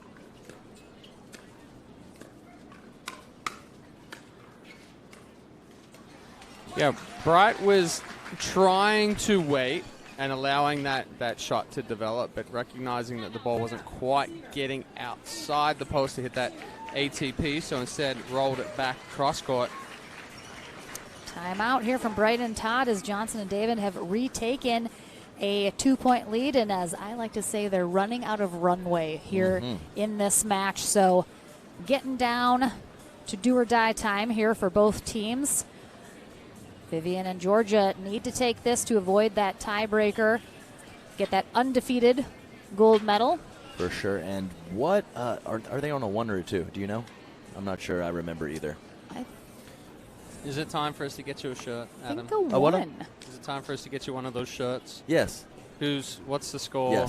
Yes. Am I first or second server? Correct. What day is it? Give me some reader glasses too. I need those as well. So yes, I mean they don't need to sweep it right here, but to get 1, possibly 2 more points would just be such a commanding position for Johnson and David. Let's see what they come up with after this timeout. Absolutely.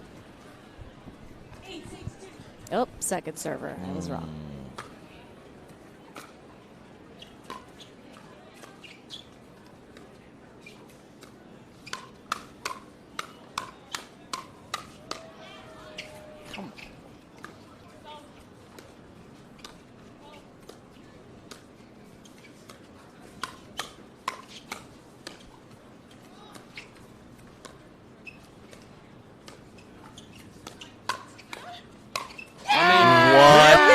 Go off, Georgia Johnson.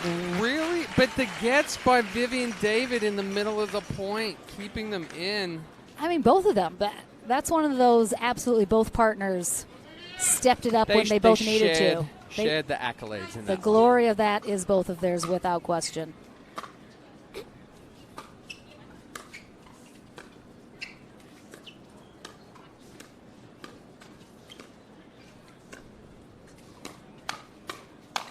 Oh, it's the slide. It's the slide to the right to open up that two-handed backhand. And she was in a great spot either way, but the catch and release flinger also helped the situation on that put away. So great slide, great counterattack on the initial ball, and then tons of pace on that put away backhand from Vivian David. Gold medal match point here for first-time partners Georgia Johnson and Vivian David. Definitely don't want to see them rush it.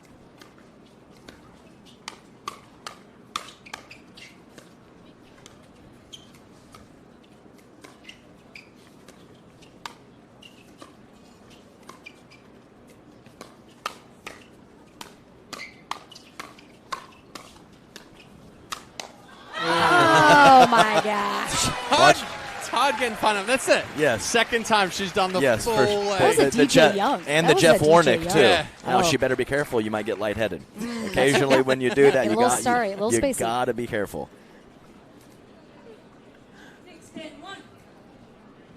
Massive hold there. But what a run for Johnson and David getting to that match point, keeping the pressure on for sure.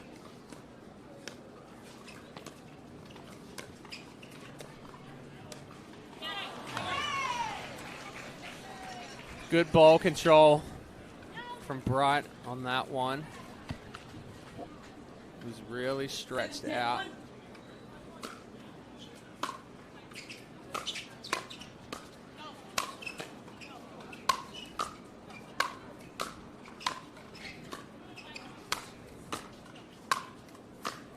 Oh, goodness.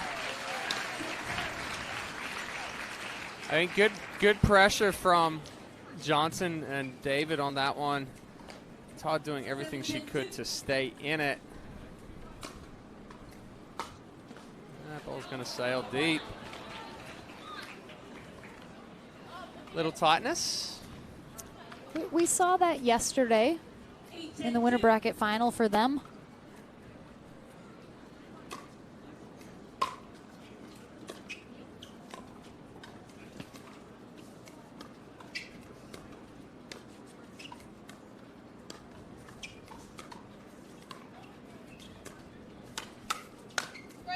Great setup, my goodness. Yes, and I'll say it for sure that everyone gets tight. It's just some get tighter than others. Not that Vivian has that label on her, but in these big spots, an occasional pushed ball or not finishing your swing, it's just something that happens.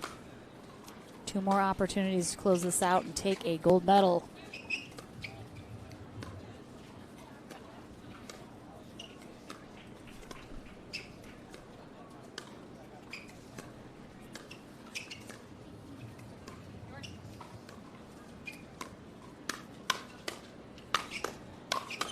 Ooh. That pretty much sums up the last 2 days for Vivian David and Georgia Johnson as a I'm partnership. not joking. I just got a little emotional. Yeah? I got slightly choked up watching them. Your heart was racing for Hunter Johnson. You're getting emotional right now. You're having a day, Lauren. They played so well and just fit so well together, and they deserved it. The way that they 100%. played all weekend, I mean, they deserved it. Anna Bright, Paris Todd played out of their minds, as they always do. Just wasn't quite enough here today to take them to that tiebreaker match and an opportunity for gold. So they will be our silver medalist. A big congrats to them.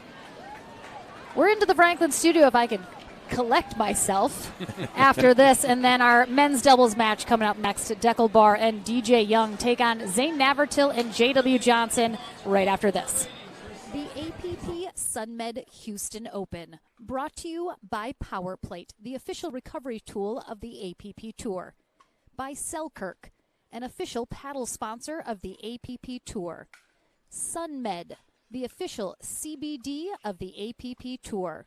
And Pickleball Central, your pickleball superstore, catering from beginner to pro.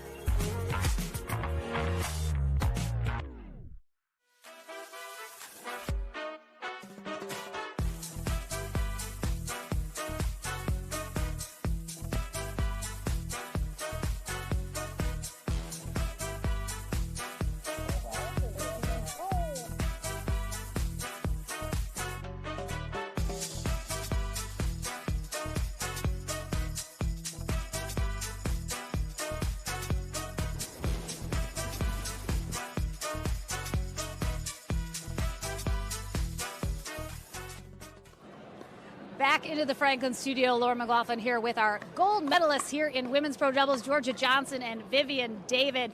I mean, throughout the entire tournament, including obviously yesterday was the bracket play, today the gold medal. You guys have just played, I think, at the top of both of your games, and it just so happened you did it together, and it got you a gold medal on your first time partnership.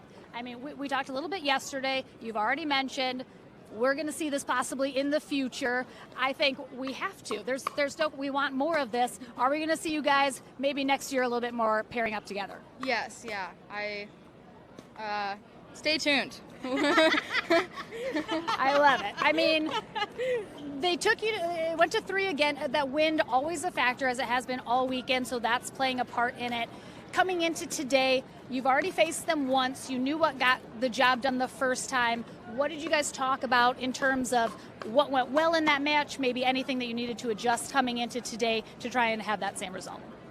I mean, we ultimately wanted to do the same thing, just stay aggressive. Again, the wind kind of makes it a little more difficult because you got to play higher percentage shots, but still you want to go out there trying to be on top of the ball. And even in game 2, even though we lost it, we did a few unforced errors here and there, but I feel like it was a better adjustment than yesterday because we weren't super passive. We missed a few shots, but I'm like, let's just keep going for it. We're just going to keep swinging, and then if they just come on top, then they're better, but if we keep swinging, then it might go our way, and it ended up going our way. I mean, of course, we mentioned Vivian David, one of the best right-sided players. It seems like you are very comfortable on that left side, and the balance between you two really worked out. Did you guys discuss ahead of time that you are feeling really good on that left side and you're comfortable being a little bit more aggressive, taking that middle with your forehand and letting her kind of be the setup and do her thing on that right side? Yeah, I mean, of course, Vivian has amazing defense. She can defend for days, but no one ever talks about her offense, and that's honestly what sets me up the most is her being aggressive. And I think we're both most comfortable on the sides that we played on respectively, and it worked out well for us. I love it. I mean, congratulations again, first-time partnership, gold medal. Can't ask for a better weekend for a new time partnership. Ken Herman coming on in here with our trophy for you ladies. All I heard was Ken Herman. That's yes, all yeah, that's I your heard. cue. That's your cue. That's all I heard. Wow, I can think of 2 fathers back home in Florida, very proud of both of you 2 young girls. All weekend long, there were just smiles on both of your faces. You all just looked like you had a great time out there playing together, and just congratulations to both of you. There was some tough teams this weekend. Way to play. Our 2022 gold medalists for Houston Open, Vivian David and Georgia Johnson. Well done. Let's go. Well done, ladies. And, of course, our men take center stage next. Zane Navratil in Big Brother J.W. Johnson take on Deckel Barr and DJ Young. That's coming up next here in Houston. A big congrats once again to these ladies. We're back into the action right after this.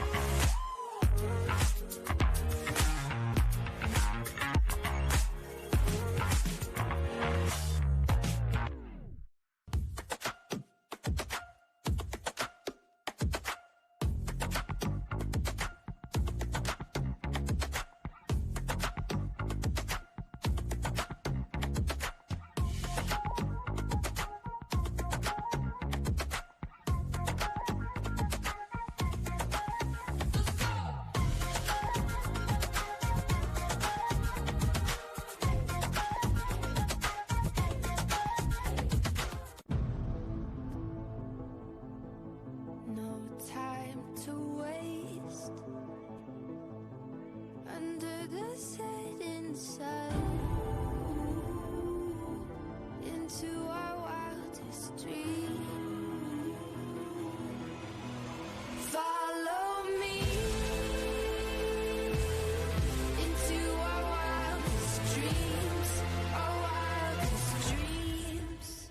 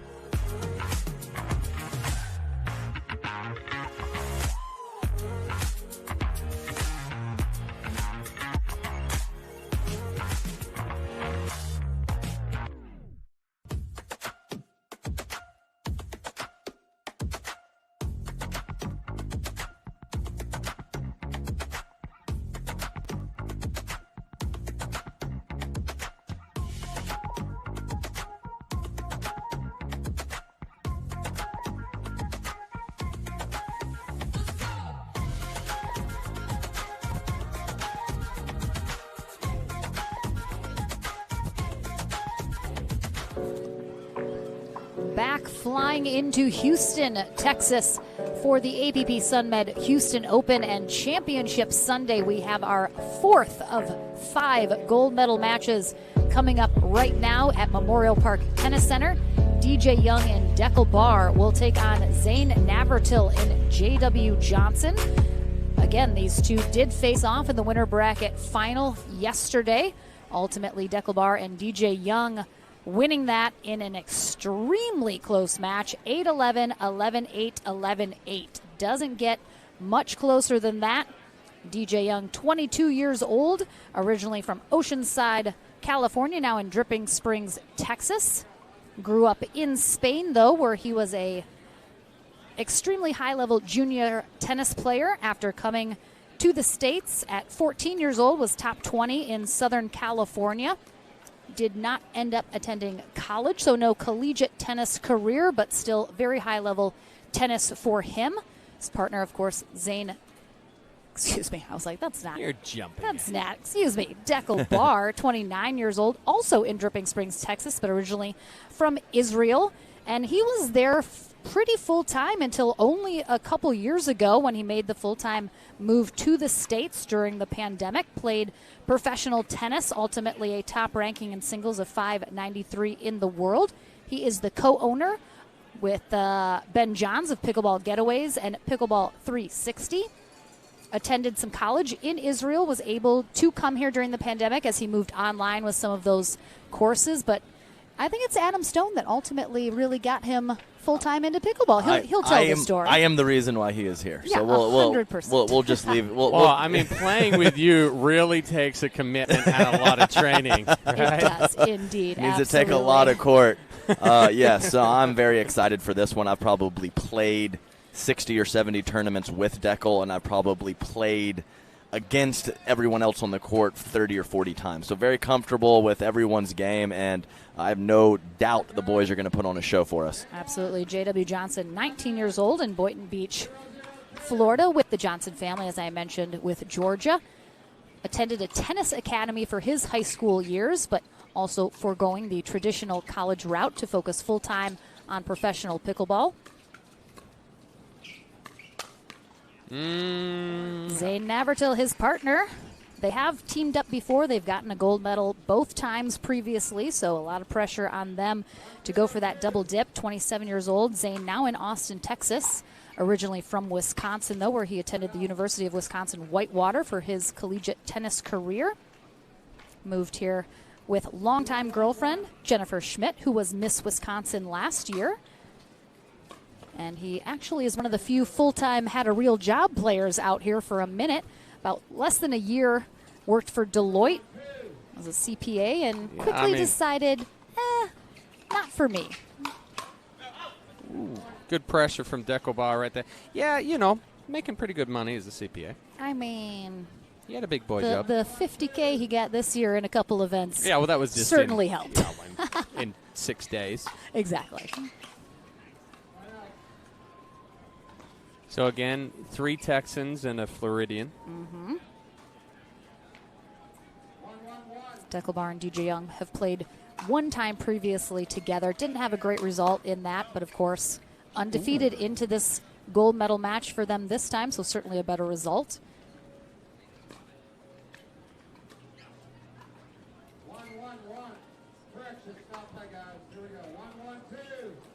Tom Whitson is our first referee. Lydia Blakeman, our second. Nice dig there from Navratil.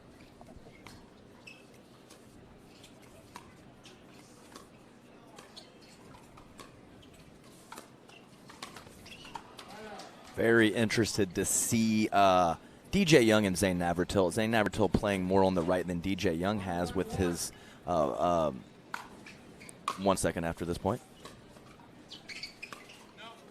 And lots of tournaments with Althoff Merchant, the lefty. So lots of left side play from Zane Navratil, and DJ Young very much known as a left side player. So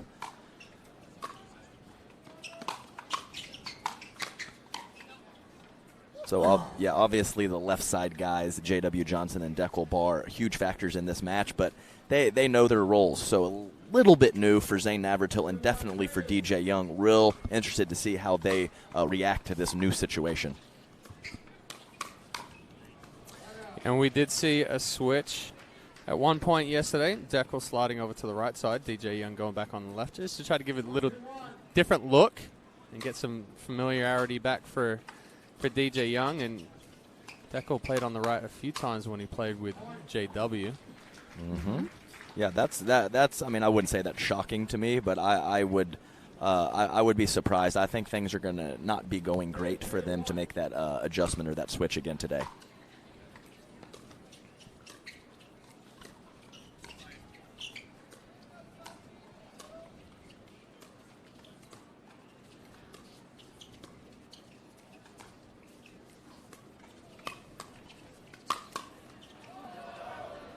Yikes. I mean, getting the paddle on that at all impressive, but Yeah, so I would that is my number one key to this match is how willing is DJ Young to grind out points.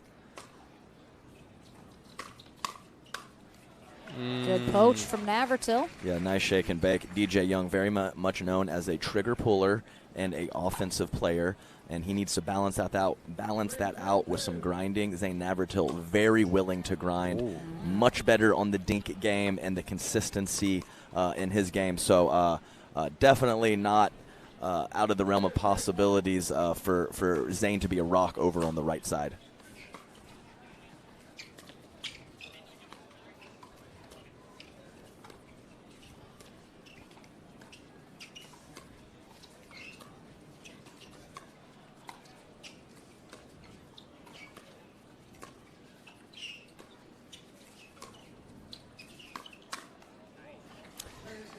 Yeah, that's part of that trigger pull that you're talking about right there, Adam, from DJ Young. Anytime we talk about Young, the key to his success is controlled aggression. He needs to play aggressive, but he has to pull the trigger at the right time. We've already seen him test J.W. Johnson's hands a couple of times. J.W. with some of the fastest hands on tour. It. Yes, for sure. Exactly right, Chad. Is I don't want DJ to be passive. Just find that happy middle ground. Absolutely.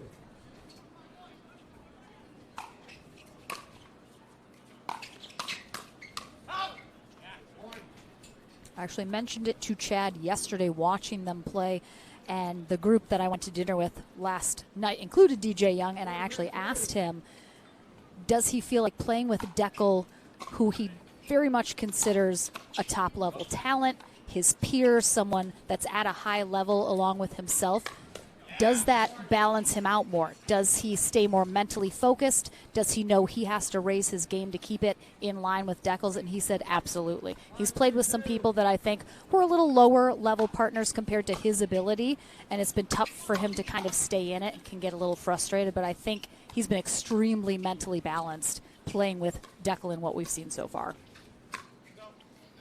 I think one of those lesser partners was me partnering with DJ at the APP Atlanta Metro Open. So yes, he did not name names. You weren't included. Okay, good. Okay, just to put it out there, but yeah, a couple nice points from DJ and Deckel. And Zane and JW with 3 or 4 counterattacks that have missed the court. So not that they were necessarily fooled or really jammed up by Deckel or DJ, just not quite on a couple counters. We'll see if they can clean that up as we move into the second half of Game 1. Yeah, and that's a little bit of what we saw yesterday in that, we're back up to 43.6 miles an hour for the wind. Jeez, oh, Whee! Yeah, some of the issues we saw yesterday for Johnson and Navratil is, they were on the speed-ups, but trying to be a little too aggressive with the counterattack. Those balls, have a tendency to sail when you're jumping at them. But Barr and Young have done a good job so far of keeping Navratil and Johnson off balance. They've moved the ball around. They've changed eye levels. They've changed spots when they do speed up. And we do have to remember, even though we've had a ton of pickleball here today, this is all 4 of their first match of the day. They have not played yet today, so there is going to be a bit of that warming up process here in Game 1 as they both are trying to settle into a rhythm that's working for them.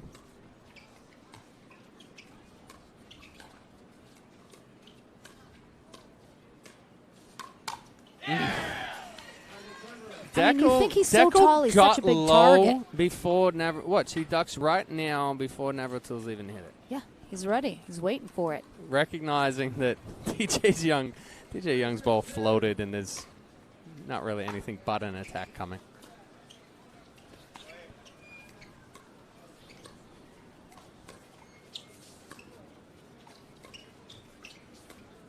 I think because of the wind, there's a lot of, you can see they want to take it out of the air, but then it's moving, so they let it drop.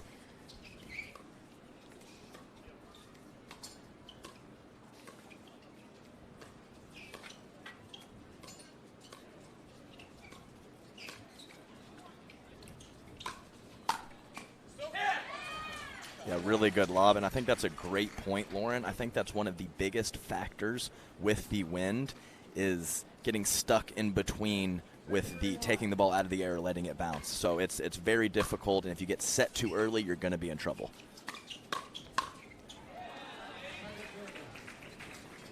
Nice little sequence there for Navratil and Johnson. Loaded up big on that backhand side. DJN coming in a little too hot, attacking that ball on his shoe tops, and Zane Navratil knowing exactly what to do with that two-handed backhand counter.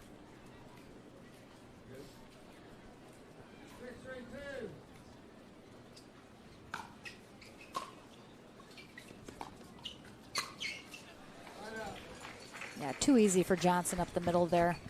Yeah, but again, that ball kind of just hanging up there. Deckel not really putting any spin to try to counter that wind, and without any rotation, it just floats. Oh, I almost thought Johnson might be able to pick that up, but it caught the edge of Navratil's shoe. That's right. Kick save and a butte.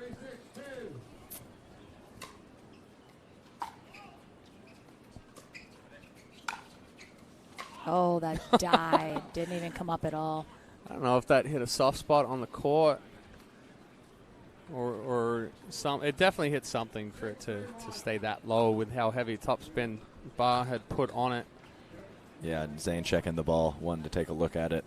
Obviously a little bit funky. Not sure if that was created or, like you said, Chad, often that pickleball sometimes doesn't bounce clean. Yeah, Navratil trying to say that the ball or the ability for him to play that ball was affected. Which we talked about earlier. Yep. with the paddle with Hunter Johnson as it broke on the return. Ultimately, the rule is only the ball. If the ball affects play, you can replay it. I don't know if it's, does everyone have to agree? Does the ref have to make that call? I'm not sure exactly how that goes, but the paddle is not a factor. Yeah, it's a little bit of a gray area, honestly. A lot of referee discretion. It takes a clear deviation. That one, I mean, it's just a little bit of the bounce, and I don't think it was fully cracked. Maybe a soft spot on it. Mm-hmm. And Oh my out gosh. 10. 70 miles an hour right now. Whoa. JW had to stay up there for Okay, couple of again, careful. Oh. Oh, my gosh. Again, the wind just hurricane levels I'm right here for assuming that my rally. position again of holding this Yeah, down. exactly, please. You see JW moving back aggressively, and that ball probably would have landed on the kitchen line. Oh, no. Oh, and it landed in. He got it? What? It landed in, and he didn't put his foot on the kitchen line.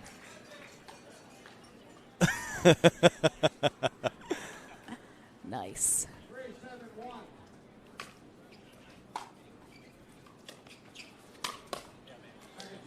Yeah, Navratil kind of recognized half a second too late. That one was going to be coming real quick off Young's paddle.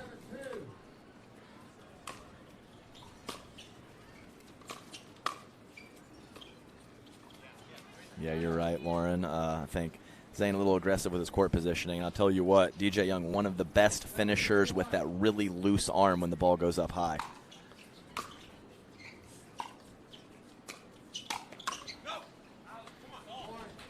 That speed up from Deckelbar, the little two-hand shovel as he's running forward. Yeah, that's a new one, but he was coming in hot there, and the quality of JW's ball was pretty good. So nice shot from Deckel. Couple inside-in forehands from Deckel in this game one have not gone his way. When that thing goes over, it's a lot to handle.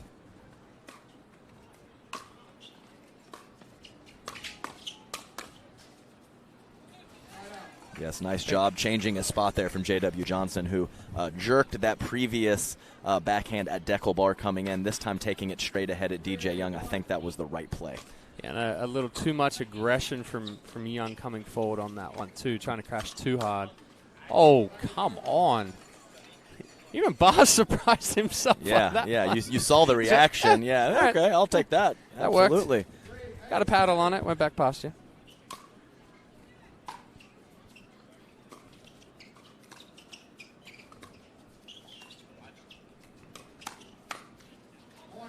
Good setup from Johnson. Again, that first one wasn't the one he knew was going to end it. Yes, nice hands by Deckel. Unfortunately, you cannot use your hand.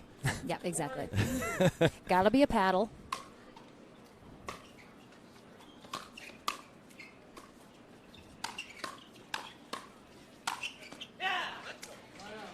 Good sustained pressure from Deckel up at the kitchen line. Obviously, one of the best parts of his game. Very difficult to, once that firefight starts, very difficult to keep the ball away from Deckel, especially when you're scrambling in the back of the court.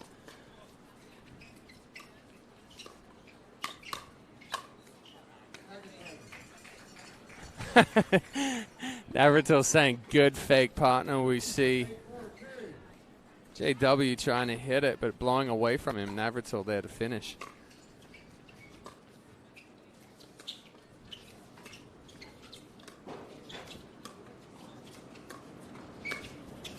Oh, we saw that yesterday. The ankle breaker there from DJ Young.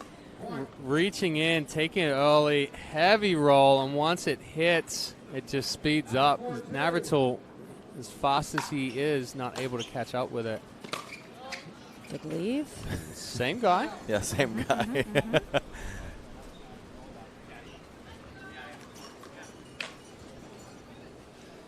Where there's risk, well, where there's reward, there is heavy risk as well in that situation.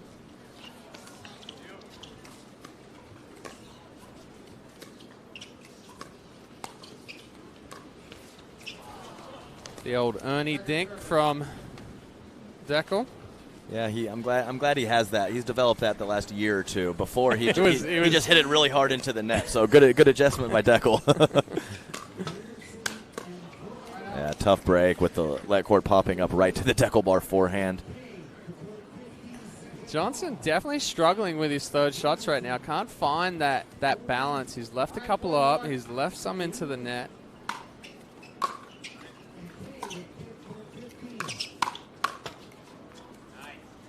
A little too big of a take back from Navratil on that one. Hard to catch up with the speed up from Bar. And we are going to have a game point here for Deckel Bar and DJ Young. If they take this, they just need one more to secure that gold medal.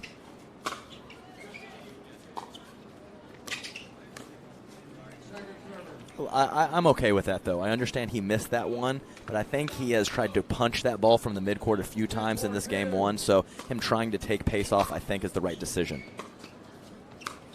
Yeah. Good read by Barr. Johnson trying to go back at Young as he's coming forward. Barr just steps across. Big forehand to finish. All right, game one in the books for Barr and Young. They're looking for one more here in this gold medal match. We'll take a short break. Back into the action here in Houston right after this.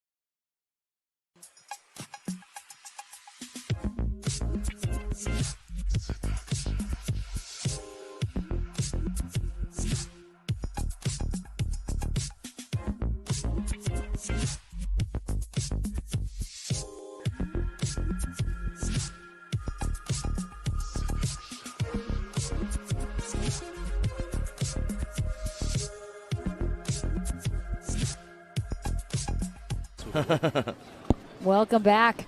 Game number 2 about ready to kick off here in our 4th gold medal match of Championship Sunday here at the APP Sunmed Houston Open. Lauren McLaughlin Adam Stone and Chad Edwards here courtside, as Deckelbar and DJ Young will be on the near end here for game 2. J.W. Johnson and Zane Navertil on the far end, looking to force a third game here, keep their chances at gold alive after Young and Barr take game 1 11-4.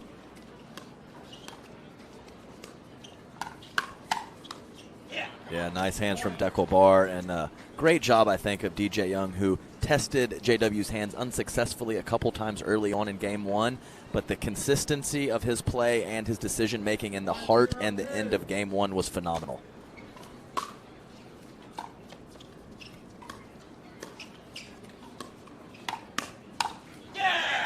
I will say this, that today Deckel is doing a much better job of using his legs, and we've already established that that's an important part, and that's where Deckel gets in trouble at times, where he's super straight-legged, standing tall up at the kitchen line. Those speed-ups, ooh. Wow. Oh, yes, that's right some at the chest. big-time power, and a great comment, Chad. The big man's energy level kind of goes up and down with that knee bend and that footwork. So when he's on point, he's one of the best in the world.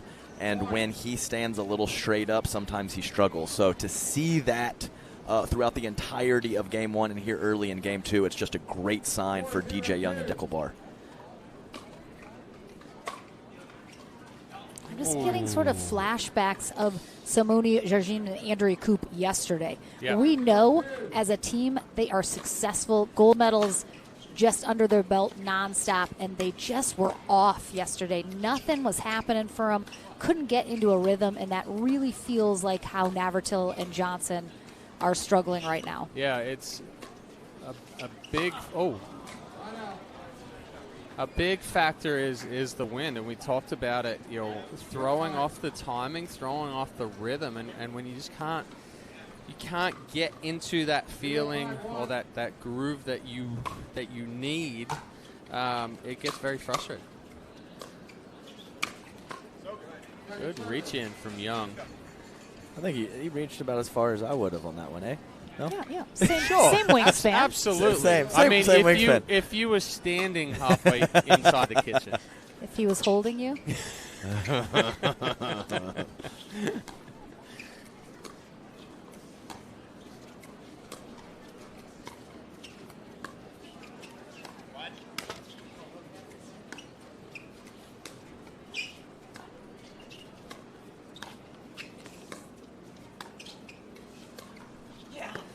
Lauren's got the old Marilyn Monroe going in the booth. Oh, yeah. Right, It's just, I am the skirt, it's billowing all over the place. blowing. Definitely on a train grate here.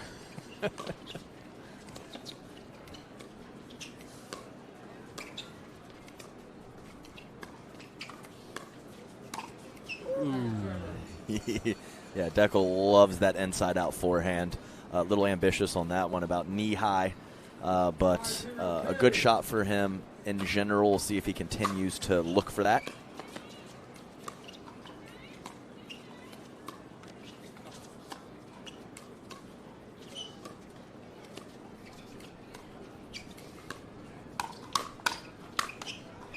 Yeah, and he did look for it again, and unfortunately J.W. Johnson was on the other side, receiving end of that one, and the lightning quick hands on full display for J.W.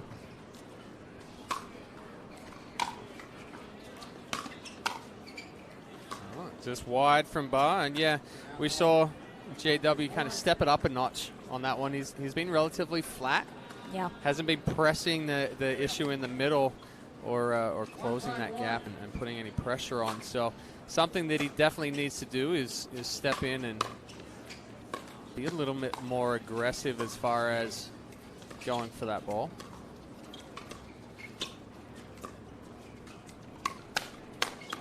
It's in. As is that. Oh. The left-handed pickup. I mean, these are the rallies that are momentum killers if Navertil and Johnson can't come out on top of that. I love the whisper from the left-handed pickup. That was spicy. Sexy time? It wasn't sexy? Oh, just spicy. More than sexy. Muy caliente? Yeah.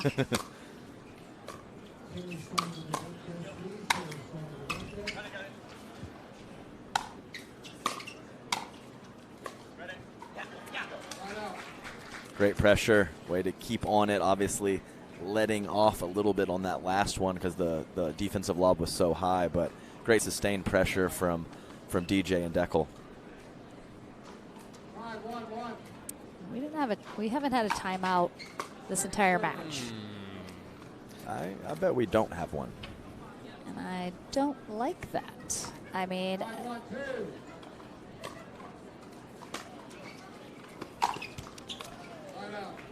a couple of quick errors from Barr on that one. 151.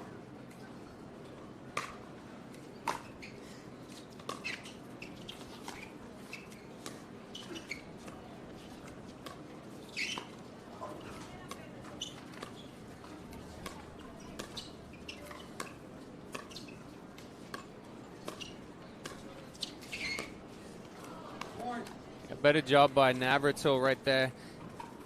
Young and Navratil kind of going back and forth, keeping those balls tight into the body, and then Navratil taking that ball early and stretching Young out. Blowing. And that one's going all the way over. And again, jeez, oh Pete. Now it's gone back the other way. I mean, they're... That ball's going left, and all they're doing is putting it up, and that ball's going left and right. I was just super excited to see where it was going to end up. 252.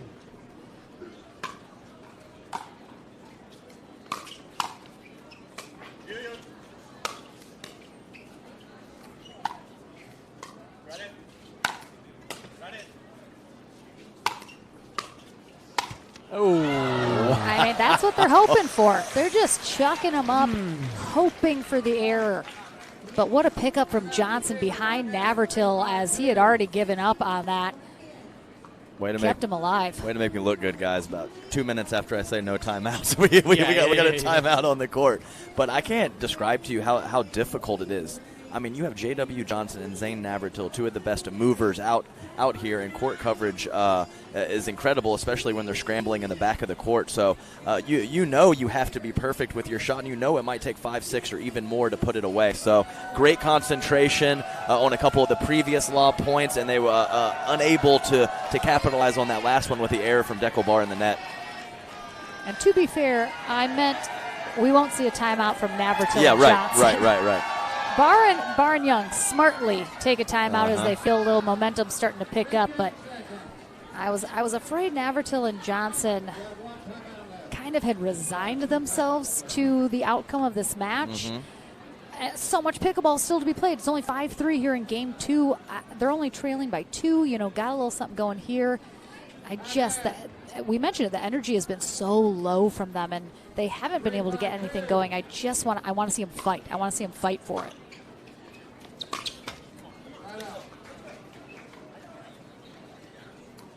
JW muttering under his breath, so bad. Upset with himself for that third shot drive error. That was very tame if you read so bad from JW right there.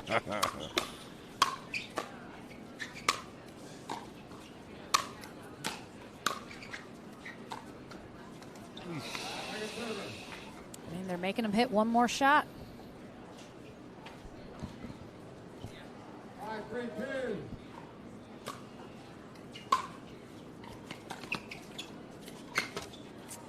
I'm not a fan of that trigger pull right there from Navratil. A little too flat. Deeper ball. He's moving backwards on that. Not questioning whether they should be aggressive or not, but I just think he's got to do a better job picking a better ball. Good coverage. The same with Young in that situation. For sure, and I think you're right, Chad. I think the step back is a really good shot for Zane Navratil, where he kind of loads up on forehand or backhand a couple feet off the kitchen line. But when you're staring Deckel Barr in the face, makes it tough.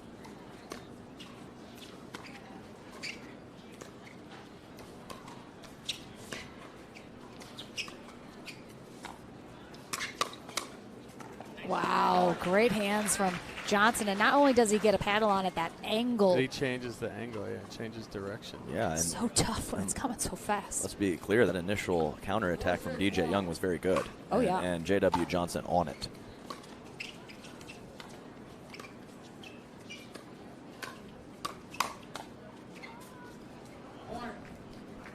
JW. I love the fake swing from JW. Oh, that and, swinging behind it to add a little bit more wind to blow it out.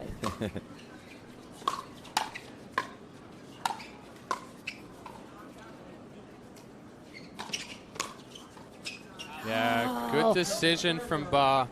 Recognizing that that's going to be a tougher ball to take out of the air with how far the wind had blown it back. And then sensing that JW was crashing hard, changed that speed, went back behind him.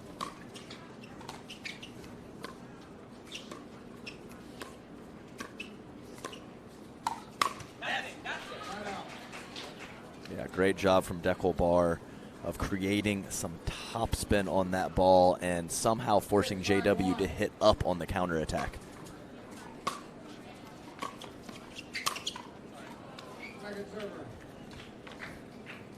Young a little frustrated with that one. We saw JW Johnson having some issues with his third shot drop on this side.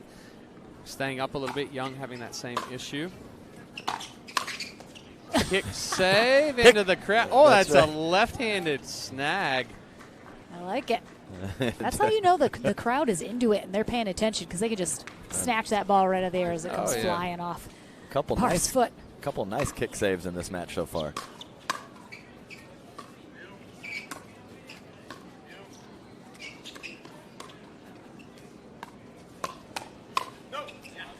Nice, and I think DJ Young did a great job of I think he wanted to speed up that one ball off the bounce, and he said, you know what, I'm just going to play soft, get ourselves in a little better rhythm, and Deckel Barr able to hit a great speed up on Zane, or counterattack from Zane Navratil. Oh yeah, that ball moved a lot.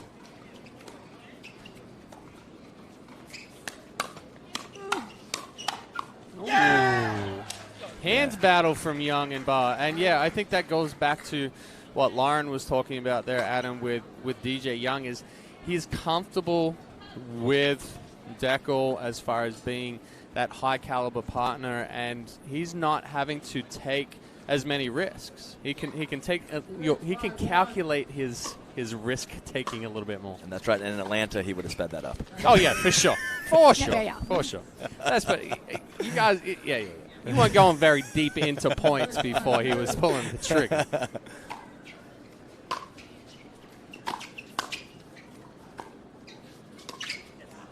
That's the one right there. Do I bounce it? Do I take it out of the air? Wind playing tricks on Navratil, and unfortunately for him, he made the wrong decision on that particular shot.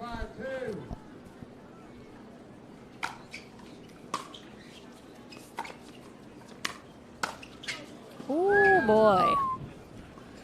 Coming in hot. Uh-huh.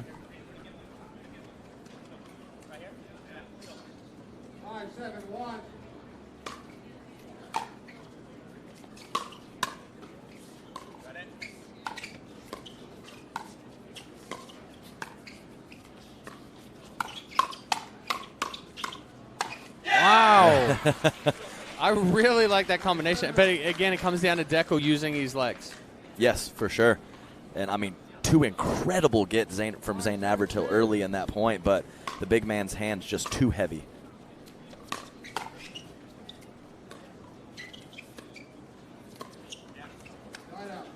And you see the fear a little bit of DJ Young in that ball. Zane took a hop back off the kitchen line because he didn't know what DJ was going to do. DJ rolls a nice little dink at the feet, and he's rewarded with the error.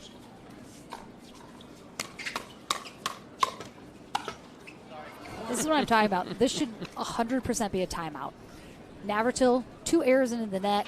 That net cord, very frustrating. Young and Barr within 3 of taking this now, and nothing. They're just... It's not that they've given up, they're letting it happen, but to not use a timeout to try and slow momentum and regather, I just don't understand it. Oh, nice spot there from Navratil. Yeah, great job. Deckel knew he left it a little high. He's crashing back to the middle, and Zane Navratil manipulating his wrist very nicely with the misdirect behind Deckel bar.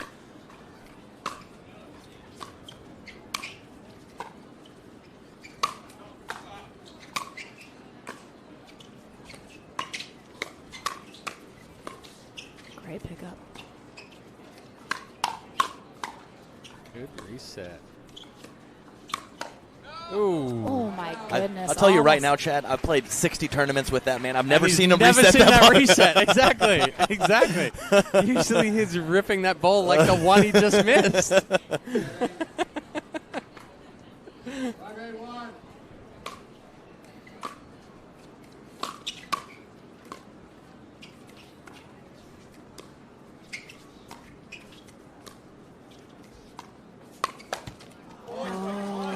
Yeah, when Deckel drops down low, does the pop lock and drop it, the point is over one way or the other. Yep. It's either a winner or he's missing. The point is going to be over, though.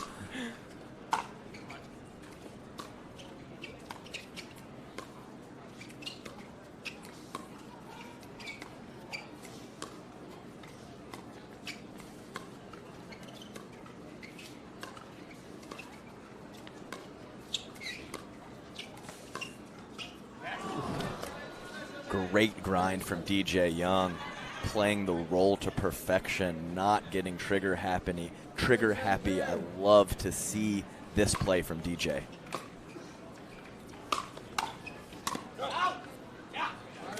Navratil just really off rhythm in this whole match so far. A lot of those balls sailing deep, but yeah, definitely not the typical DJ Young that we would see. He's staying very calm and composed and setting up points extremely well. Yeah, nice hands from JW. And the previous point, you're exactly right, Chad. Zane has to make that move. He's in the position. He's choosing to poach at the right time, just unable to come up with it. Good effort. DJ Young saying, get there, because It's only I so- can't. Yeah. Only so quickly you can move a 6'3" body around.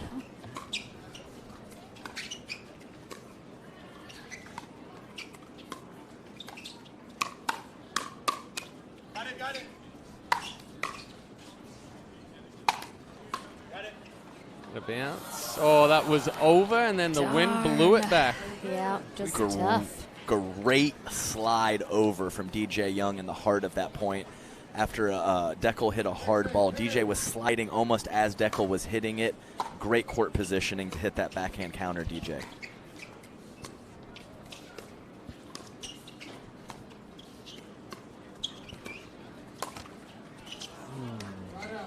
Again, I would like to see the numbers on how many times Navratil has gone for the speed up and caught that net court today. 90% of the time. Whatever the number is, it's a high percentage, I think.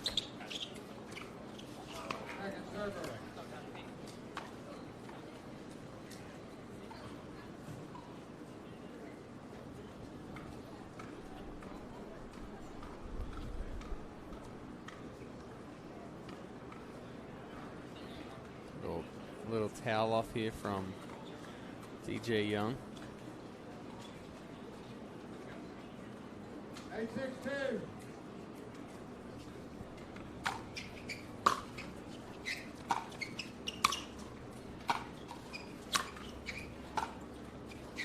Oh, I thought that was maybe going wide.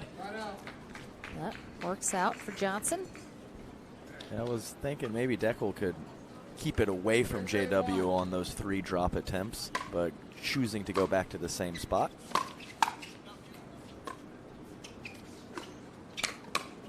Yeah, it landed in. Yeah, and that's a combination of being ready and being fortunate, because Zane Navratil looking to the middle, and I think he should have been, but unbelievable shot from DJ to get that on the right side of Zane's body.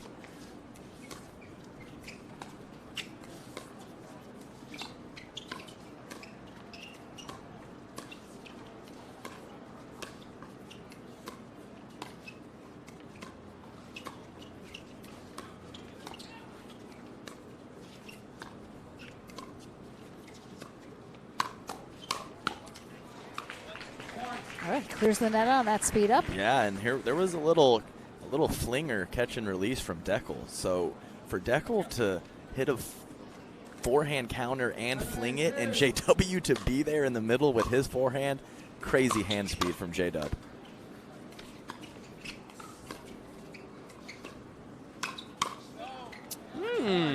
Big difference when Navratil gets that speed up over the net court. Yeah, well, for sure. Well, if it was 90%, it's much lower now after those 2 successful speed ups from Zane Navratil. Very nice job, and all of a sudden, guys, it's 8 apiece. I mean, not all of a sudden, Adam, because this has taken a It's been a significant slow amount grind. of time. Yeah, well, I mean, all of a sudden, I mean, I get what you mean. They're flat, and then all of a sudden they're tied. You know, I boom. mean, Barr and Young have been stuck on 8 for a long time, and Navratil and Johnson were really struggling to get off of 6 for a while Adam as Stone's well. But name on that. Hey, who's that guy? Who's All that right, in the number 8 there we spot?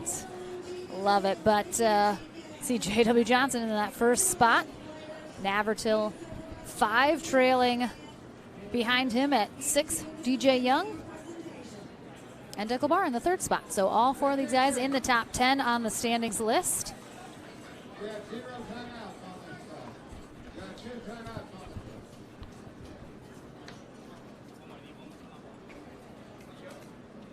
All right, crunch time. What you got for us, fellas? Crunch time. Who's going to step up?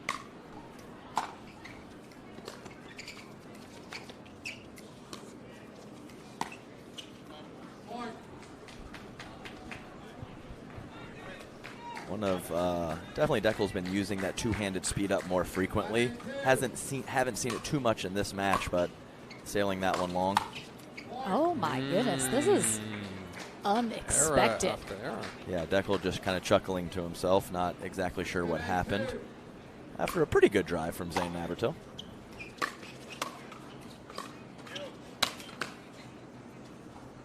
Ooh, yes, and you're not another little floating 3rd from JW. We've seen it quite a few times. Wind makes it very difficult. Kind of gets in your head a little bit as well. Yeah, not just the physical issues with the wind. It starts to rattle you. You start thinking about it, and it's just very difficult to be consistent.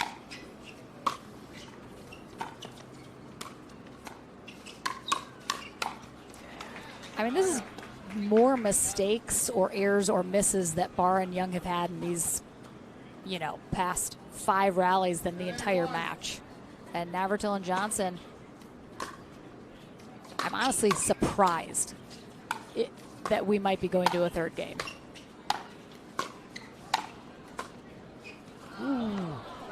JW is It's the he's got butterfly. some crazy.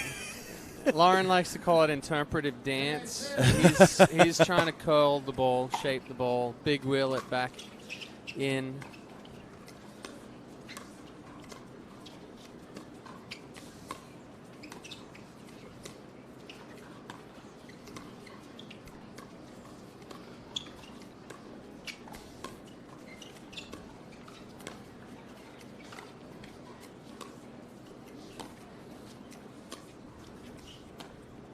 Both teams really seeming to be focusing on the middle of the court, not going super wide with these. Oh Good my change gosh. of direction.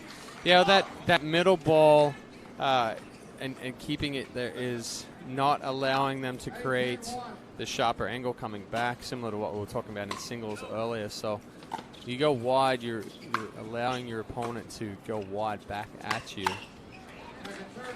That was a risky speed up. Yeah, and often J.W. Johnson does not speed up the middle ball, but he pokes the backhand out of the air on the cross-court dink very nicely. So definitely a strategy for sure.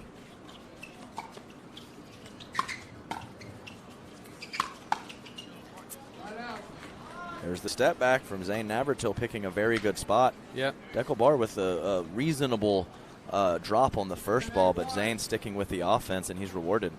But again, Barr, the last few points is back just standing tall at the kitchen line. He was counter-attacking some of those speed-ups before, staying clean. Now too many errors. Like I said, a little surprised we're going to a 3rd game, but Navratil and Johnson just hung in there. And so we'll see if they can maybe do more than that.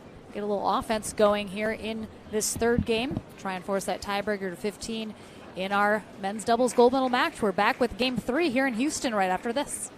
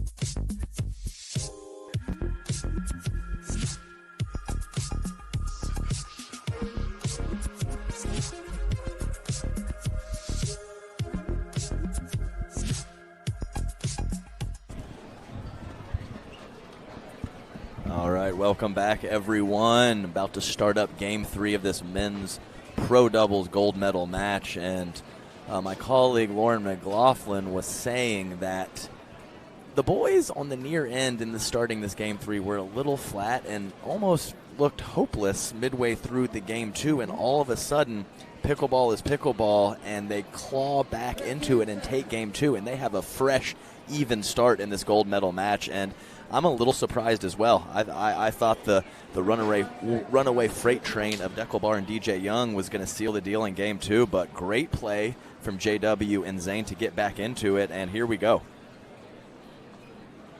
Absolutely. Like you said, Zane Navratil, JW Johnson hanging in here, clawing their way into this third game. They'll start Game 3 on the near end. DJ Young, Deckelbar on the far end. They'll switch ends at 6. That was double. Man, there's a lot of arms going up in the air. Yeah, there's a lot of flailing. When Zane misses, he throws his arms up, and then DJ Young and JW Johnson willing the ball over, or trying to.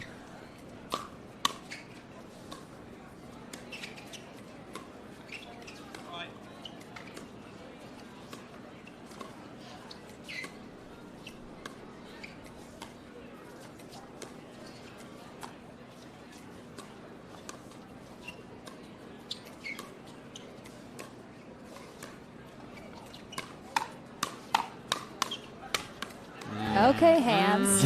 Too much hands. And another kind of strategy with the middle dinks is it allows those left side players to hug the middle. When you pull them out too wide, especially to a person with all the offensive firepower of DJ Young, it really puts that left side player in a tough spot to cover so much court.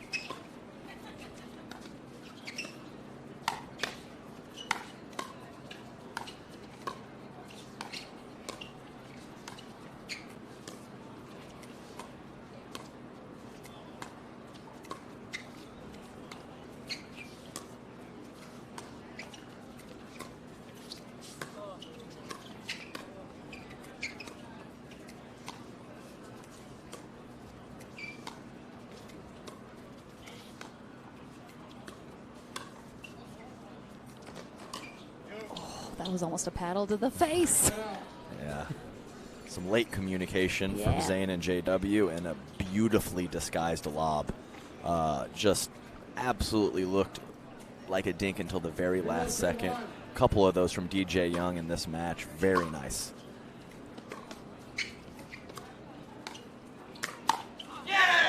It's the use of the legs, but also Deco recognizing, like you said, Adam, JW does not speed up many balls other than that reach-in backhand flip. Deco learned that from Vivian David.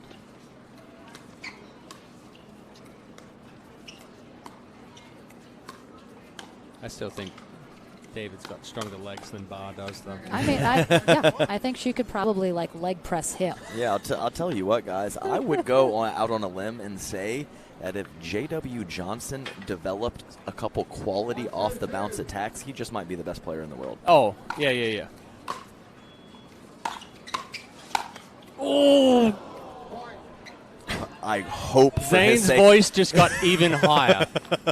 Oh, man. If that was the twig and berries, my goodness. It was a little higher than I think it could have been. He didn't do the stomach, so I don't think it caught him fully, but my goodness. Close call. Yeah. I do feel like at the beginning of this third game, though, after Navratil and Johnson were able to take the second one, just kind of, I'm not even sure if they played like they thought they could do it, but they did regardless, and I definitely am sensing a higher level of energy coming out here in this third game between the two of them. He tried to bring that in a little too close to the kitchen line.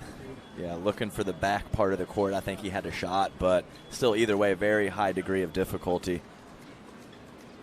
But I think you're right, Chad. Looking to go too short in the court, and unfortunately heard the dreaded ting sound.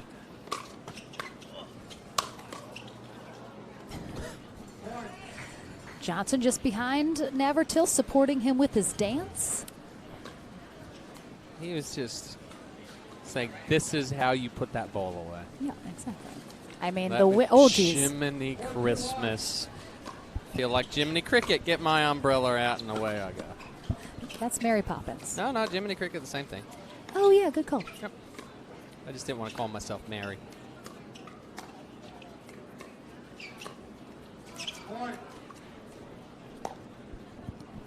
So that was kind of what happened with the landline conversation. Oh, yeah. Well, yeah. Very all we talked quickly about go all off day. on tangents. Yeah. And then that's all we talked about the whole day. Good step in from Navratil. Yeah, nice load, he said. I mean, crashing middle, loading up. I think he had that paddle pulled back before DJ Young made contact with the ball. Great read, great anticipation, and great shot from Zane Navratil. Well, Young and Barr have some work to do on this end change. They've definitely lost some momentum since they were up with somewhat of a commanding lead there in game 2. I mean, and this is pickleball. This team of Navratil and Johnson, this is not the same team that we saw in games 1 or 2. No. Yes. This is just entirely different. Where were these guys at earlier? I will say this. Yes, they are the same team as far as the balls that they are now making, they were missing in game 1 and early in game 2. Navratil has made the adjustment of dropping the paddle head underneath the ball just a little bit. So all those speed ups that he was doing that were hitting the net, they're now rolling over the net and putting the pressure on Young and Barr. I think that is exactly my point is Yeah. they had the potential Yes, always. yes, 100%. And they just weren't there. The level was just so far below what we know that they can play at.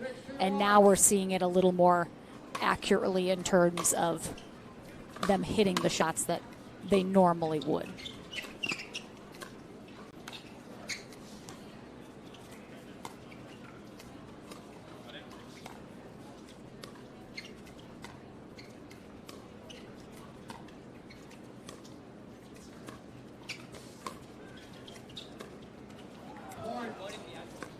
Yeah, so I believe 2 of the last 3 points we've had a dink air from DJ Young. And we didn't see much of that in game 1 or 2, if at all.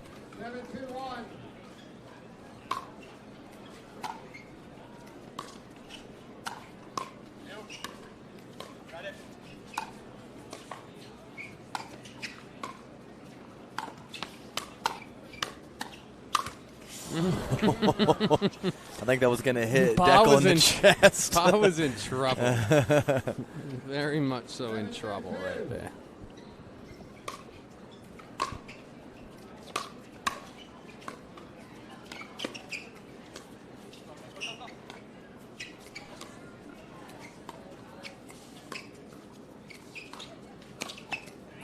Is that There's reaching it. again? Yeah. Yes. So good from J.W. Johnson right there. Full extension, quick snap, but the paddle head is underneath the ball. Rolls that back up.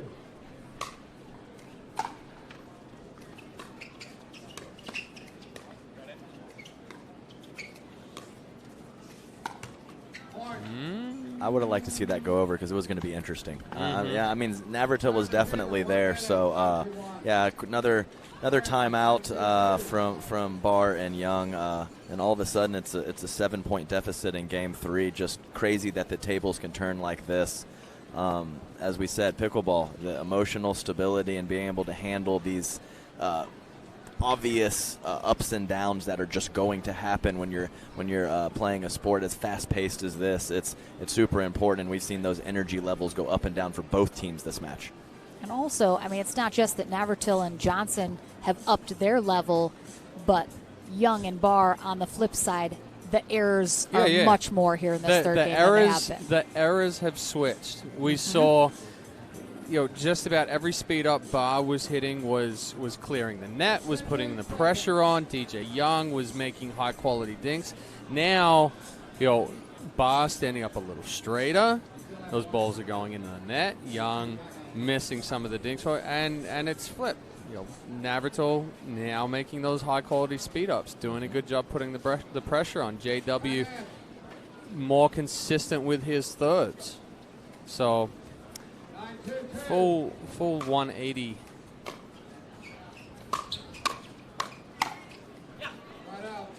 Yeah, they're a good move from Zane Navratil, but not fully getting through that backhand, and unfortunately leaving that to the forehand side of Deckel Barr. If he gets all the way through to Deckel's backhand, I think he's going to be in good shape. Ooh. If Navratil and Johnson. Did Yeah. you almost fly away? And see, that's the thing I got with pulled across right there. Yeah, with the big swing from Navratil, myself also using some big swings. If you don't time that perfectly, sometimes it does not go to the spot you're looking for. That's long from Deckel Barr. I don't think he's missed a serve yet in this match. He missed one. Yeah. Oh, did he? Yeah, at 8-8. Okay. Excuse me. There. I'll see myself out. It's not going over. If Navratil and Johnson take this third game, we will have a tiebreaker match to 15. We've only had one so far in our gold medal matches.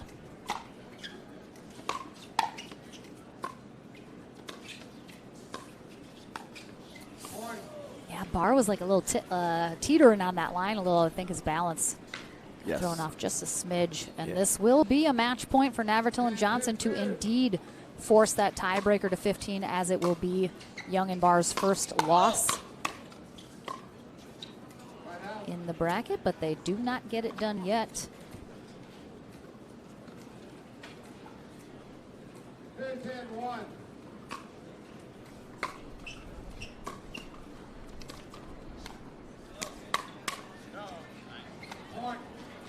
Nice slide from DJ, committing to full backhand and catching it cleanly.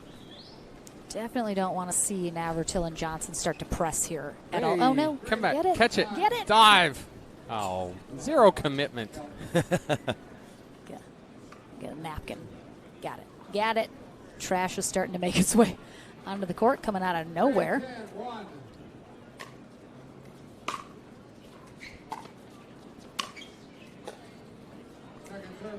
Another good reach in by Johnson. Accelerating quickly through the ball. Barr not able to catch up with the spin.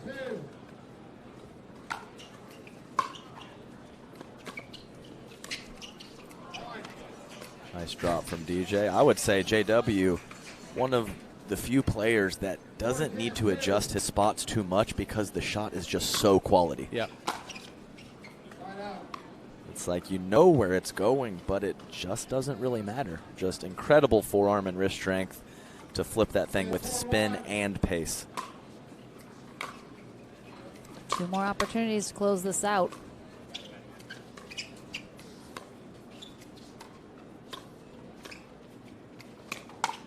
No! Don't press. It's just not needed. Well, normal person, that's a pretty good spot. That right hip is very tough. Strength of decolletage, questionable. There's a little pump up, a little pep in the step. 14-1.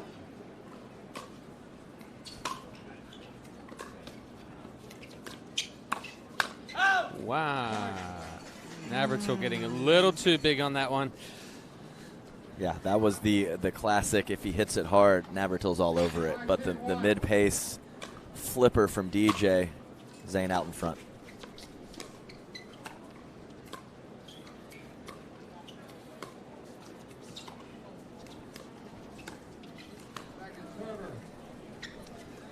Bar popping up a little too much with the body.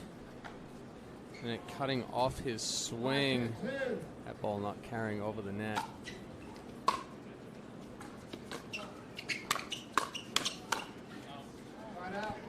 I mean, how many has this been now? 5 that they've had to close this out? Sure. I like Let's see. I like Sounds that. good. I like Sounds that good. number. Yeah. I'll be honest. I haven't Feels been right to me. Feels right. It does feel right, doesn't it? Nope, just out. Oh, thought he might have had it. That's a good move, but tough spot from Navratil going back cross court to the short court.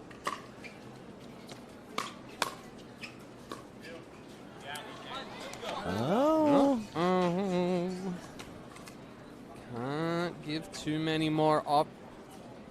And this is where, if they do get closer, I beg of you, take a timeout. No love on a couple soft shots from Deckel Bar these last few points. Real important for them to get 1 or 2 here.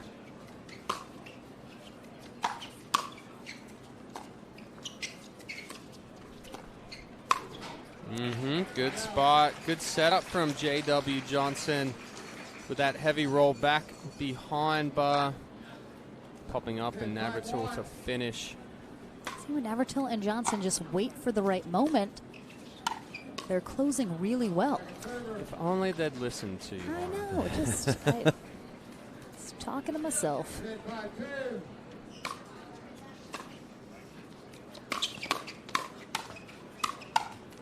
Oh my gosh, I mean, 9 times maybe it took to close that out, but they finally get it done. But we are not done. We have a tiebreaker to 15 now as DJ Young and Deckel Bar just suffered their first loss of the bracket. So we have up to 10 minutes. If the players decide to take all of it, I definitely think we'll be taking close to that probably as our players just readjust, take a quick break. Don't go anywhere, though. The conclusion of this men's doubles gold medal match is coming your way here in Houston shortly, and then we conclude our weekend with our mixed doubles matchup. Vivian David and Thomas Wilson take on J.W. Johnson and Paris Todd, and that's coming up to conclude our weekend here in Houston. So stick around, more gold medal action still to come. Championship Sunday right after this.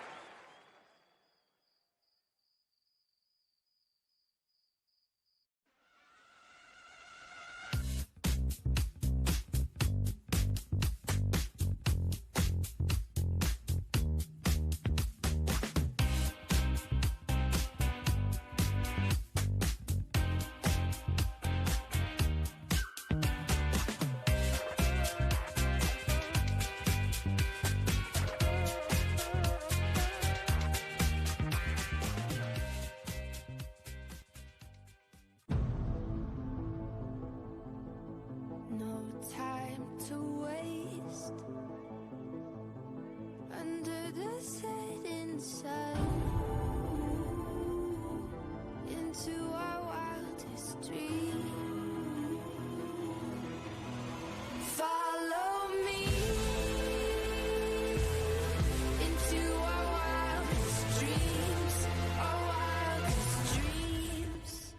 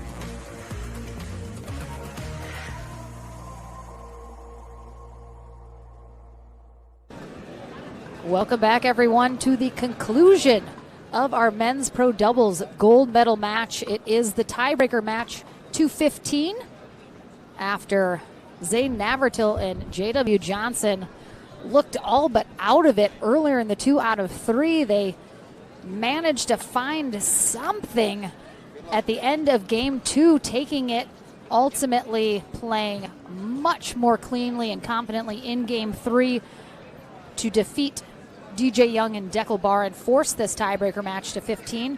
So it is now anybody's gold medal to win. We will switch ends at 8. JW Johnson, Zane Navratil on the far end to start. DJ Young, Deckel Bar on the near end.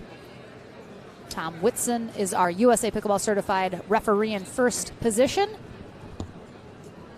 And Lauren, I am looking once again to the both right side players. Not only is which player is going to be the most consistent with their soft stuff, but who is going to make the right decisions when to attack those big, heavy-handed studs on the left side right in front of them. So definitely what I'm seeing there, and whoever makes those better decisions and plays a more consistent game definitely has the edge in game 3, or this game to 15, sorry.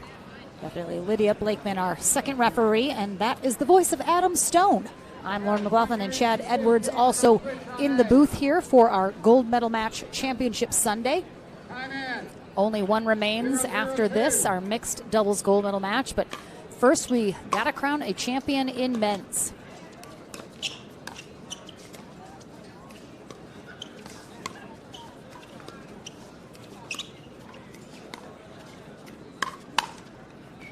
And chalk one up for Zane Navratil early in this race to 15.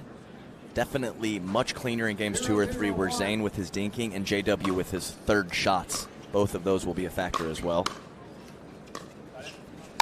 And right on cue, right on cue, JW floating one. Yeah. 0-0-2.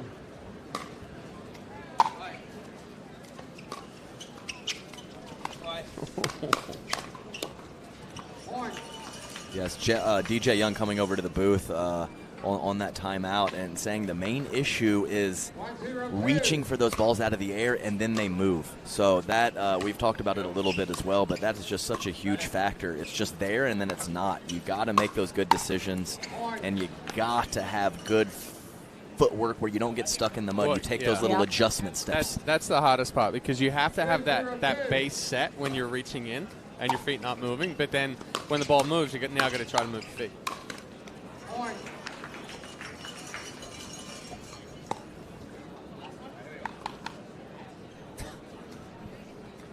3-0-2.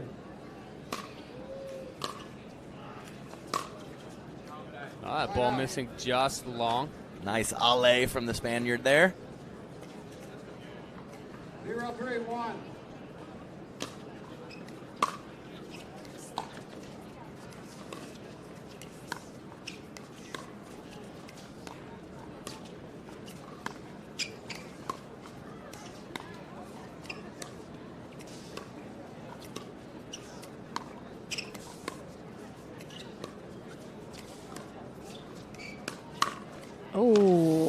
got? Tough spot.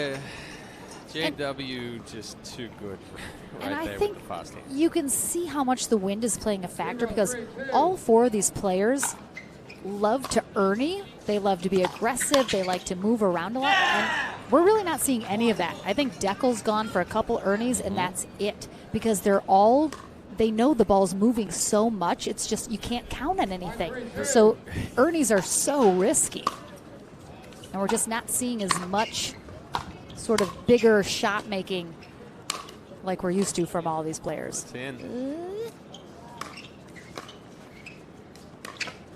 I really thought he was just, speaking of.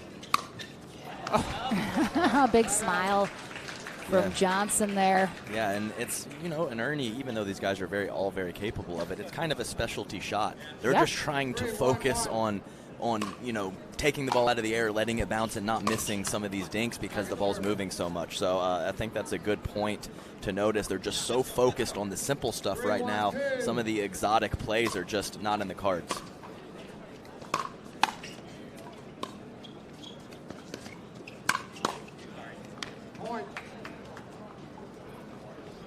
And Navratil and Johnson look like they are carrying over the momentum from that big second and third game win here in this tiebreaker match so far.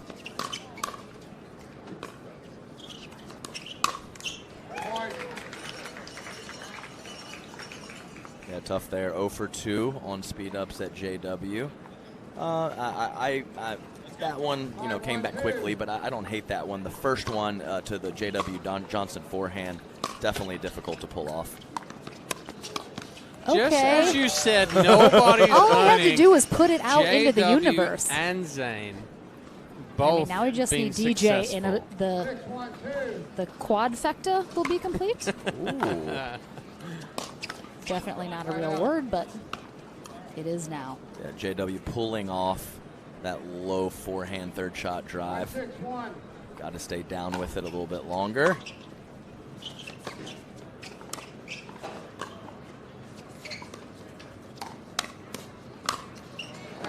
Navratil giving Barr a little bit of his own medicine right there off of the speed up. And Johnson there to finish it.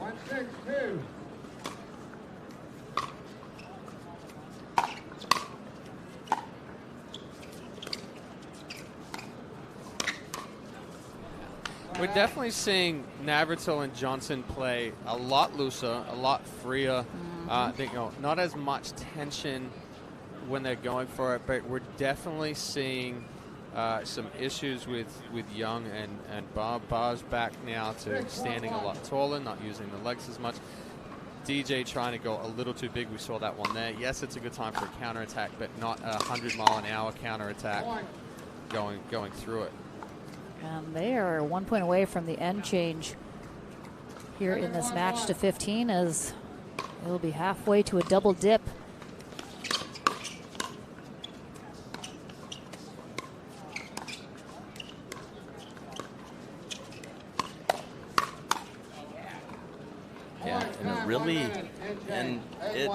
It just gives you a little more freedom when you're Zane Navratil, knowing that when you do that step back speed up at Deckel Bar, you have JW Johnson's forehand in the middle, and we've seen that combination multiple times. So knowing that he can speed that ball up and kind of sit in his little area and know he's got his buddy there in the middle to plug that gap is just such a comfort to know that that's going to happen.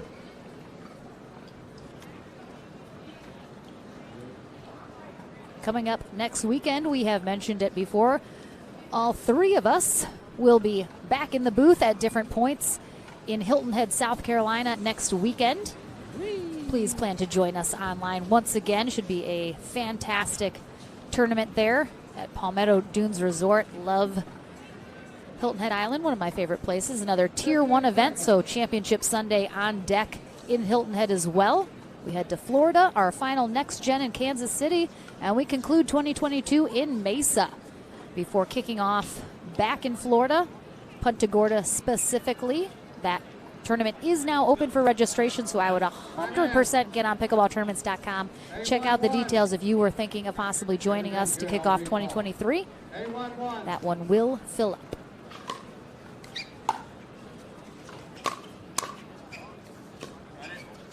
It'll be interesting to see if the wind at all changes things here with the end change.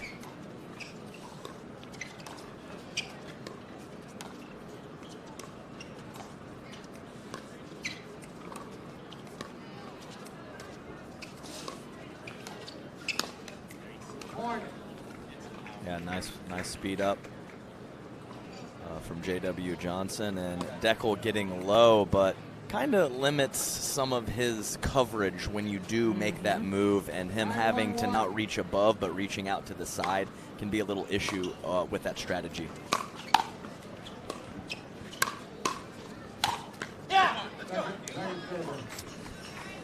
Yeah, that ball's not going to come back very often when you put it right there to Deckel Bar. Yeah, Could definitely use a few more of those to get him back in here.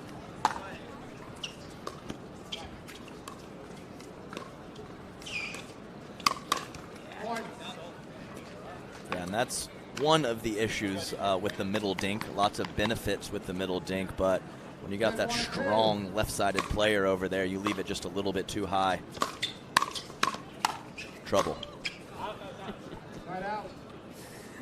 Navratil did not want to stay in that. He came in, crashed once, hit it hard, and then he's kind of like, I'm going to back out of the way of this one. I don't know what he said. What's he saying? What you said on that one, but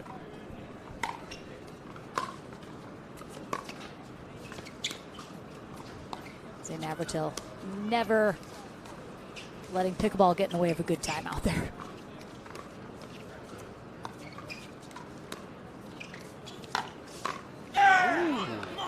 Very low ATP there from Barr.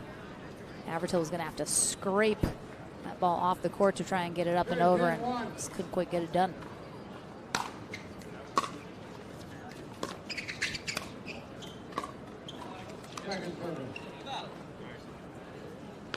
a little too short from DJ Young. So he tried to lift that one up and over.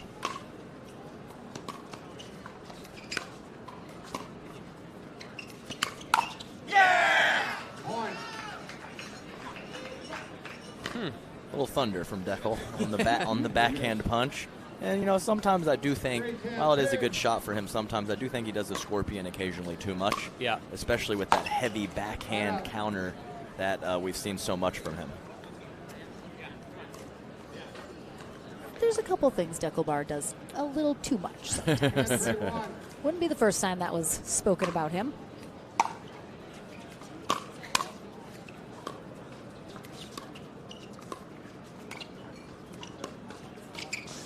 Oh, that ball skidding and staying down. Excellent cross-court ball from Zane Navratil right there. You see it just slide.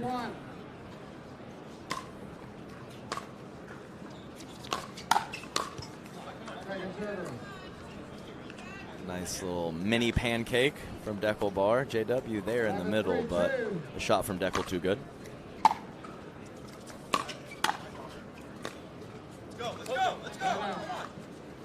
There we go. There's some fire. He knows it's crunch time, obviously, with the score what it is. Let's see. Just nothing crazy. Just get three, guys. Get 2 or 3. Just work your way back in. Yeah, you don't have to win it all at once. Well, there's one. There's one. Freebie from JW on a big serve from Deckelbar. 4-11-1.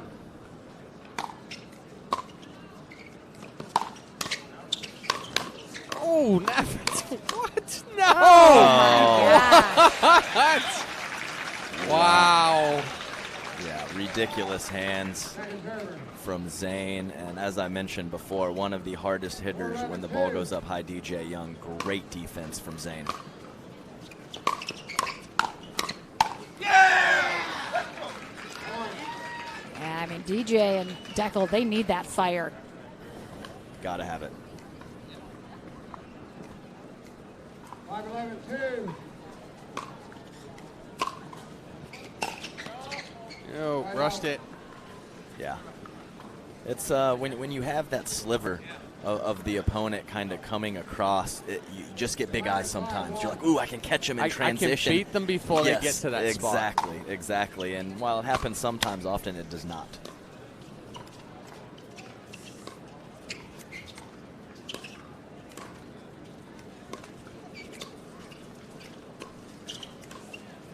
Wind absolutely gusting right now.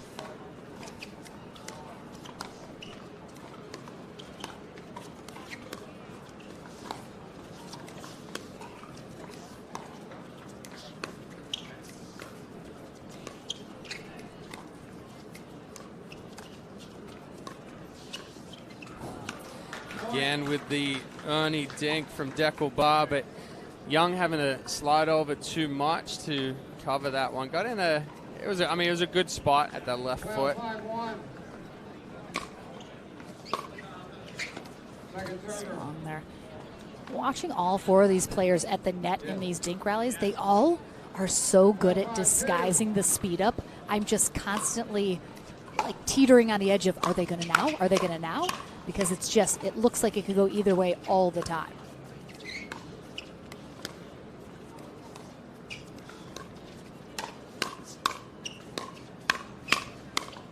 Oh, no. Well, one too many. Yes, and Lauren, I think you're right. I've found that when I'm playing someone who has good disguise on their dinks and speed ups, it actually makes me more tired because I'm tense and I'm kind of breaking down after every dink because they might pull the trigger.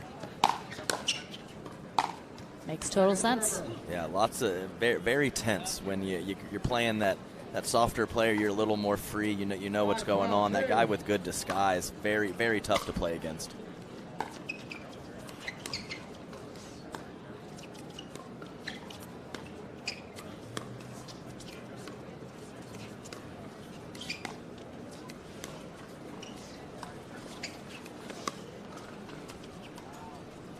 Oh no, with the wind, I don't like it being so close. Oh, we got it. Got it. Oh, couldn't get the next one. Tough. He stayed up there for quite a while, though. Oh, my Right off the tip. Yeah, great lob from DJ Young, who I think is 4 for 4 on the lob attempts. So maybe looking for the lob to be more offensive than some of the regular speed ups at J.W. Johnson could be a good option. Yeah, for sure.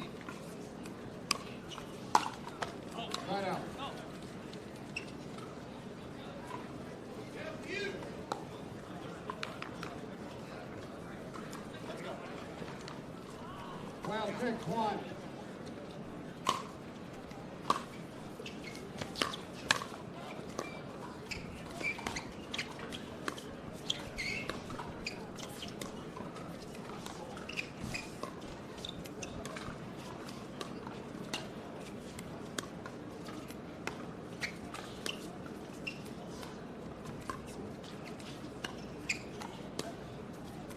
I'm a little tense myself, just waiting for it.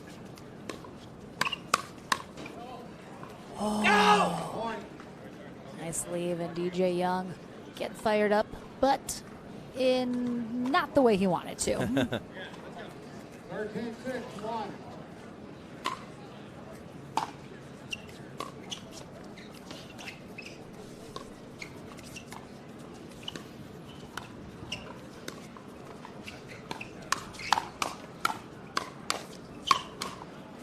Oh, Johnson. Get out of the way of the tomahawk. Yeah, unbelievable. Johnson and Navratil just too good with the hands in that exchange.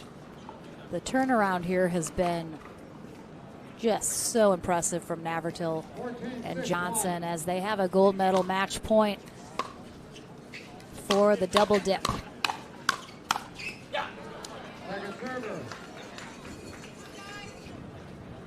Better job from Barr taking that one further out in front, getting it down to the feet. 14-16.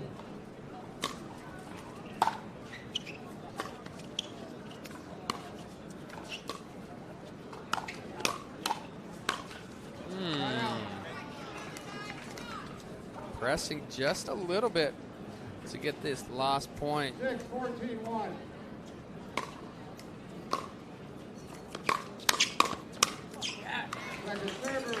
I saw it a little bit in the third game when they were having trouble closing it out. Seemed to get a tiny bit tight, forcing some stuff that wasn't there.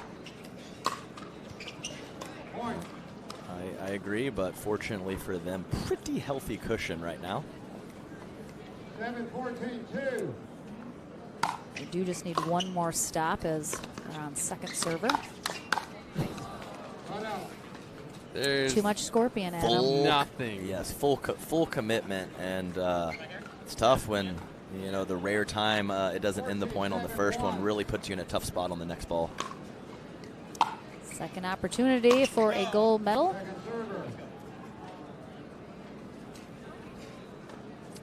Make that Much third. height on that drive from Johnson. I like that he came underneath it, but he's swinging up at that one. You got to come through it.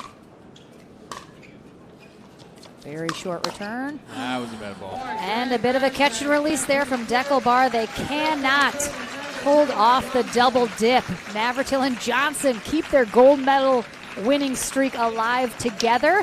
Third tournament together, third gold medal for the two of them. So a big turnaround here from how this match started. A final match remains here today in Houston for Championship Sunday. Vivian David and Thomas Wilson take on J.W. Johnson and Paris Todd in our final match of the day. That's coming up in just a few moments. Do not go anywhere. You're not going to want to miss it. And we head to the Franklin studio right after this.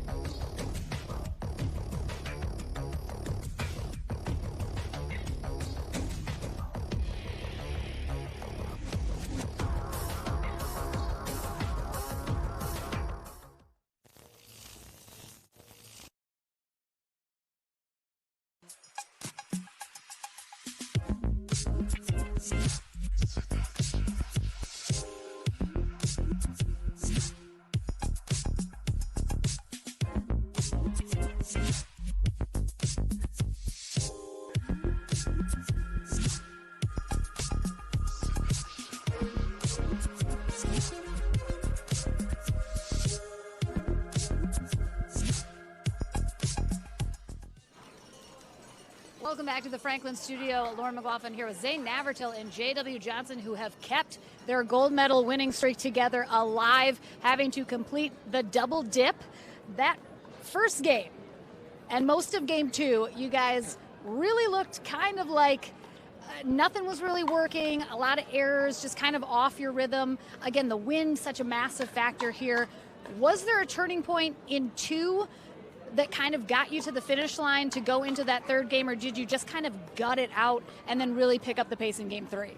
Yeah, so basically what we were doing at the beginning of the game is it's so windy, and we were really just hitting balls not to miss, trying to keep them in the court. And when you do that against a team like Deckel and DJ, where both of the players really want to be on the offense and hunting, we just gave them too many opportunities to attack. And so what we started doing is putting a little bit more pressure on, playing a little bit more aggressive, and then we got some errors out of them as well. They started playing a little bit more passive, and that was the difference, I think. I mean, when you have to go to that tiebreaker match to 15, it's always a little tough. You have a bit of an extended break, so you can't quite roll the momentum from the 2 out of 3 win directly into that tiebreaker match to 15. Did you guys talk about anything before that to continue to keep up the momentum that you had built through that 2 out of 3? What was discussed, if anything, during that period before the tiebreaker?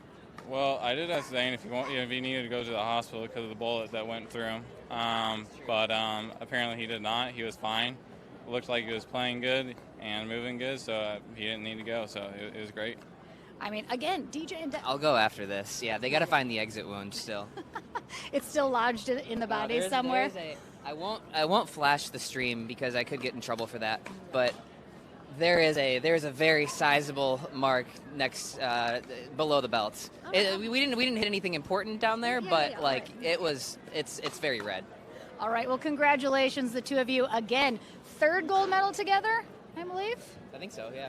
Third. All right. Well, let's keep the golds coming. After you guys, are we going to see you guys together? No, you're good. Come on. Are we going to see you guys in the future pairing up? If I can't find anybody better, I guess. Yeah, I mean, that's true. Yeah, well, we'll see. I love it. Ken Hermit. He's trying to be like Althoff, you know? He's trying to get more like Althoff. All right, guys, 3 for 3. Congratulations, a terrific final. You had a lot of support. How were these fans today? They were just awesome cheering you guys on. Yeah, no, there's an awesome fan section. I mean, well, now it's dissipated a little bit because the Houston Sun's coming out. But yeah, all the bleachers are filled. It's awesome. Absolutely. So I know JW's got to get ready for a mixed doubles final, but both of you two, congratulations on behalf of APP, our gold medalists for the APP Houston Open. Well done. Congratulations, boys. We have that final. You want to hold it? Take it. All right, that mixed final is coming up next. JW and Paris Todd take on Thomas Wilson and Vivian David. That's coming up to conclude Championship Sunday right after this. Nice job, guys.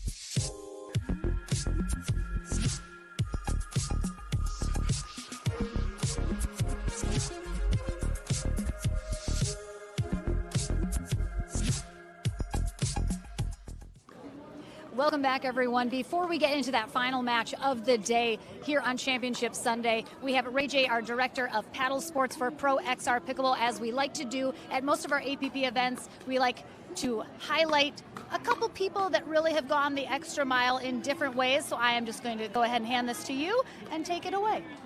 Thank you, Lauren. Welcome, Houston. It was a fantastic tournament here. The weather was cooperative and nice attendance. And yes, we have at each tournament on the APP Tour, we call it the Unsung Hero Award, and that goes to a volunteer that just tirelessly behind the scenes when we're just making things look easy, and they're making it look real easy for us. And Kathy Matledge has been working the Pro Tent. She's been working ticket sales, registration. She's everywhere, morning, noon, and night. And we'd like to present this trophy to her from Pro XR Pickleball. Thank you so much. Thank you so much. Thank you. Here you go, Kathy. That was an honor. I'm just so humbled. Thank you so much. Thank you, Kathy, so much. And we are going to go ahead and bring in Matthias Johansson here. I will hand this to you and grab the trophy.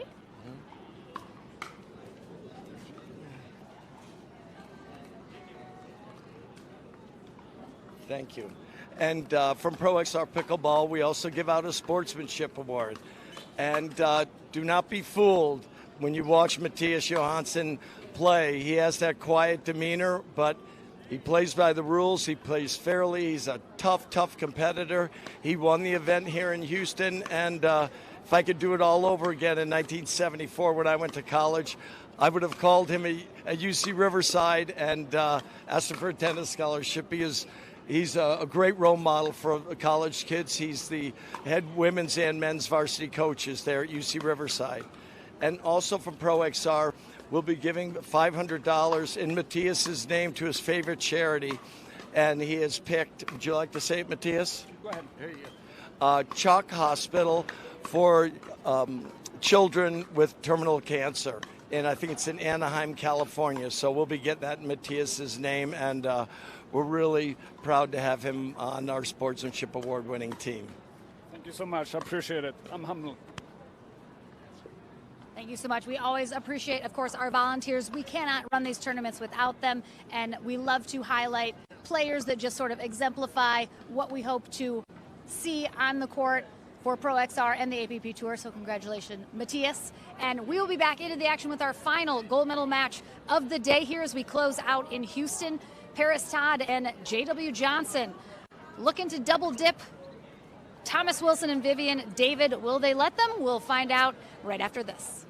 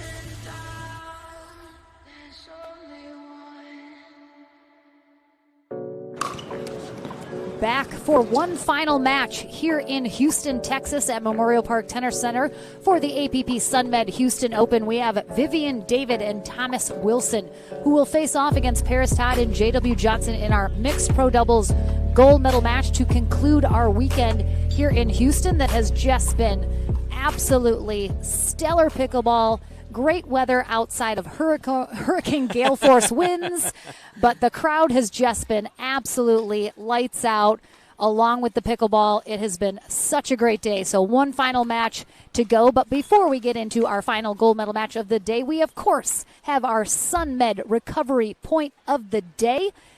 It is from our previous gold medal match in our men's pro doubles. Deckel Bar and DJ Young on the far end taking on Zane Navratil and JW Johnson. Amazing clip off the tape as Navratil hits the deck. Not a long rally, but a flashy one. Look at the flailing. Look at the flailing. Doesn't look good, but gets the job done.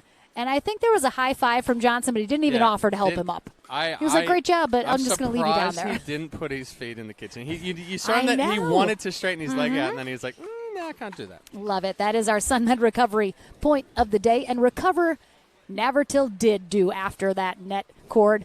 And they took that gold medal, ultimately double dipping Deckel Bar and DJ Young. Too many initials in some of these names. It's really throwing me off. I know. So, again, only one player on court we have not seen yet today, and that is Mr. Thomas Wilson. 32 years old in New Braunfels, Texas. Played college tennis at Purdue University for a year before transferring to the University of Texas. He is married to his wife, Brittany. They have a gigantic golden retriever, Nash, who has been here at the venue, as has Brittany and some other family friends. You also may know he is cousins of AJ Kohler and his partner Vivian David, very close to where he is in Texas at Dripping Springs. So they are able to definitely play a lot together. They haven't played a ton of tournaments together, but certainly played a lot together, know each other very well, and they have both played absolutely lights out here today. Vivian David especially, she's already got herself a gold medal today with Georgia Johnson in women's, and they are coming through the winner bracket final here. So, again, pressure on Paris Todd and JW Johnson, who will have to win the 2 out of 3 portion as well as that tiebreaker match to 15. And I think, too, first of all, a gigantic hole has been left with us here in the booth in that Adam Stone had to leave to catch a flight. So we miss him dearly. Much more trouble. That is true. With his wonderful pregnant wife, Green exactly. If he had missed the last flight out of here, because they are moving and they have to be out of their house tomorrow. Oh my gosh, I did not know that part of the story. So absolutely pushing Adam to the airport well on his way. And if you did miss the announcement earlier, Adam Stone and wife Corinne Carr are expecting their first child in May, a baby boy. So a big congratulations to them. Excited that we got to announce that here today. Ron Ponder is going to be our USA Pickleball certified referee in first position.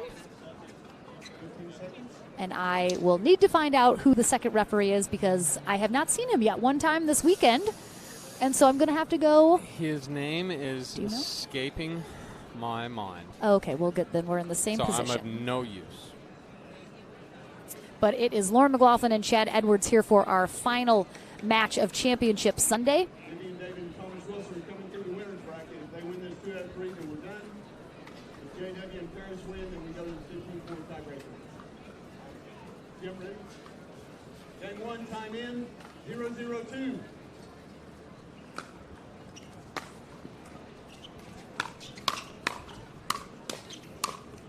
And I think, Chad, I would have to think you'd agree, the part of the reason all of these matches have been so close, a lot have gone to a third game, we've seen a couple tiebreakers, is the wind. One is a massive equalizer for all of these teams, but also I just think the level of play is so evenly matched between all of the teams that we've had in our gold medal matches. It's just been literally either team could win on any given day.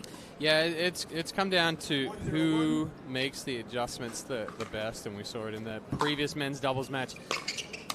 Barr and Young looking like they were cruising and going to take that in 2.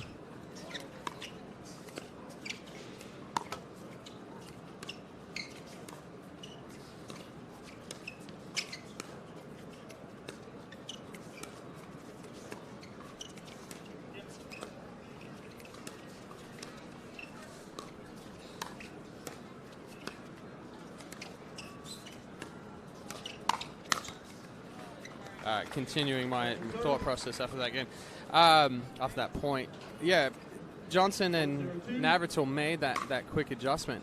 So far, Thomas Wilson, like you said, the only one that we haven't seen out here, he hasn't played in this wind yet, so it's potentially going to take him a little bit of time to make that adjustment of getting into this. And we saw him playing much more aggressive pickleball on Friday. That's what got them into this final.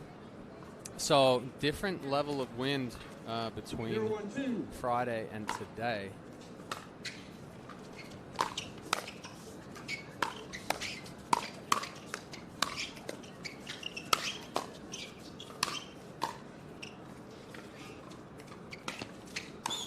Great job from, oh my gosh. And I really like that step over from Wilson here. But how about the swing? There was nothing. It was like literally hold it out there, move the body into it, and just push it over there.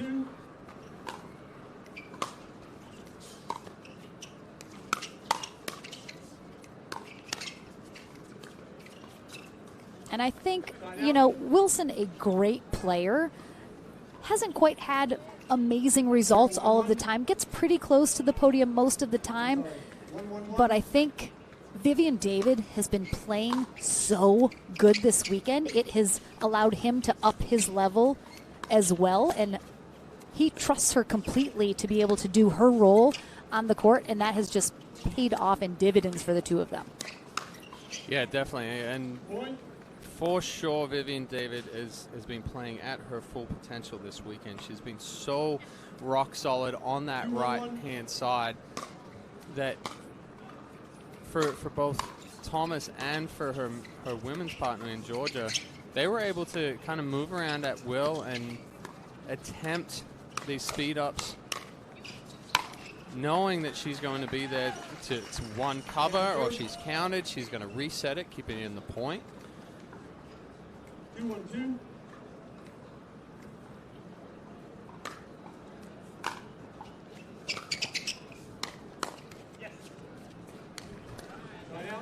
Little bit of a giggle there from Vivian, knowing that she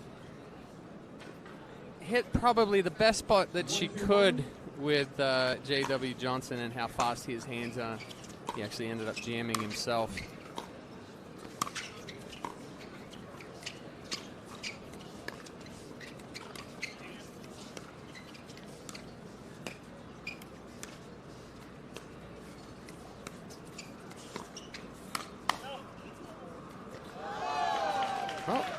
Wind. It went in.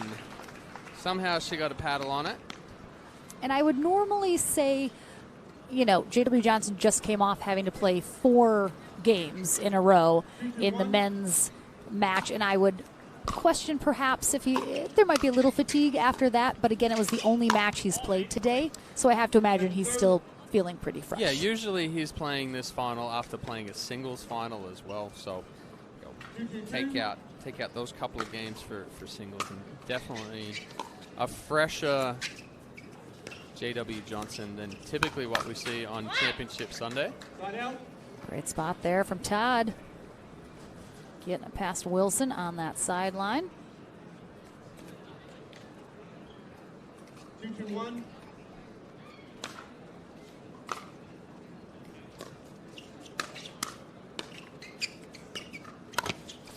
Oh, catching the net. Tough. Little unlucky for Wilson. Good read, good timing. We talked in the men's. We didn't see a lot of Ernies. We saw a couple, especially at the end, but with that wind, it's a risky move because if the ball moves at all, then all of a sudden you're out of position.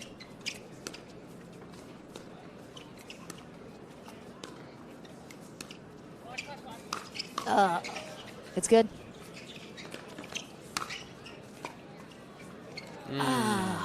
Man, is there a better ATPer than Vivian David right now? She's been on fire this weekend with those as well. Doing an excellent job letting that ball develop and get outside the post, shaping it back in, hitting the outside part of the ball. Second serve.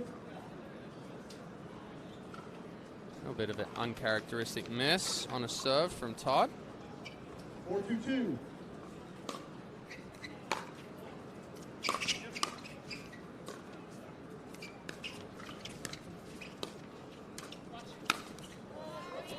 Right off the right hip of Paris Todd. Yeah, that one might leave a little bit of a bruise.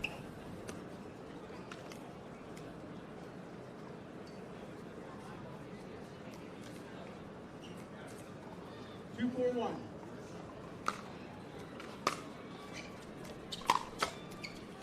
Wilson's got to get underneath that one.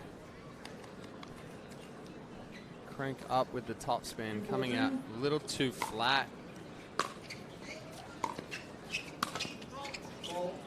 Oh, a foot fault on J.W. Johnson here. Right toe. Oh, that little tippy toe as he teetered on that edge. Just a tiny bit too much movement.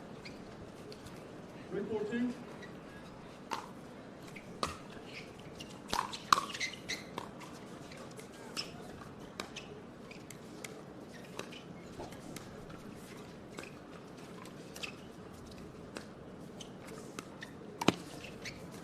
Oh, he got it. Oh, I think she was going to take I that thought she out was of the in too. air. Yeah, that was my. Definitely thought she was. What's going on? Did we think that? Oh, no. Wilson was asking if 4-3-1. that ball bounced outside the court. He was uncertain. But definitely in from JW right there.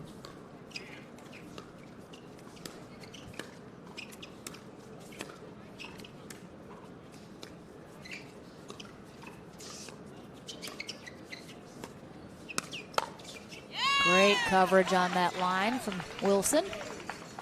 A little surprising there with how quickly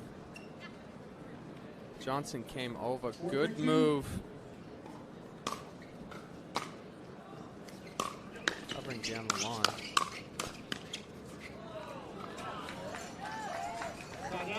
Again, Vivian David, fearless. Does not matter who's in front of her. She will go toe-to-toe with whoever.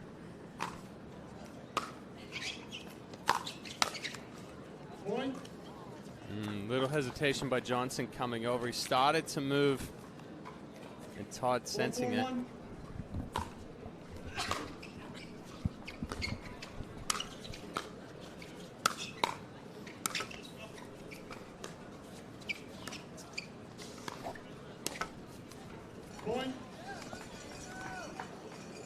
Tough ball for Todd to speed up right there. Again, what you talked about with the earners as far as that ball is up and you got to speed up and then all of a sudden it drops and it's not there. Unless you're starting way below that ball, hard to get it back up over the net.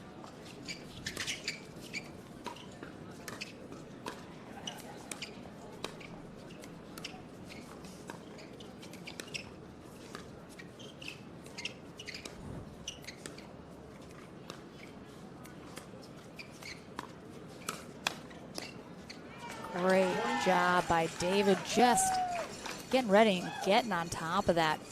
We saw Todd and Anna Bright struggle a little bit with that as well during the women's at different points. Not always, but definitely. I mean, really everyone struggled with putting some shots into the net that we don't typically see from them as often as we have today, simply just because of the wind factor. Yeah. It's definitely been the topic of the majority of our conversations It can't be ignored. This weekend, because we've gone from 20-mile-an-hour wind on Friday. Well, there was some wind on Thursday, but I It was didn't. like a minimal, like 18 miles per hour or something. Yeah. I mean, 18 miles an hour, that's Whatever. nothing. Nothing. And then we went to 20 miles an hour on Friday, 30 miles an hour yesterday, and we've been anywhere from this of 26 miles an hour all the way up to like almost 40. Over 40 at one point. We were at like 42, 42, 43. yeah. So Significant. Significant. This is no light breeze here in Houston, that is for sure. And every single team has talked about it, every player. And again, it's not consistent. It's one thing to have a really big wind factor that is continually blowing in one way direction. always. Yep. That is not the case here. It is swirling, it is changing, it is dying, it is picking up, it's gusting. It's just pure chaos. Time in. 7-4-1. But Wilson and David in control here in game one. Ooh.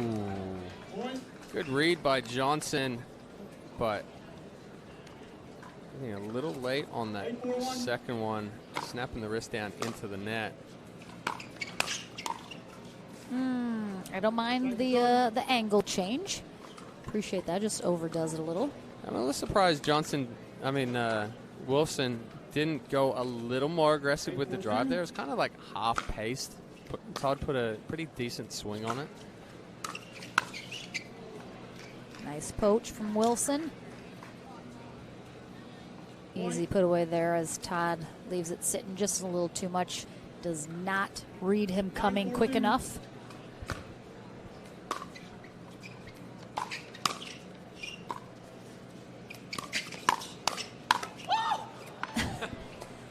Was that Wilson? That was the scream by Wilson. Yeah, just to be clear, that was indeed Thomas Wilson. He knew he missed that sitter. Not going to get too many opportunities just like that one. Oh, David sensed Johnson looking to make a move. She kept that so low. So at the second it clears the net, it dips down. Johnson's fully extended.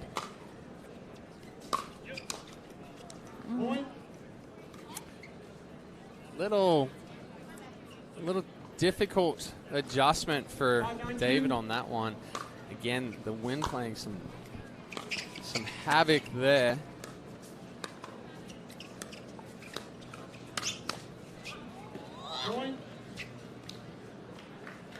Now that's a situation. She read it well. She saw the Todd speed up, but she tried to do too much with it. A lot of times with that counter attack, you just got to use the power that's coming off of your opponent's speed up.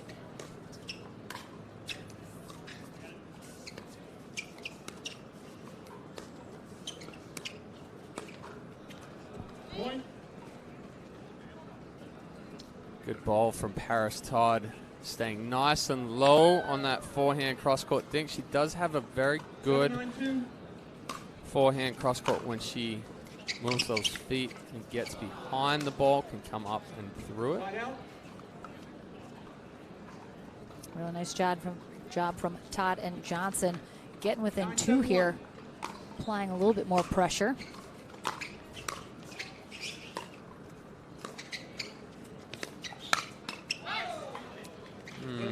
Yeah.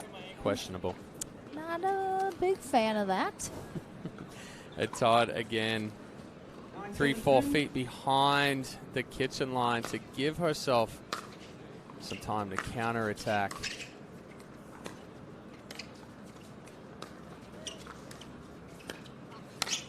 Oh, net core. David knows she leaves that up. Tries to cover the middle, but net clip. I would like 7-9-1. see a timeout here soon from David and Wilson if... Oh. He's all right. That's... What did he say? Thomas Wilson's Did he say like, that's a bag? Yep, that's a bag.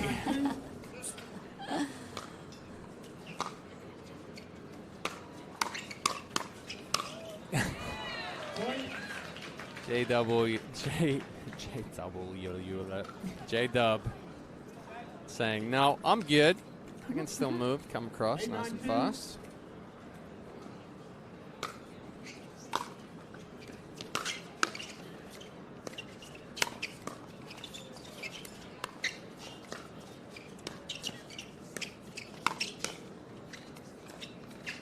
Great get there from Todd.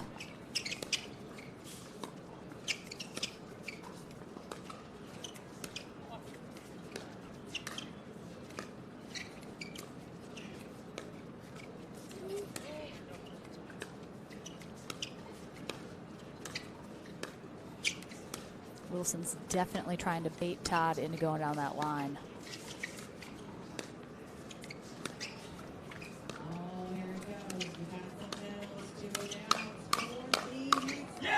Vivian David. I mean, I always know how good Vivian feels about the results by how hard of a high five she gives after, and she just smacked Thomas Wilson's hand. Probably stung a little, I have to imagine, with how excited she was to come out on top of that rally. Big side out, but only a 1-point lead here in game one now.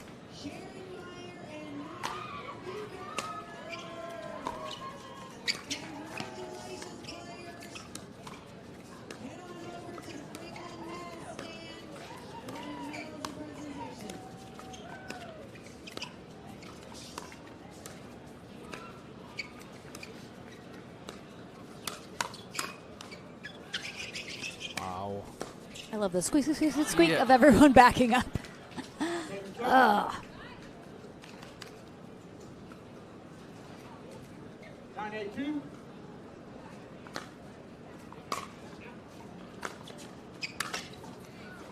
Too flat again from Todd. That ball dropping quickly. If you start out above it and try to follow it as it drops, you're just going to come either too flat behind it or above it and go into that net. Right, game point. Definitely want to see Wilson stay patient, wait for the right opportunity here.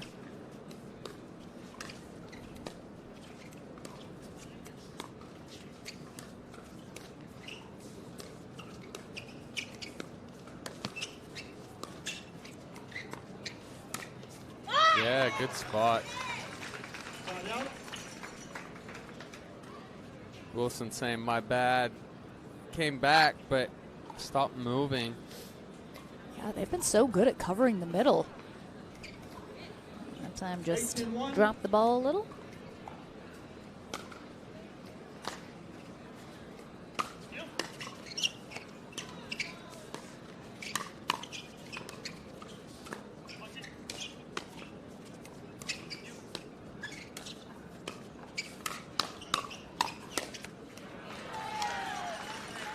It's been a couple of times. That's a good speed up from Todd, but she's giving David too much room. She's allowing David to get extended on that two-hand backhand. She's going to speed up cross court. She's got to go more into the body, go into the right hip cross body.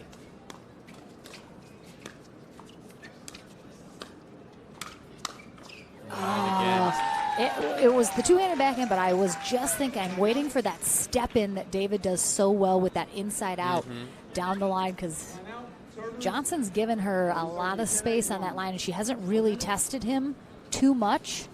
She's moved some dinks over to his side, but hasn't really made that move.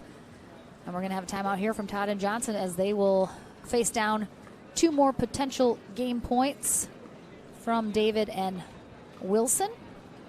I'm very glad that Wilson seems to have only suffered a little bit with that heart palpitation. Was that Friday that he was having an issue with that?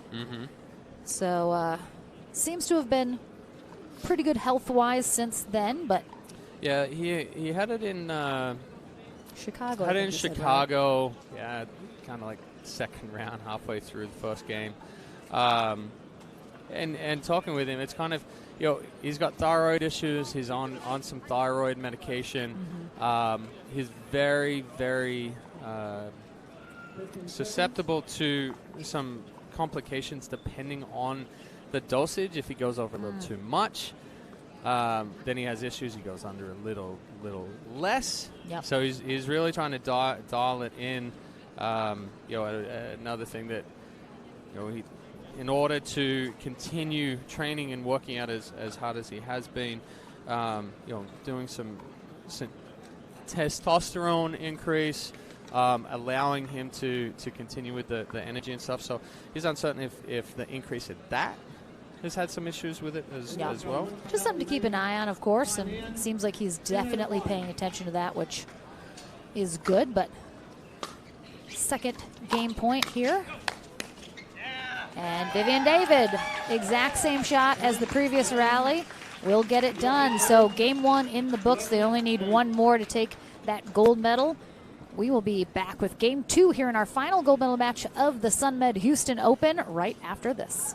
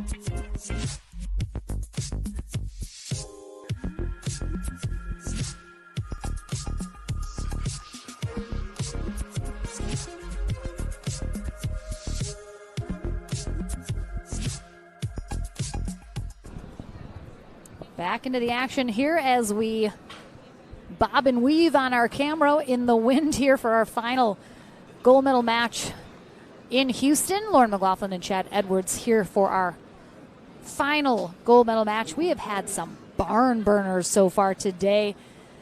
And so far it is Vivian David and Thomas Wilson out in front here in this mixed doubles gold medal match. They have taken game 1 over Paris Todd and J.W. Johnson.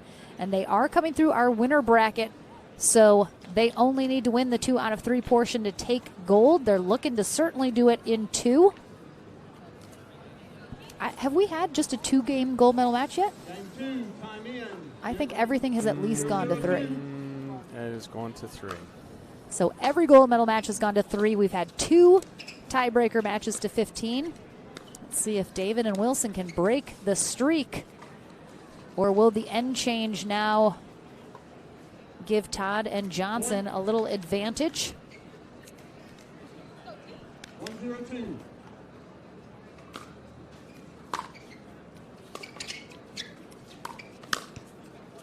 Sign out. Johnson reading that one well, but coming in flat. 0-1-1. Good speed up by Wilson.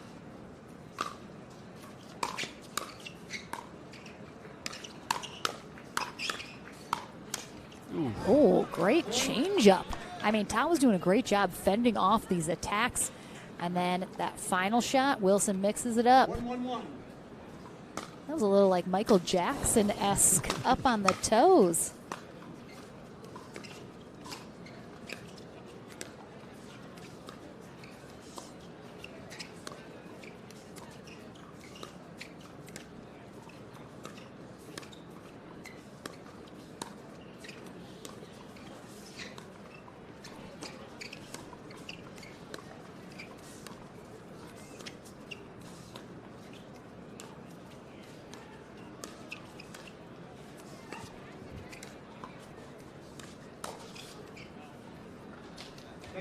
Good speed up from Todd down the line, going behind Wilson. The patience of going in the cross court with David. Wilson kind of got a little flat-footed there. Uh-oh, ball on. Ball.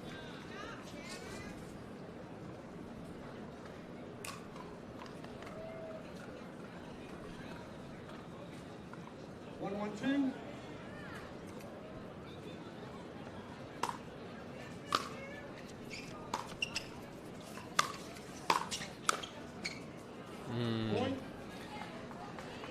Wilson going with the third shot lob. First lob we've seen out of this match so far.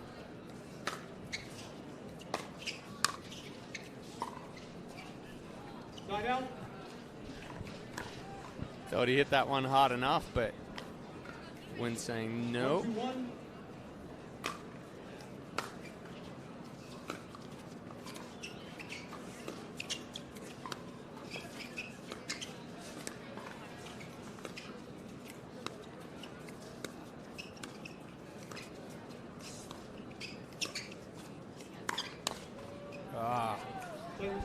Would have liked to see JW stay a little bit more compact on that.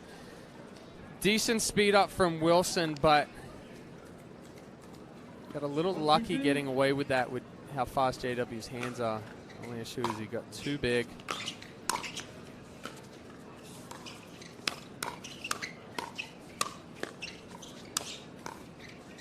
Great defense.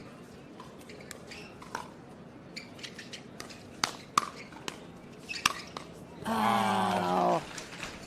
The hands from JW. I mean, Vivian tees off on that two-hander, and JW just super short, compact, quick flick back like it was nothing.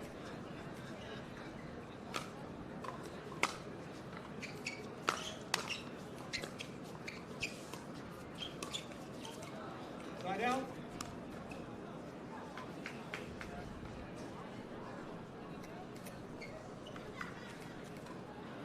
One.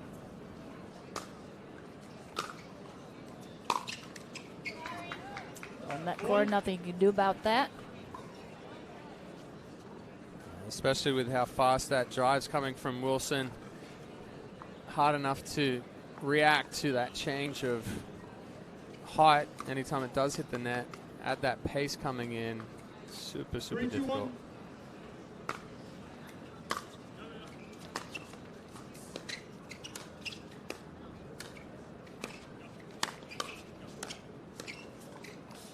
A bit of that step in testing Johnson.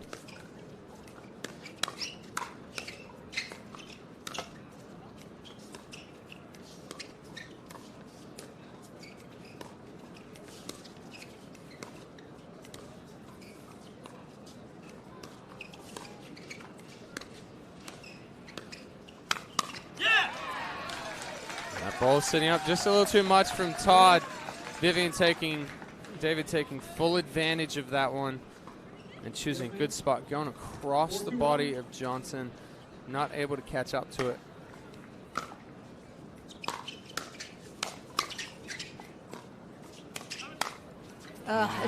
She's too low.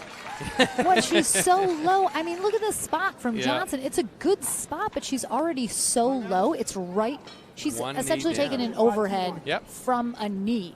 So that's just a tough spot. And when it's Vivian, any other player, sure, great spot. Vivian David, not so much. Yeah, and she did an excellent job of changing the spot in the speed up in the middle of that point as well. She sped one ball up the previous point behind JW to the backhand. This one, she went cross body to the forehand side. So she's keeping him off balance there and then anticipating those balls coming back. And I mean, we can't do anything but talk about how well Vivian David's playing this week. Lights out. And I mean, honestly, this is some of the best pickleball I've seen Thomas Wilson play as well, especially in mixed. He was maybe not quite at the level he's been playing in mixed. In men's, still played very well, but just the footwork, his movement has been so good. Just the two of them. Again, it's very similar to Vivian and Georgia. They just both played at such a high level. It was just tough for any team to have come up against that. Wilson not able to clear himself on that forehand, getting jammed, and J.W. Johnson putting that one away. Yeah, good eye by Todd.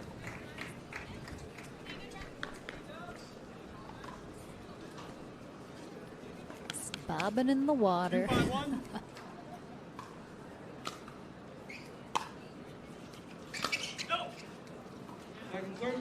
Nice communication there from Wilson. Telling David to lay off that. 252.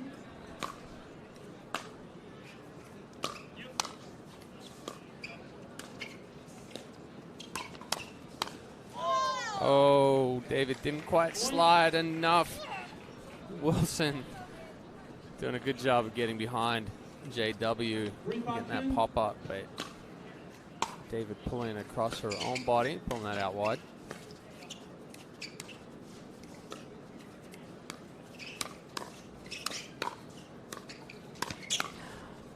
Oh. He just wanted to put a stamp on I it. couldn't see on that side how. He didn't want to take the risk of it blowing back in. Exactly. I mean, I can respect that. 531.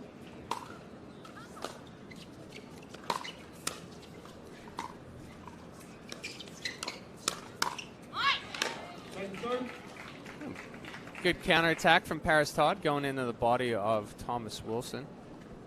532. Wilson has really targeted Todd a lot on the speed ups. Just doing a decent job handling them.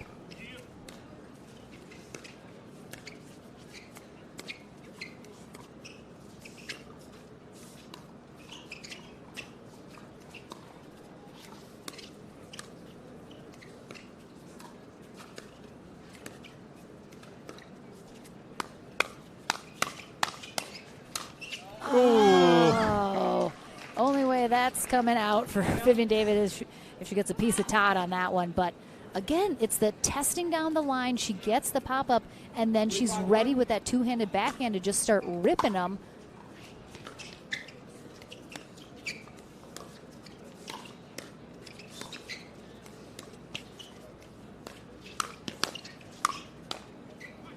Wow, good cover on that first one from David. Yeah, not the best of speed ups from Wilson. Todd doing an excellent job reading it, teeing off on that forehand.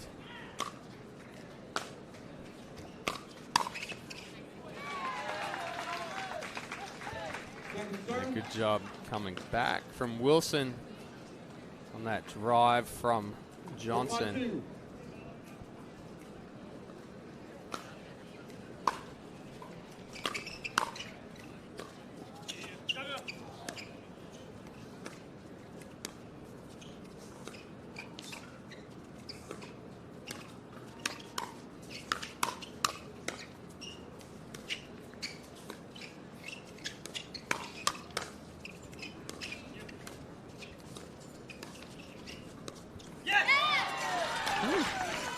Tell me what other lady goes toe-to-toe with J.W. Johnson and comes out as many times on top as Vivian David has. She has an exceptional recognition of when she can speed up and when she needs to reset that in there. Now, if she continues going toe-to-toe with JW, potentially she's going to come out on the losing side of it more often than not. But she does test the hands. She sees if she can beat him within the first two. And if she can't, she resets, stays back in that point.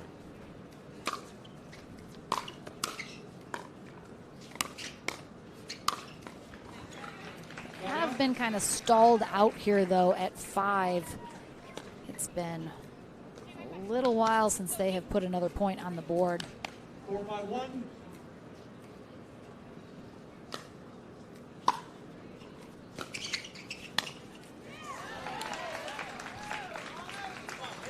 Good reach in from David. Not trying to do too much, just get the paddle head underneath the ball. Quick roll.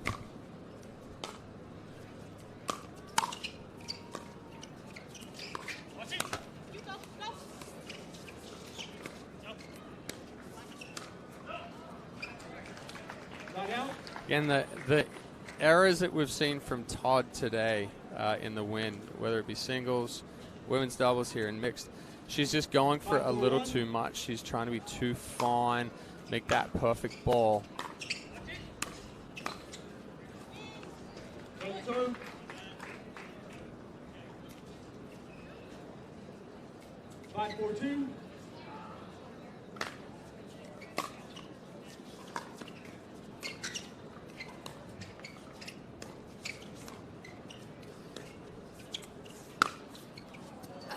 one of the rare missed ATPs from David. Just sends it a little long.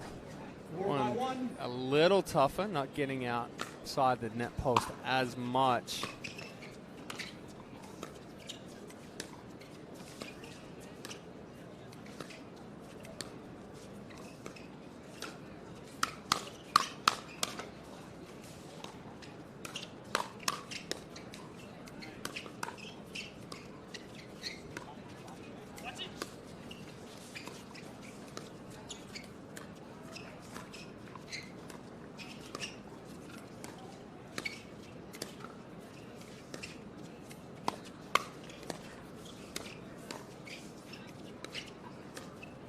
Resets from Wilson and David to have kept this in this rally as long as they have been.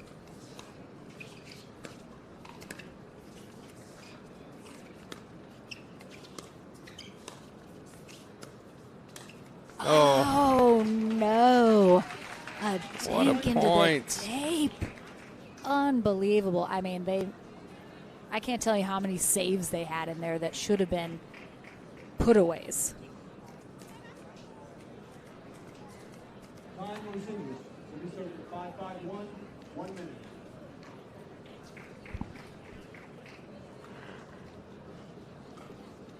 We're going to have a timeout here from David and Wilson, I believe. Again, they've been on 5 for a minute. What's stalled them out here so long? Well, longer points, better construction. It's definitely we're definitely feeling somewhat of a momentum shift a little bit, an intensity shift. So, I would say this game, and we're at 5-5. Yeah, has been way longer than the first game at 11-8. Oh my goodness! Yeah, agreed. We have 1 timeout remaining on both sides. Yeah, it certainly feels like the score should be more. Yeah. And David and Wilson, it just seems like they've come out on top of enough rallies that they should have gotten off 5 by now, but it just has never been on their serve, I guess. Yeah, wrong timing for coming out on top. Great, Ernie. Big time Air Bud there from Thomas Wilson. He learned that from his dog Nash. 5-5-2.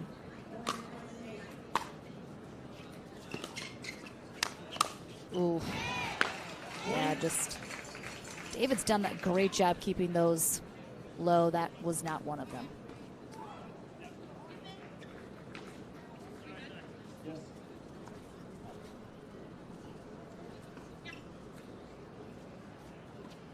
6-5-2.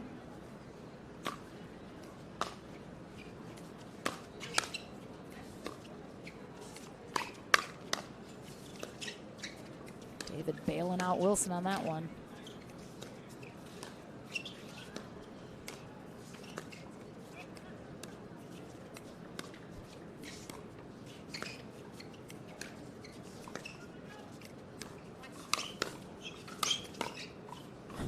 What?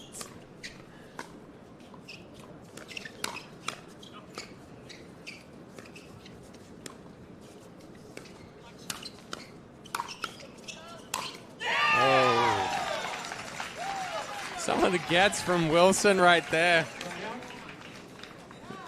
Don't know how he got the paddle around. Super risky, but they worked their way back into the point. 5-6-1. And the big finish from Wilson after the speed up into Todd's body.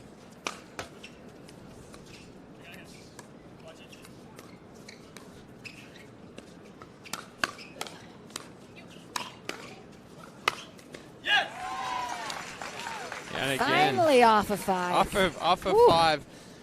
But again, we see David take 2 quick shots at JW. She's not going to say a long time in that. Takes 2 quick shots. JW, the one trying to change direction there, but pops it up to Wilson.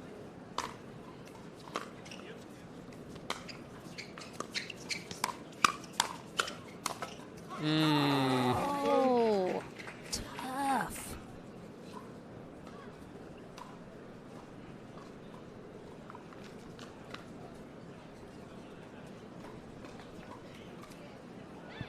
6-6-2.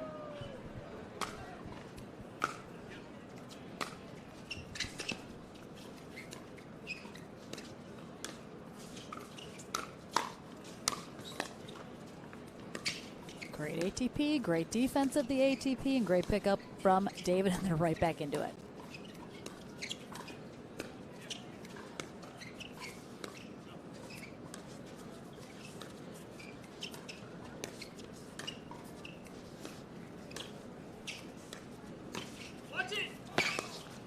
Oh.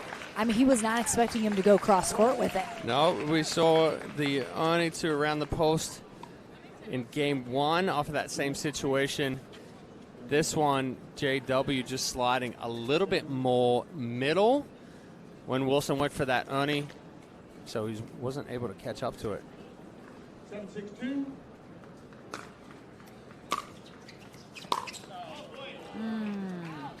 Have not seen one sail that egregiously long from Wilson in a minute. I love that we have James, don't call me Iggy Ignatowicz, in the chat. What's up, James? Oh, too good. Inside out, right behind Johnson there from Wilson. Great spot.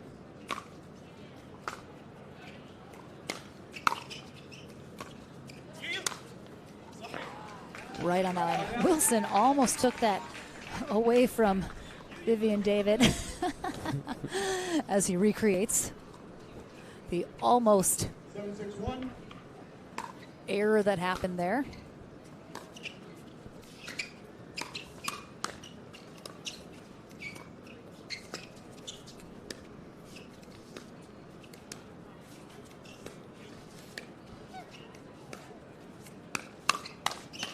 Wow, pulls up the middle, and Johnson's there. He read it. I mean, look at this great shot from him. Yeah, and she gets the next one right back. I mean, she's giving herself more distance. We've seen that from the ladies all weekend, but she changes up the spot on Johnson as well. Yeah, too good right there. 8-6-2. give him one maybe, but three's a little much. Ooh. Wilson saying my bad right there. Little too much, a little over exuberance.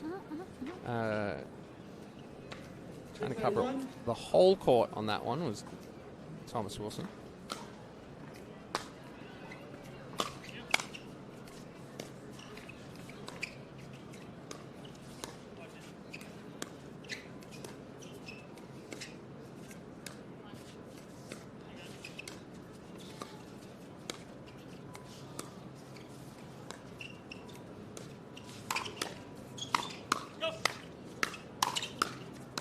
Oh.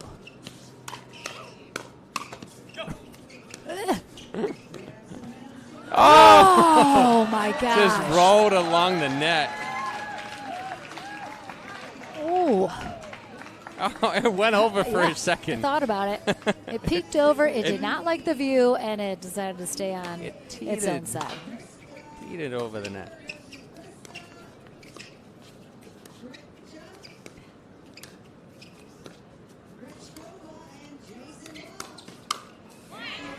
He read it. Yeah, I mean, but you can't, if you don't finish it, you're off the court. And exactly. wide open. Even though he read that, it's a good spot for Todd because it ended up pulling Wilson off the court. JW slides over. There's nothing David can do to try to salvage that one.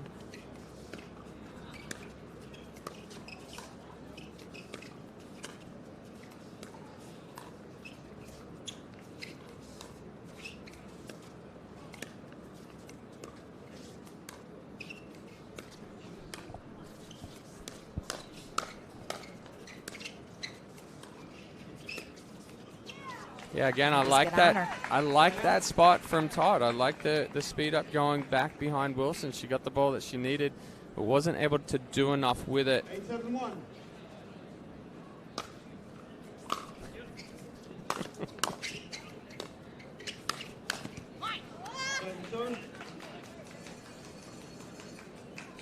I'll answer Shay in that one. No, I have not sat down. The reason being is when I sit down, I can't see the court.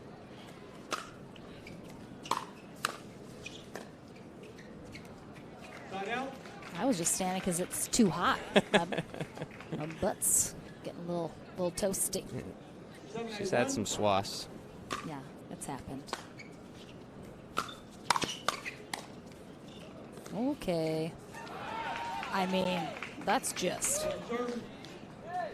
close your eyes and hope for the best. 782.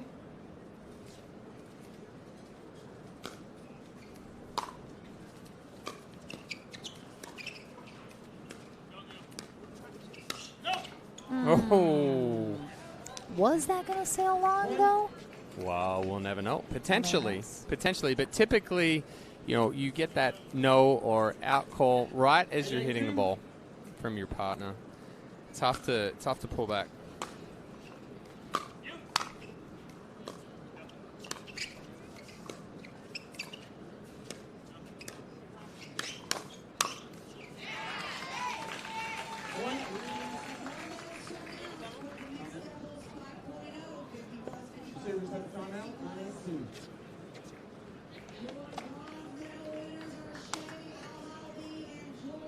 Timeout here again for David and Wilson as Todd and Johnson take back a 1-point lead in a must-win Game 2 situation for them.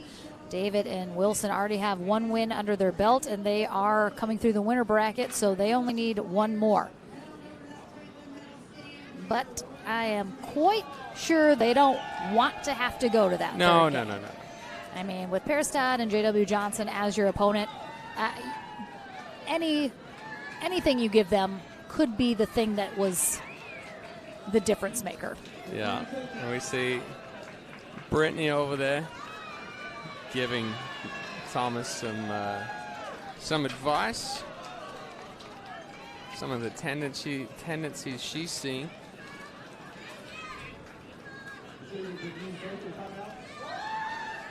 They've got Murcha Marario giving some advice to Todd and Johnson as well.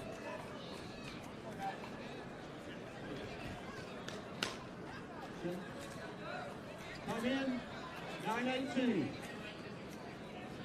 All right, on second server, Wilson and David just looking for one stop here.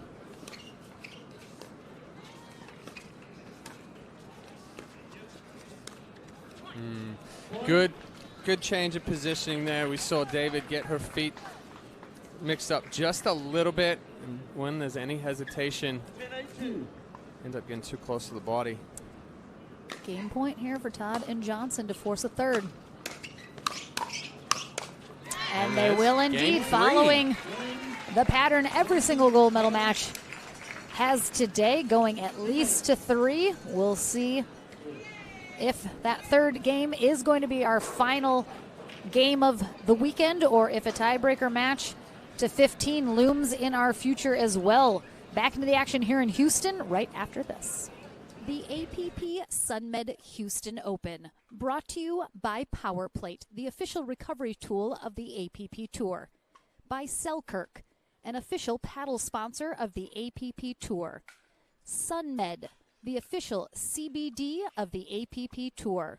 And Pickleball Central, your pickleball superstore, catering from beginner to pro.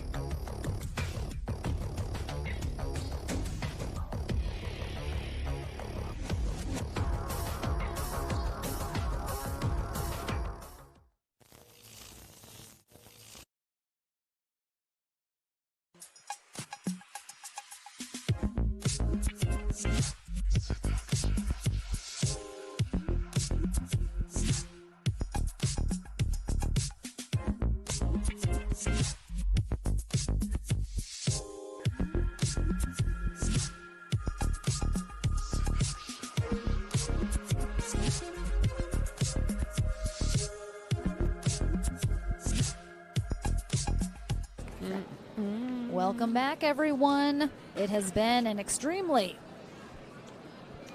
entertaining championship Sunday, to say the least here. Every single one of our gold medal matches going 3 games, and 2 so far have gone to the tiebreaker match to 15. Should show you how close the competition here is between all of our competitors. Our final match of the day underway. Game 3 kicking off now. Paris Todd and J.W. Johnson on the far end. Thomas Wilson and Vivian David on the near end. They'll switch ends at 6.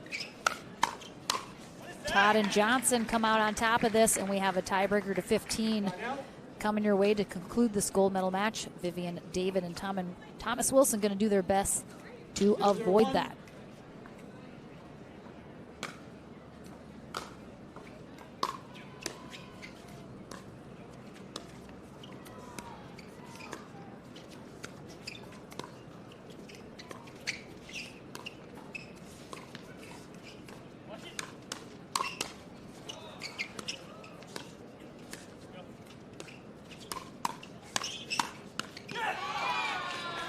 Good job from Wilson right there, weathering the storm of Johnson's speed ups. See him take a step back there to give himself a little bit more reaction time.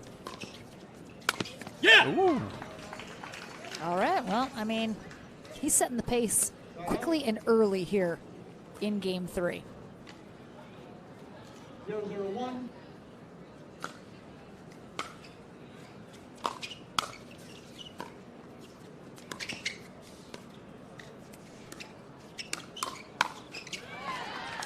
Yeah, good 1-2 combination.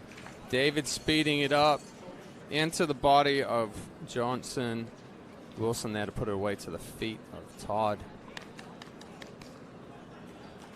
Vivian David already has a gold medal to her name here on Championship Sunday, while J.W. Johnson has one as well. Paris Todd's got a silver, so only Thomas Wilson medalists here so far, but he'll of course be picking up one at the conclusion of this match.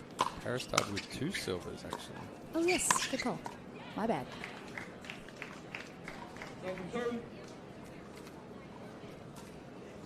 2-0-2.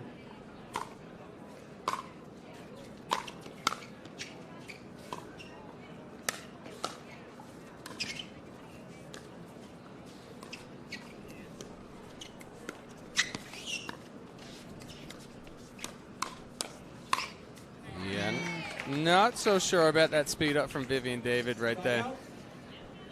I think she would agree. Yeah. Not her best moment. Little too low of a ball, hitting up on that too.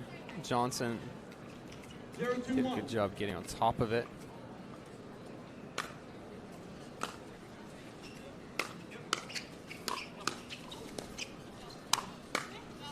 Oh. Again, that wind.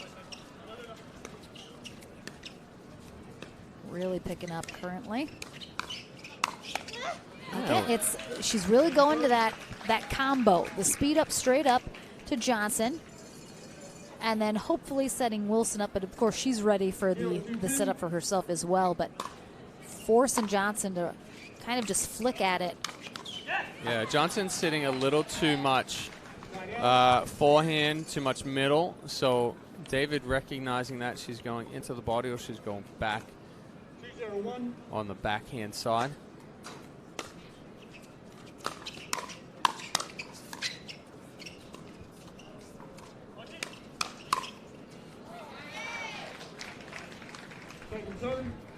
Good job from Johnson and Todd weathering the early storm there, and that point from Wilson and David.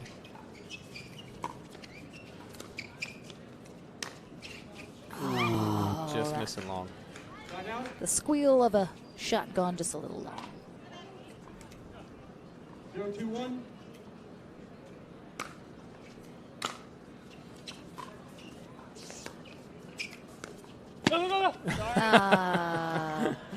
He was calling for go-go as he was in the air right about here. Good recognition from Todd. Putting it just out of Wilson's reach. Jim Price is our second referee, along with Ron Ponder.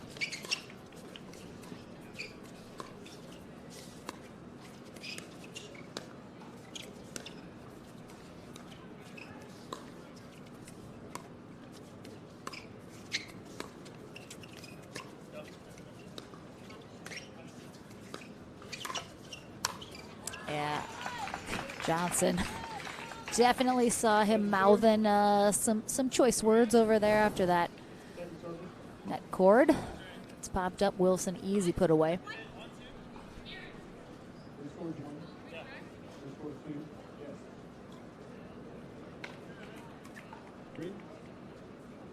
One, two, two.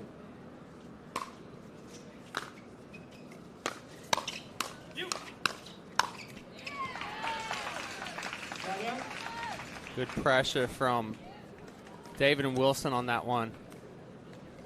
David doing an excellent job stepping in with that two-handed backhand, really putting some power behind that. Wilson's been credited with some putaways thanks to the setup from David. Yeah, I mean, Wilson can't do half of what he's doing without David being there to either set him up or keep him in these rallies. 2-1-2.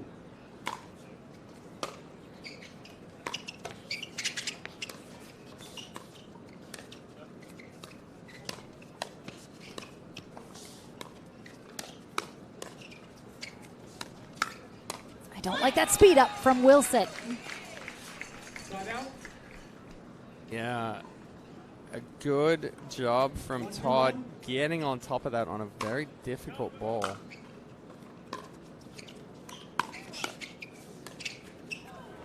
Point. Another good job of resetting that one into a tough spot.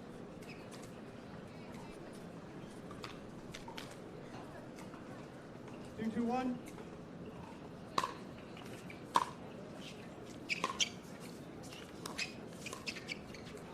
Second serve.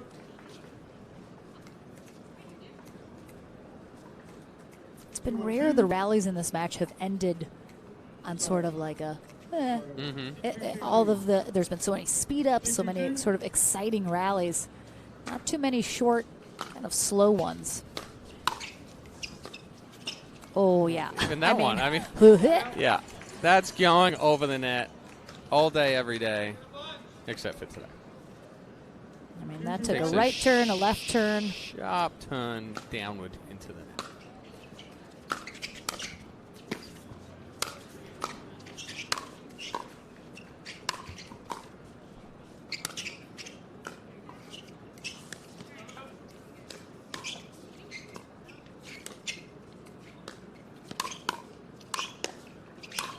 What? Come on. Oh. Oh, no. No. Wow. Oh, my gosh. The worst way to lose a rally like that is dumping the easy one in the net. Quote, unquote, easy one.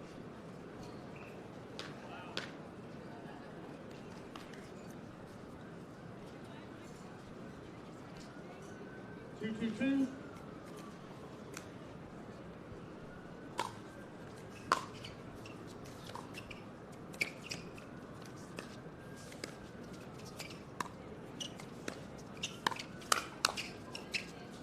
Oh, good block from Vivian David. I was just about to say right now, we have been stalled at 2-2 for quite a while. We're back into that back and forth, good points, but not when each other are serving. Line out.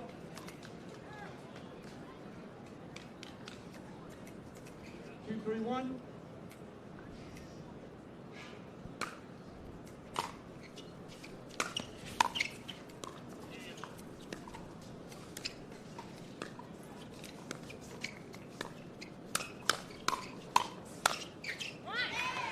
Point. good gets there from David and Wilson, but Todd with just a good placement there. Wilson cannot get a paddle on it. 3-3-1.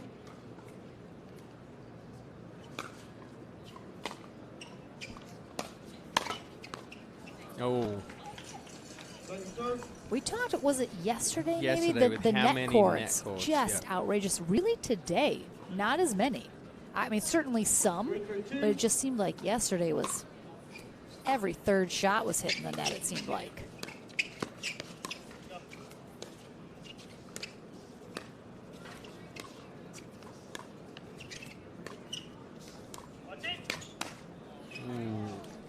David not able to control that Scorpion. I think today the wind has been so much more aggressive that they're just getting blown down into the net, whereas yesterday they were getting blown down in the net, but just only by a couple of inches. Today it's like a foot. Yeah. Occasionally some of these rallies I'm like, that ball is drunk. It's being controlled by remote control. 3-4-1.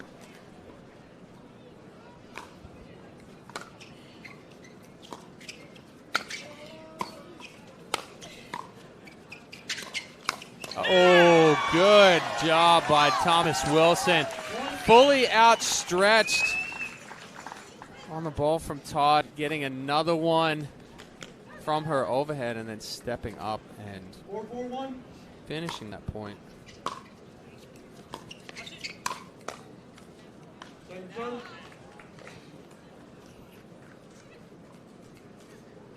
Four, 4-2.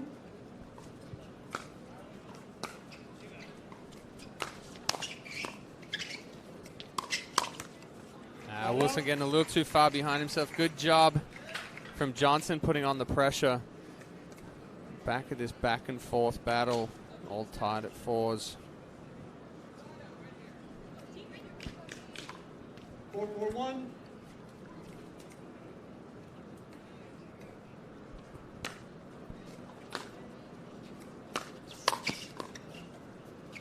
Unbelievable pickup there from Johnson. Oh, he's pushing a little. He's pressing. Yeah, forcing. And the speed ups were working against Todd earlier, but that's when he was going into the body, going into the right hip. If you give her some space, some extension on that two-hand backhand side, she's going to punish it. Yeah, I think, the score very tight, but I think both teams are good. They're in a good spot. Neither is pulling away, and I think both need to be patient and wait for the right opportunity. If either of them start pressing a little, I think that's a mistake at this stage of the third game.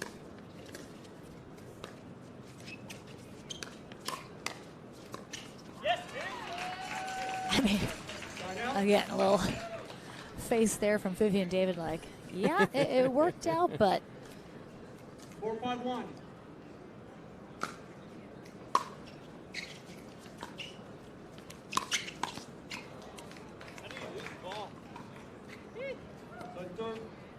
So the question is, how can you see the entire? Can you see the baseline from where I you're sure sitting? cannot. When we sit down, we basically see the kitchen line Yep. on the near side of the court. And that's it. So I have a monitor I'm Lauren watching gets for the rest to watch because the monitor. I'm old and my back's killing me. Good job from JW there. Again, ball sitting up a little bit from Wilson.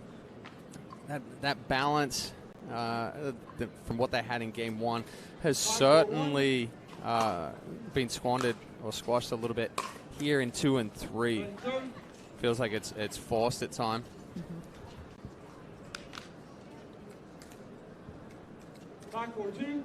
It's kind of like both teams are just like in the mud right now. Yeah. Just like gutting it out and just see who is Oh, on top at David. the end. Whew.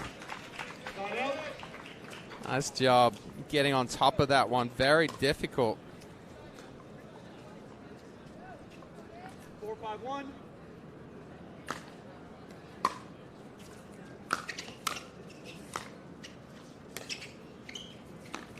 Oh, that one was an ambitious one. Ambitious indeed, Vivian. And again, didn't even get a good piece of that ball, I think, because the wind probably moved at the last minute, or the spin.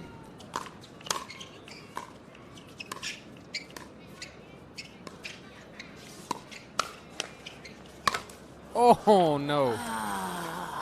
It's painful. But again, they're still in good position. I mean,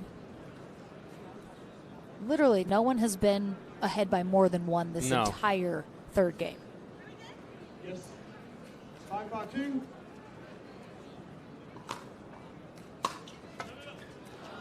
And getting a little love from the net going the other way.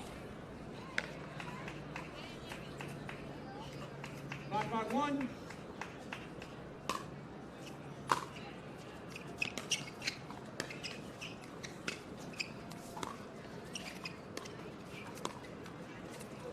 Oh, nice get.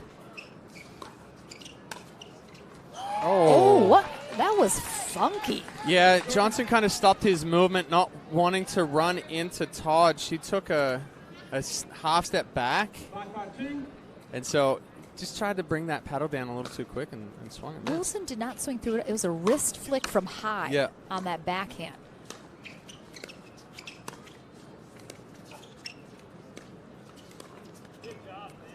Good spot there. And again, Johnson's a little on edge because David has sped up at him multiple times, so he's got to be anticipating either of those. So again, you mentioned, can make you a little tense. You just don't know what's coming. I mean, Johnson very loose pretty much at all times, but yeah, she's kept him honest, meaning on that left side and away from the middle quite well.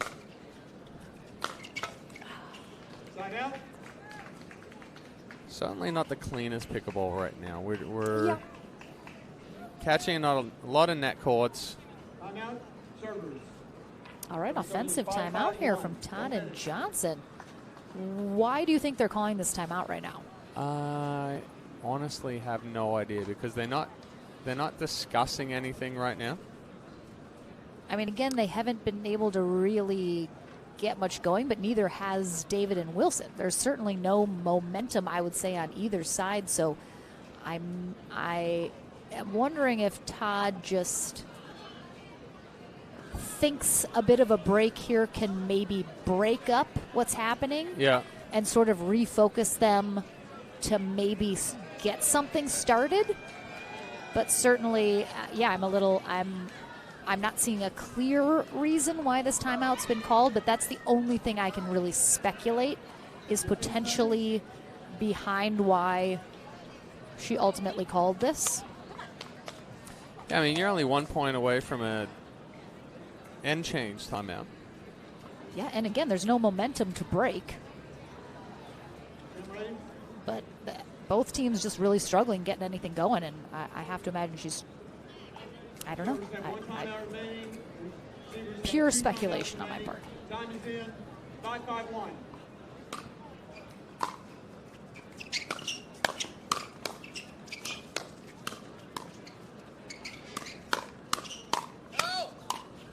Oh, Johnson trying to call Todd off that one. I mean, it seems like Johnson and Todd didn't talk a ton, but they came out really quickly in that. It looked like they were looking to be really aggressive. And again, just the defense from David and Wilson, too good. Oh, boy. That ball went up, that ball went down, and that ball went back pretty dang hard. A little shimmy and shake there for David as they're looking to get themselves the end change. Oop, nope. No, just wide.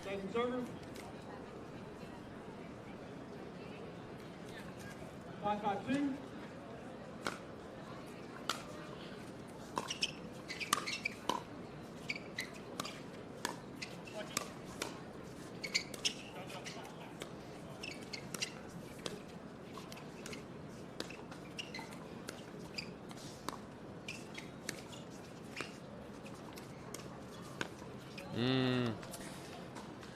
Wilson started moving back to the left, anticipating his next shot before he actually hit his shot. So again, with that wind and it changing that ball ever so slightly, even on that one.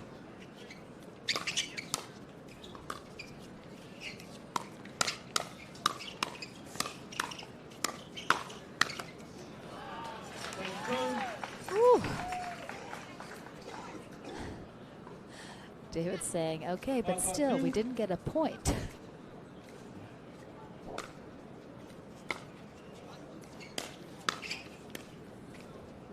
Oh. Oh my, just smacked his paddle out of his hand. He doesn't need that. He doesn't need it.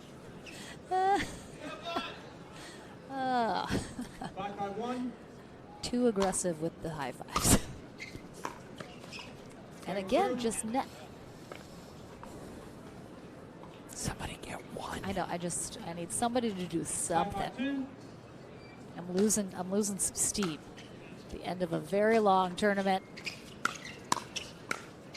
Hey. All right. Okay. So, I think Thomas Wilson thanking the Lord above for that 6th point. But I mean, again, 1 point lead. No one has been more than 1 point ahead here in this 3rd game, and it has been a bit torturous here in this 3rd game. Just nobody's getting anything going. I don't even want to throw up a match clock because I just want a 3rd game clock because this has been brutal. How slowly this is going, and just every good rally is happening on the other team's serve. Whew. You can look at it that these teams are very closely contested, or you can look at it that they're both making the same mistakes at the same time. I think it's both. Right. I mean, honestly, Yeah. if both of them were playing as well as they could play, I think it would be extremely even as well. But right now, this is just like down in the dirt pickleball right now, where you're just doing what you can with the wind and adjusting, and yeah, just both teams riddled with errors right now and just not able to get anything going.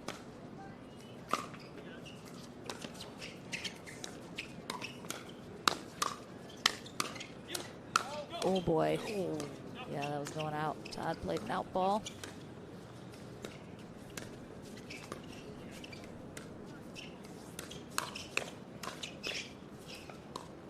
Great blocks from Todd, keeping her in it.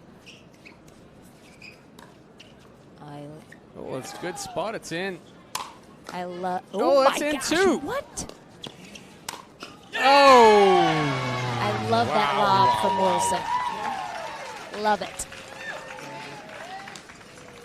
And they take a massive 2-point lead here in game 2.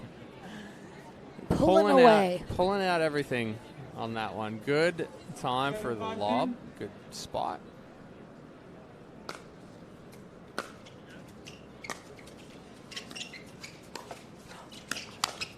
Oh, two net cords. But both went the way of Wilson and David on that.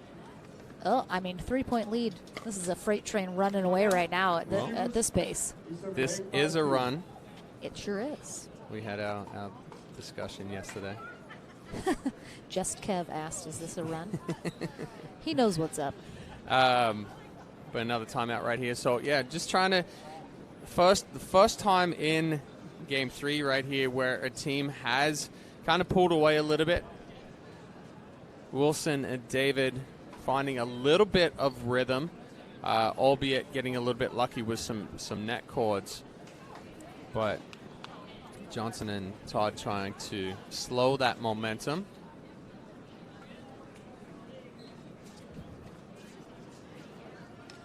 Ignatowicz asking me when am I going to sign up and play one of these.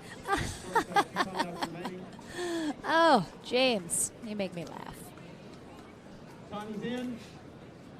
8-5-2.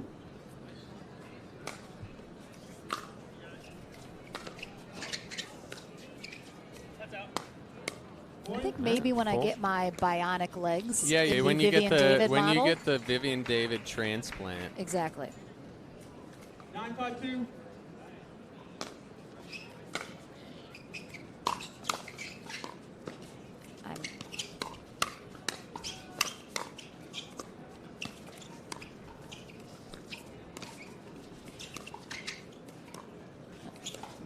Wilson making me a little nervous, but Oh, he was dialed in. I mean, he was feeling it. Yeah, a little chaotic out there, but controlled chaos. And we saw a little light at the end of the tunnel to close this out.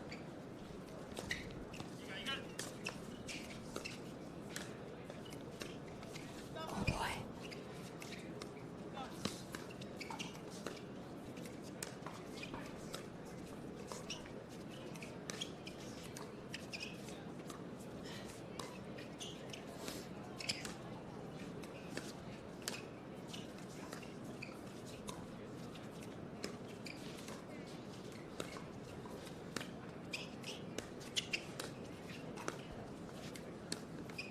Yeah, David she stopped moving her feet a little bit. Yeah, she got flat, and Todd doing a much better job moving the ball around on that one.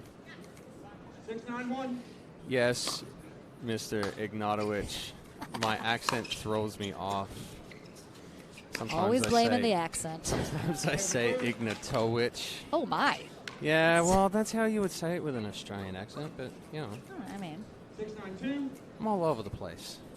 I can't say an R. Oh, well, I can say R, but I've got to, yeah. Smush in your mouth.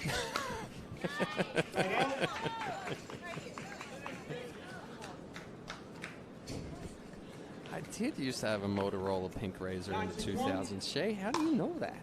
Well, she's talking to me because I definitely did, but I'm glad we were twinsies.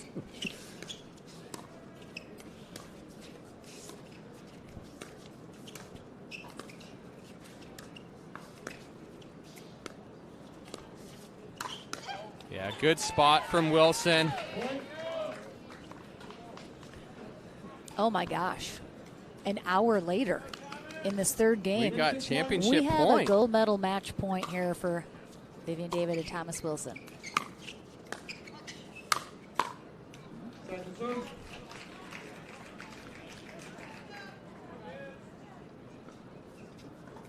Ten 6-2.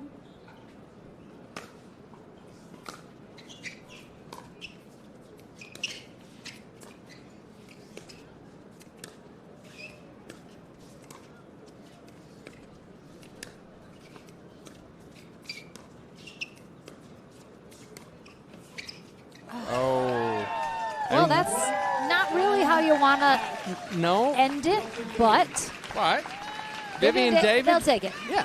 They- Vivian they'll David take it. playing her best pickleball that we've seen her play, coming away with 2 golds this weekend. Yeah. Tough conditions and stayed super Look clean. at Nash. Nash is Oh, excited. Nash is up there. Oh my gosh, I love it. And I mean, Thomas Wilson right up there with her, just doing a fantastic job. Love the two of them together. Fantastic result.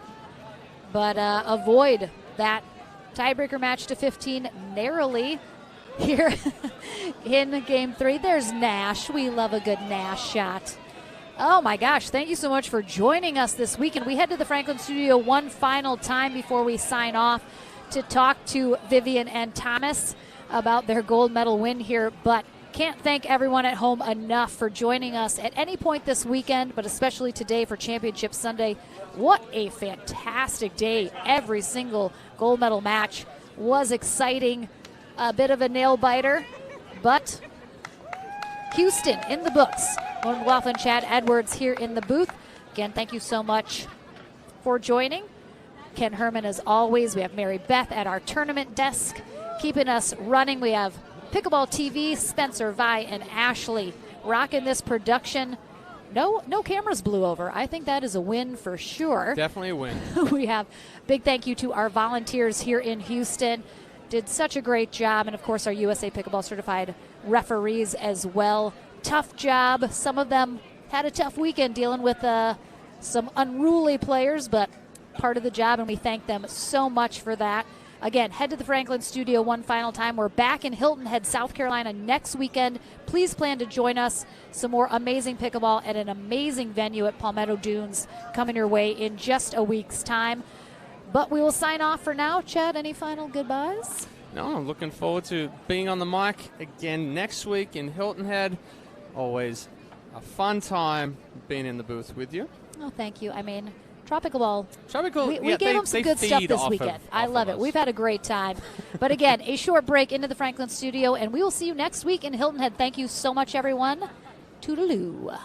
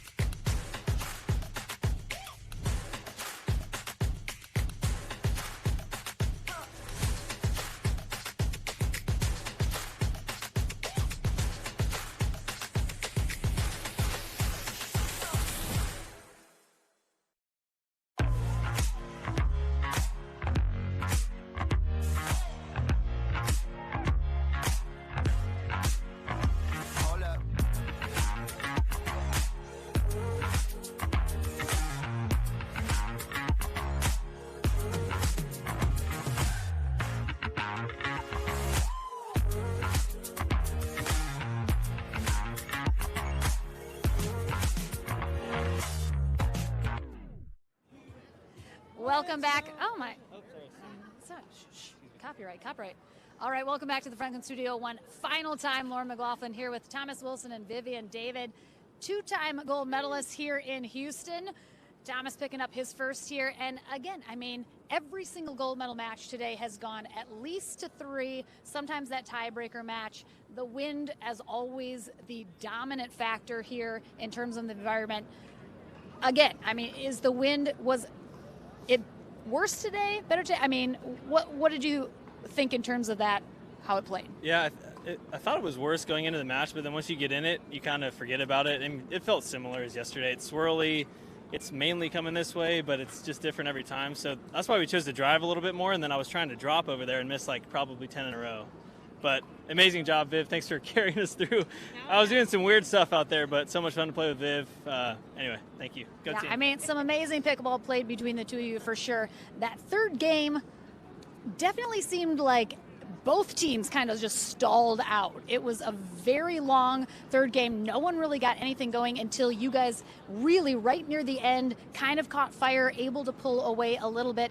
Did you feel like this match was really grindy overall and just kind of back and forth, slow moving? Yes. How do you deal with that? You just keep grinding. I mean, we're all out on the court grinding away. I think we just needed to be aggressive at the right moments. In game 2, we were a little bit more passive. But it was just kind of like moving our dinks around as well, not getting so stuck on just a cross-court pattern.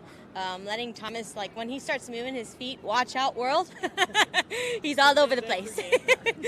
Sometimes you forget to move your feet. A little bit, yeah. It's a mental struggle out there.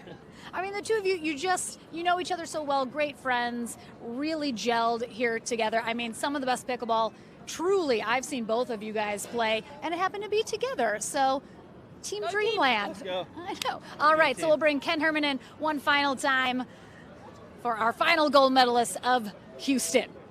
Vivian David is the reset queen of Houston. Absolutely. The reset queen. Vivian, both of you two, congratulations. Great playing. The crowd was just cheering you on all weekend with your events out here. Our gold medalists, Vivian and Thomas, well done. Representing Texas well out here at Houston. Thank you again so much for joining us here in Houston. We're back next weekend in Hilton Head, South Carolina, and we will see you then. Have a great one, everyone.